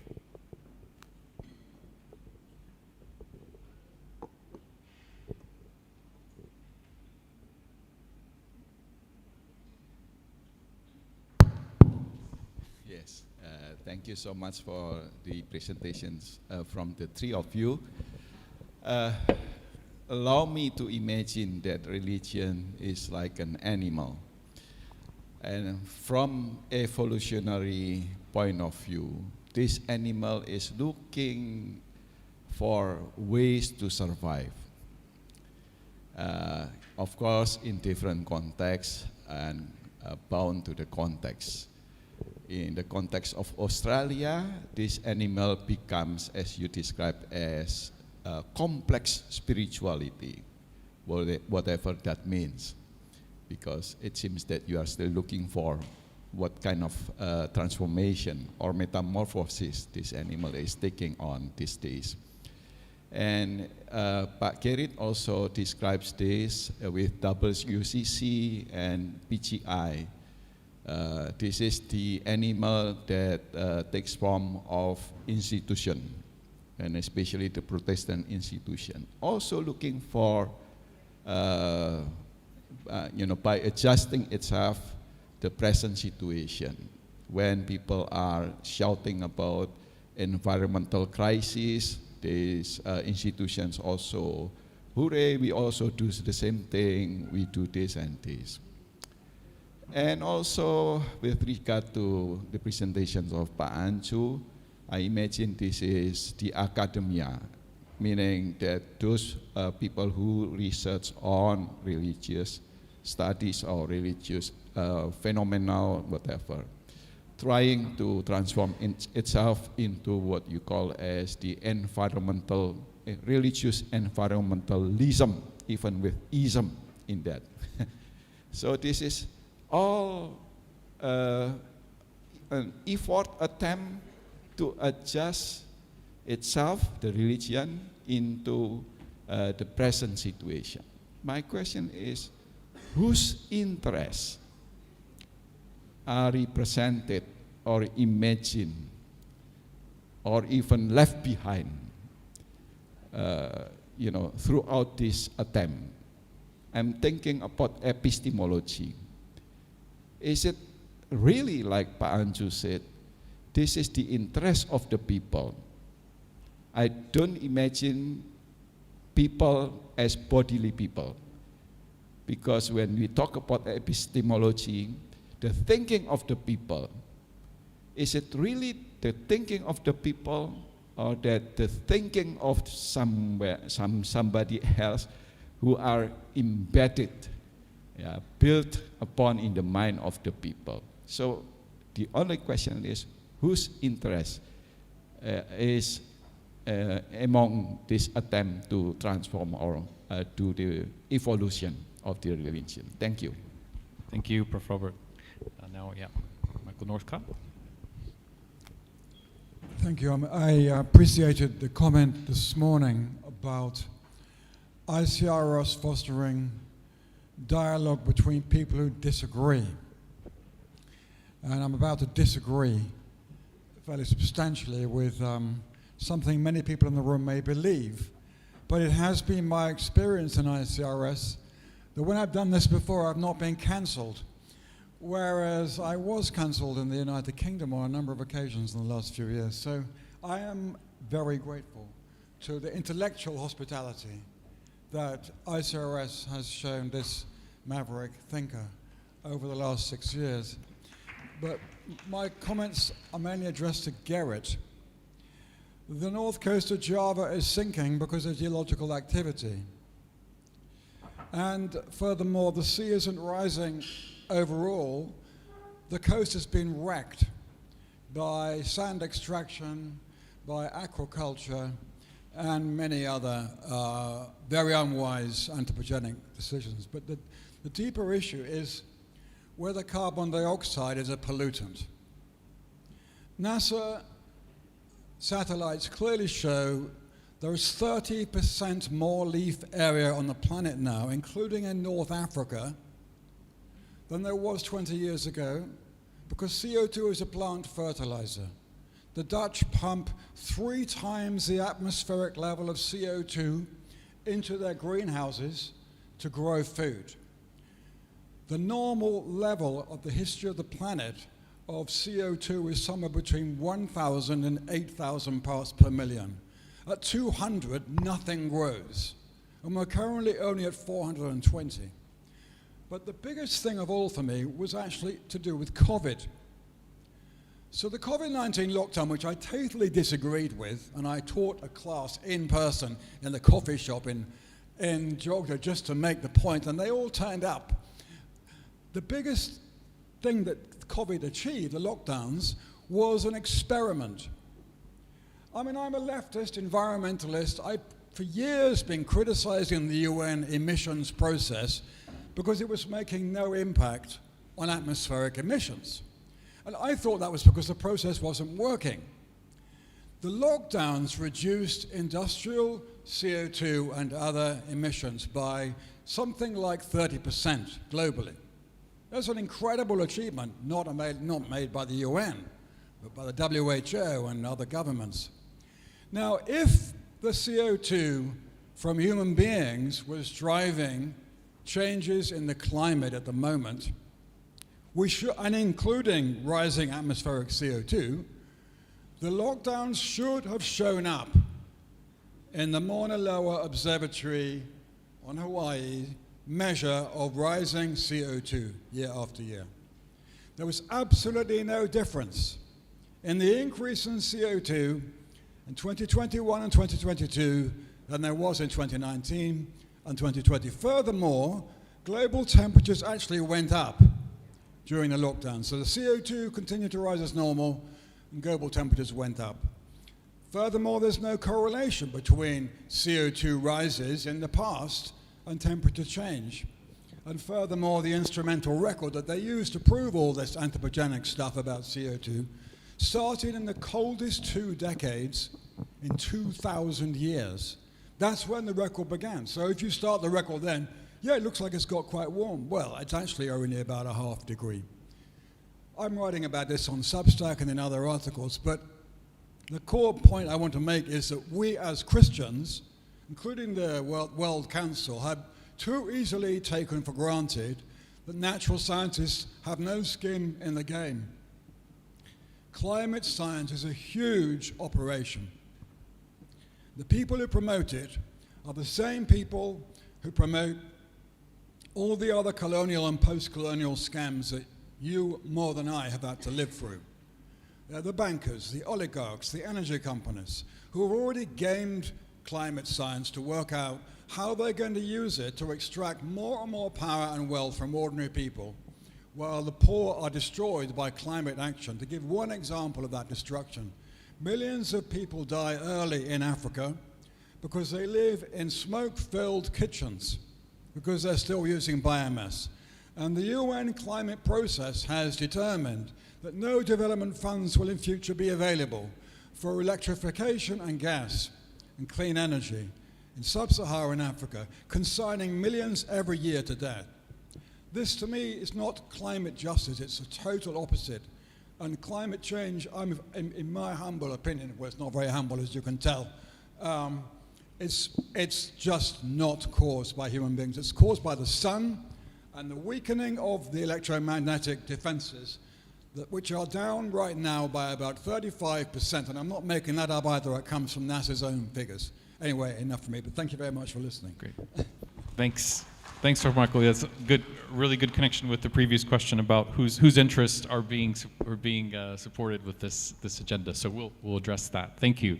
I think was Arif. Was there one more question, or I thought I saw someone else's hand? Or is it another question? Is there one more that wants to add in before? I think we can take one other question. Don't be shy. Maybe from this side. We have a quiet side over here. Oh yeah, okay. All right, okay. Yeah. Thank you. Actually, I interest on those discussing about spirituality because I thought it's more or less a situational belief in which that how a belief can be used to solve the problems, and both those three of speaker sayings about situational belief in their specific context. And of course, the question related to the knowledge co-productions appear when the researcher or the academia tend to produce a knowledge together with the community.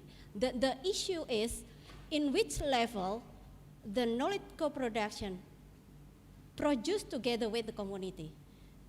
Is it in the level of recognition or meaningful engagement? In the first early morning discussion, we talk about the meaningful engagement. And I think the question from Pak Robert Stio lead us into deeper questions in how we, together with the community, produce the knowledge. In my previous discussion in Bukit Tinggi, because I wrote about the knowledge co-production together with the community, and I applied creative methodology, namely community mapping. In the end, I confess myself that it's about the claim of the academia in how we produce together with the community. In fact, when we produce journal, etc., we still tend to put our names and leave the community name behind. That's the fact. So, not talking about the way you produce the knowledge, but this is my reflection itself. So I hope when we discuss about coloniality and decoloniality, I would rethinking the provocative comment from Pak Nordot in the last on the last comment of him. Thank you. Thank you, Pak Hardiani. Maybe we can add one more question to the mix before going back to the speakers. Anyone have a burning question to add? Or you done for today? Okay, good. All right, let's do this. Let's go back. Yeah? Is it? Oh, Ada? Oh, sorry, yes, I thought, okay. Yeah, silakan. Sorry, Mas Arif. I thought you were handing the microphone up. Please, So I'm doing two jobs to give the mic, and I want to ask too. Okay, great. Thank you. Okay, I want to, well, before my name is Shaykhul Arif, and I want to ask to Samsul Ma'arif. Maybe this question already I asked before in Wednesday Forum, you lead, Mas Jo, but I think it's have a relatable. So my question based on Kohei Saito lecture, who is wrote about Green Slowdown Communist Manifesto, Degrowth Manifesto. Sorry.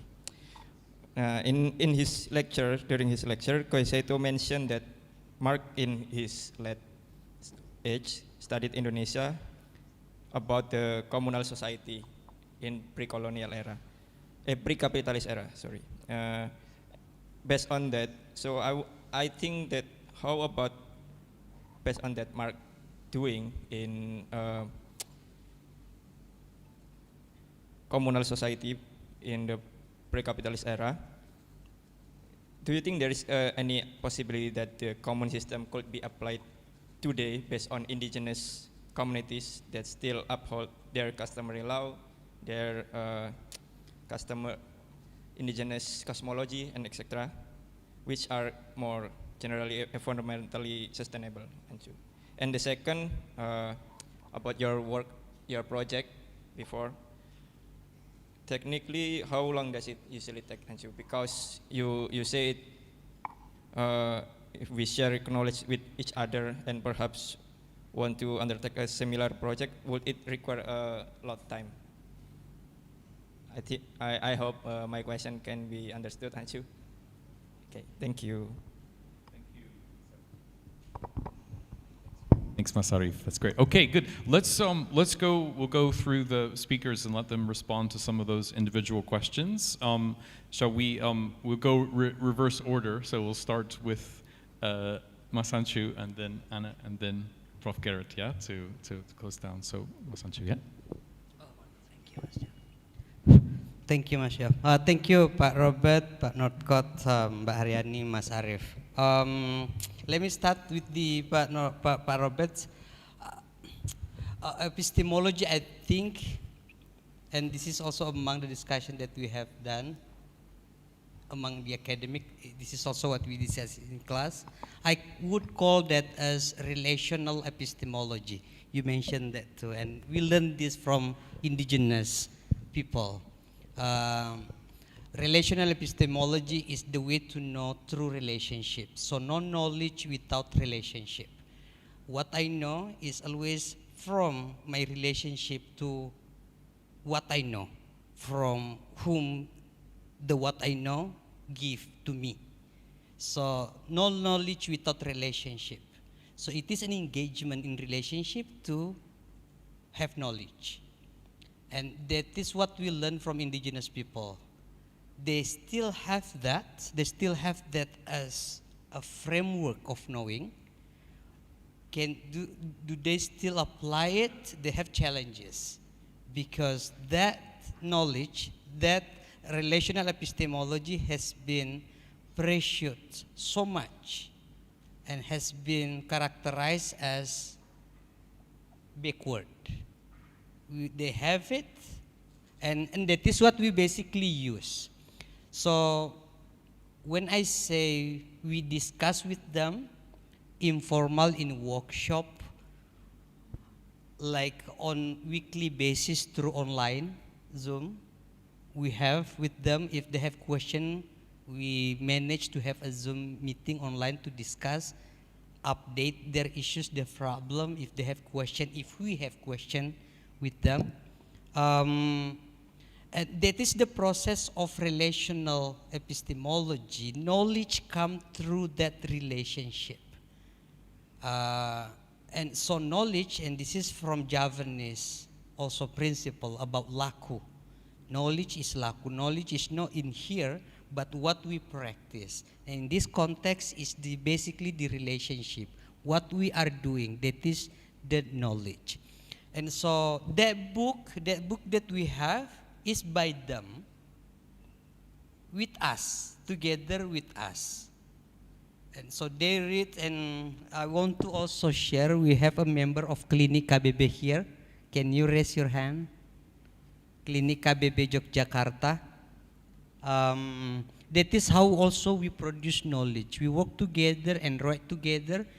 The writer are not those who type it, but those who are involved in producing that knowledge. And so whose interest is that? Whoever is in that context. Whose interest in this context? Those who are concerned with ecological crisis, with social polarization, with those who are dealing with those issues. And I would call it that is my interest. I have the interest. I'm concerned with that because I face it. I know my brothers and sisters face that. My village is destroyed by mining companies. I have carried that, and also so these people. So my interest as an academia, as a person, and also their interest, the people who live their daily life dealing with that. So the interest is, and the way we do the interreligious environmentalism, we campaign. The interest that we have should be the interest of many, should be the interest of everyone here, and we should work together. So it might be in the beginning, it's only my interest, but then when we engage the relationship, because that is the epistemology that we uphold, the relational epistemology, we may come up with some action. Through that, we come to knowledge. And so, can we just make a very, do you want to answer Mas Arif briefly? and so just for final thought, oh, yeah, that is the stories that we have from the local people. Their stories, they're complaining about the environmental changes. They see the changes, and the more they see it, they learn about it, the memories that they have is that they become alien to their environments, forcefully. They are enforced to be away from their environments. Very much similar to what Pak Notkol said as a scientist, very similar stories that we have from the local people telling about their environment being grabbed, being taken away, and they are displaced and dispossessed by it. So, yeah, thank you very much. And I think that is my response to Mbak Aryani juga, ya. Thank Great. you. Thank you, Mas Anshu. That's good. Yes. Prof. Anna, do you want to? Yeah, thank you. And just very briefly also to Professor Robert, you mentioned this adaptability, and I think that's very interesting. And there is another table that I didn't have time to show in our Gen Z study. We did a latent class analysis, actually, of 6 diverse worldview types. And so the interesting thing that comes out is that it's not like spirituality is replacing religion. There are significant numbers even of young people who are strongly religious. I think we had 17% of young people are strongly religious, as well as about 23% who are completely not religious and not spiritual. And then in between, you've got the spiritual and religious, or the spiritual but not religious. So there's this complexity across these worldview types. And in terms of adaptability, I think that's really interesting too, because you can see that diversity, you know, it really mimics nature. Like, it does change over time to meet the needs and the concerns of the young people. In Australia, like everywhere, I think there are people turning away from religion for 2 main reasons, it seems. One is about the harms, awareness of harms that religion can cause, but also the other one is around incompatibility with science, like rational science. And then this relationship between spirituality and science, I mean, we could talk about that forever. That's also really interesting and really complex, because spiritual people kind of use science to, and spiritual influences and movements to, you know, to justify, say, some of the benefits of their practices, but like, how reliable is that science? And then, anyway, that's a whole other thing. In terms of who benefits, I think what's interesting in the work that we're doing, and particularly because we're doing the work together and being led by Indigenous knowledges, like you said, relational epistemologies, you know, our definition of spirituality is this relational connection to something larger than oneself, that informs one's ethicality of how to live and also die well together.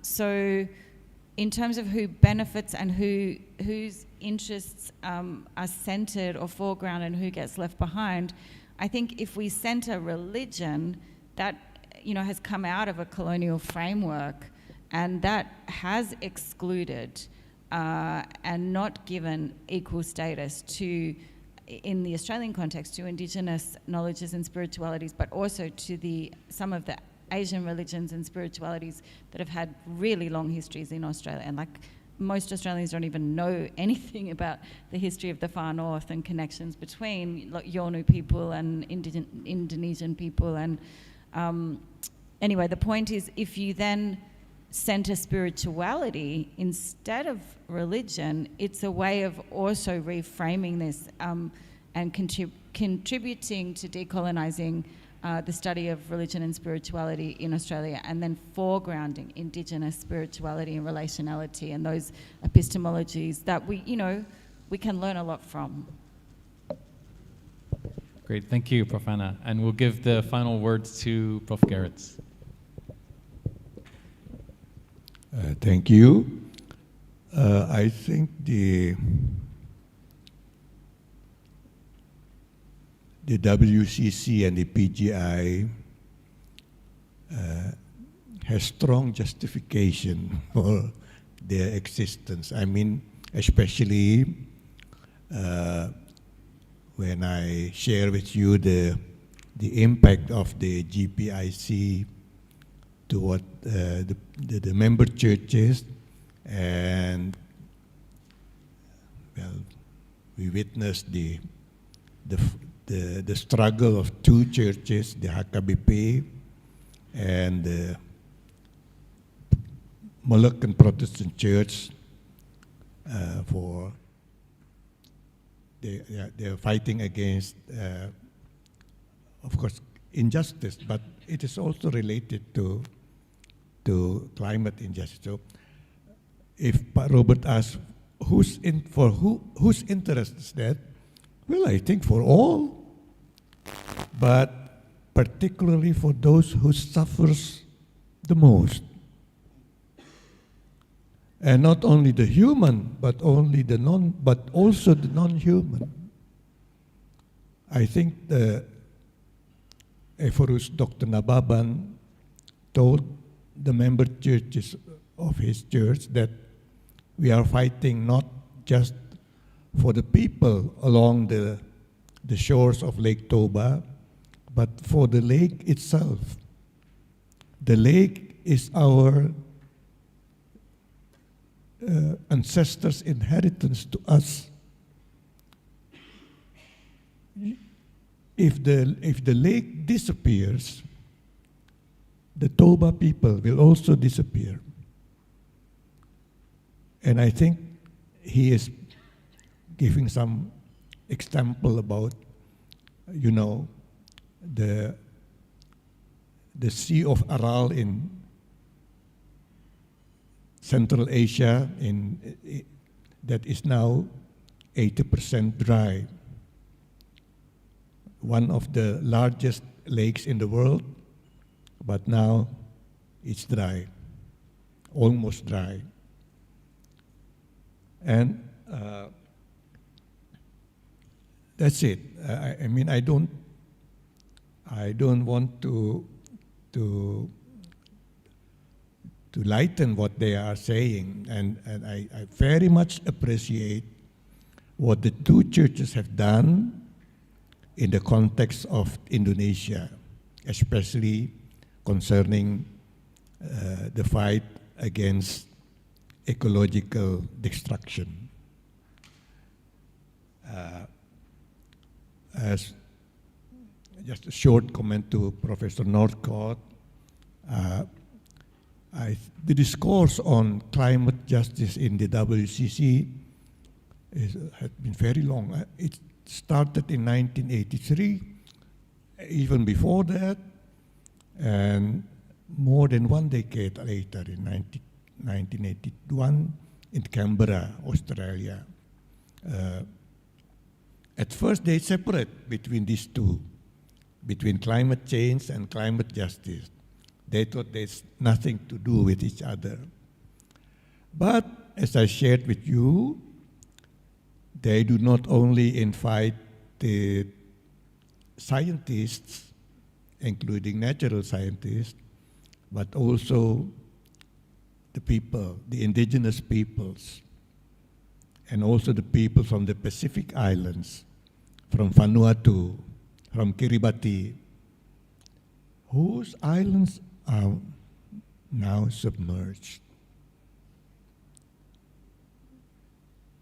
And I also mentioned Demak and all the northern part of Java, from Muara Angke, Demak, and the other places where it is now threatened by the rope. Rope is the Dutch term for, what is it? The sea, erosion of the sea coming into the land. And I think Well, is it climate change only, or is it climate justice? I think the source of this discourse in WCC is how to react to the limits to growth. And from limits to growth, people come to a conclusion that it is not just scientific or academic problems, but it's also spiritual. Right? It's concerned with people who construct growth as something which is natural, but it is not. Well, that's it, I think. Thank you. Great. Thank you, Prof. Garrett. Well, that's a very powerful note to end on, yes? So I think the challenge for ICRS and for all of us in the next the next 20 years to come and more is how we can work for true climate justice and not separate knowledge from the communities of people who hold the knowledge, especially the people who are most affected by the changes happening in our environment. So thank you so much for all of your comments and your questions, and thanks so much to the speakers. And we'll see you. I'll hand back to the facilitators. Yeah, thank you. Yeah.